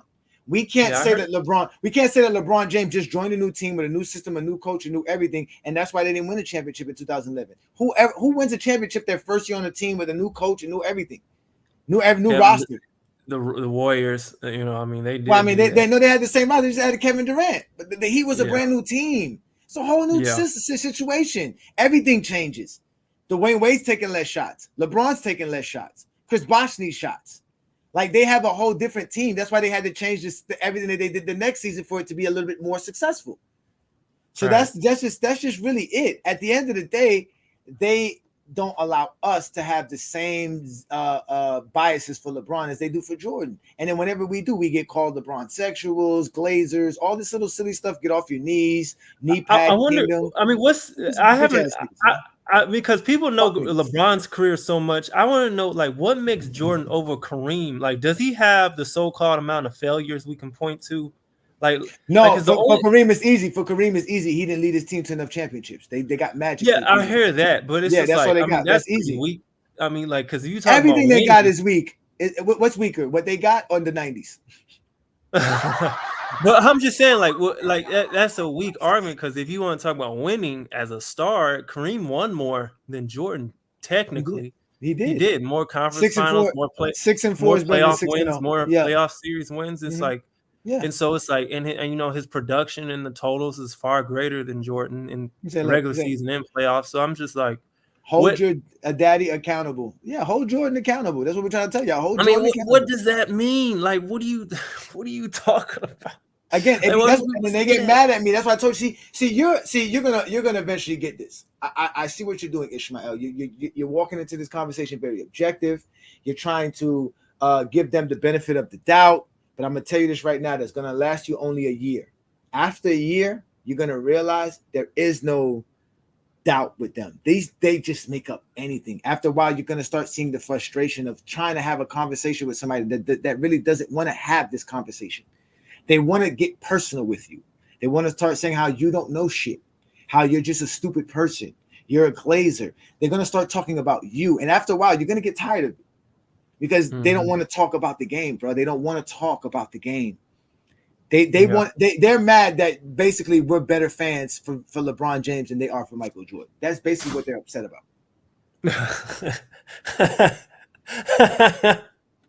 Well, I mean, look, I mean, LeBron was never even my favorite player when I grew up. That's what they don't get. See, look, there you go. That's what they don't get. That's what they don't get. He was never my favorite player. Like, yeah, really, we're not attached to LeBron like that. Like they really think that we're like they think that we think of of LeBron the way they think of Jordan. It's not like that. That's the competition they want to have. Who can be the more delusional fan? And then when you show them that you're more, delusional, I've been on here. I've disagreed with you. Like if it was on the show last week, I was talking about ain't no way LeBron can run a 4.4. Like I was the main one saying that. Like I don't believe that. Like I was the one. That's what I'm saying. Yeah, but I was being like a Zesty Jeffrey and telling y'all that he could do anything. Yeah, right? I feel you. And that sounds. You see how crazy that sounds, all right? To be that way, it's crazy. It's psychotic. But that's okay. You're entitled to believe that. Like people believe the fairy tale. Jordan jumped a 48-inch vertical. He ain't never done that, or ran a 4.3. That's a lie, man. He ain't never done that. That's crazy. If you ever played a sport in your life or ran any track, you know he ain't never ran no 4.3. I'm just saying, but. Yeah, like Bron has never been my favorite player. When I had a favorite player, he was. I mean, he's just I just think his career is phenomenal. But other than that, like you're entitled to believe if you think that, or it is a capability. He has the ability to probably do that. And James Kingdom, people are not entitled to that shit because we're not entitled to it. We tell people you have to be objective because we have to be objective. I can't be. Yeah, I see that now. This guy says every show is about LeBron praising stop lies. I thought only thing we talk about is Jordan around here. You see how their conversations. Yeah, they can't listen. It's like I don't know if you have any children, but it's like arguing with children. No, I don't have children. I have one. I have several children. I've been able to raise. I'm a grandfather. I even got a grandson. And arguing with Zesty Jeffrey sometimes is like arguing with my child. That like they just can't accept being wrong. They can't accept it. They can't accept that, damn, maybe I was lied to. Maybe this isn't what it really was supposed to be. But if you do that, then you have to be a decent human being. But we all know Zesty Jeffries are not decent human beings. They're deadbeat fathers. They're criminals. They're snitches, rats. All right? Wow. And now we know for sure that they're also drug addicts. Yeah, that's crazy, man. Like, you ain't had to do it like that. That's just... That's crazy. That's wild that happened. Yeah, it's not my fault. It's not my fault. Michael Jordan's son out here in the middle of the daytime doing this. Look at the smile on his face. Look how happy he is. Man. Meanwhile, his fan base, they're hurt. They're crushed. Kind of embarrassing right there. They're crushed. They're crushed because obviously, they gave us something. The Zesties gave us something. Look, there you go again. There you go again, getting personal. Of course, I'm gonna get personal. What else am I supposed to do? This is Friday Night Exposure with the Exposed. Any last personal so I can get up out of here? Oh my God. Any last words, Ishmael, please? Oh, I appreciate the show. Hey, Johnny. Keep doing your thing. I enjoy it. Like I said, I just think that's a weak premise just to talk about, the guy failed more. So, he failed more, so he can't be the GOAT. So he's disqualified from being like that's silly, man. Come on, man. Like, stop it. Like, just stop it, please. That is true. Good job. All right, bro. I appreciate you, Ishmael. All right. Jamal, bro, I have to get up out of here. We're going to end tonight's show, ladies and gentlemen. As you guys see here, ladies and gentlemen, we do big things on a Friday night exposure. I don't play games with Zesty Jeff. I've been doing this for over 2 years now on GOAT James Kingdom. I'm tired of it. I don't have time to listen to the lies. I don't have time to keep hearing all the same stuff that people keep saying. You keep repeating yourself, and I already heard your lie. Let's move on to a better topic, a better discussion. None of you could prove that Michael Jordan is the GOAT. He may be your GOAT. You may think that he is the player of all time, but you've never seen nobody greater than him.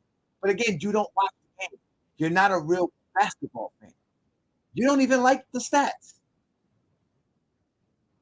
But that is your problem, not our problem here in GOAT James Kingdom. Because like I told y'all, when we created a criteria to judge players by the greatest accomplishments that existed in NBA history, LeBron James ended up being the GOAT. We didn't create a criteria just to make LeBron the GOAT. No, we try to find a criteria to determine what's the greatest player to play the game. And nobody has accomplished more than LeBron James. He is the closest thing to being the greatest player ever. There is nobody greater than him. Never going to be that. But this is what we do in GOAT James Kingdom. We don't hide or run from anything. So if you guys want more of Ajani, you guys can catch me on Sunday's show, the GOAT James Kingdom show, noon Eastern time. We'll be talking about LeBron James winning the gold because they will be playing tomorrow for the gold. And y'all are going to be upset when LeBron James now has more gold than Michael Jordan and Kobe Bryant. We talk about the bronze all you want to. Talk about all the 2011 all you want to. It's the greatest player of all time, not the least failure player of all time. And the player that failed the least in NBA history is Bill Russell. So the player that won the most and that accomplished the most, as far as winning, is Bill Russell, and the player that failed the least and lost the least is Bill Russell. So by that standard, Bill Russell should be your GOAT, but he's not, because he's not Michael Jeffrey Jordan. You only want to make Michael Jeffrey Jordan the GOAT because that's all you have. Shout out to you. Appreciate you, D. Appreciate you so much. Thank you for being a part of the channel. I don't know how to say your name, so I don't want to mess it up. I think I'm going to say it is Dover. Shout out to you, Dover. Again, this is the GOAT James platform. Become a member of the channel, ladies and gentlemen. You become a member of the channel, you get special perks, get a lot of things that go a part of it. We have a nice group of guys. We're going to get this thing together. If you are part of the GOAT James Kingdom membership, you're eligible for such things as getting grabs, videos made for you, gifs. All of these things are available to our GOAT James Kingdom members. We got hats and T-shirts for our members as well. We take care of our GOAT James Kingdom members. I'm Ajani the Exposed. I do this every Friday night. I don't play with none of you Zesty Jeffries. I don't have no reason to lie, to do anything other than tell the actual truth, ladies and gentlemen. That's all I want to do when I show up here is give you proof. So today's show was about Michael Jordan's vertical. And we realized that if Michael Jordan had a 48 vertical, he should be able to get his head above it. Which he has not been able to do in any footage or any film that we found of Michael Jordan at all, including this one. Oh, I saw her and she hit me like that. Saw that thing so beautiful. That she just hit my heart, oh. Full force and she got me like I be like, baby, why you so fine? Got to make you mine. So hard to find. Baby, like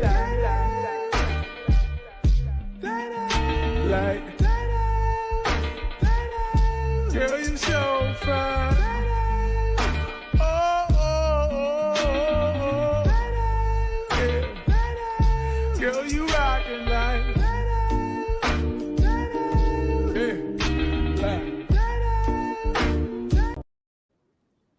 So, ladies and gentlemen, like I said, we are the GOAT James Kingdom channel. I'm Ajani the Exposer. This has been another Friday night exposure with the Exposer. You have now been exposed. If you guys want to go ahead and catch up with us with FYF Sports tomorrow, we have another show on FYF with In the Zone. I believe that's the name of the show with Young Africa and Herm.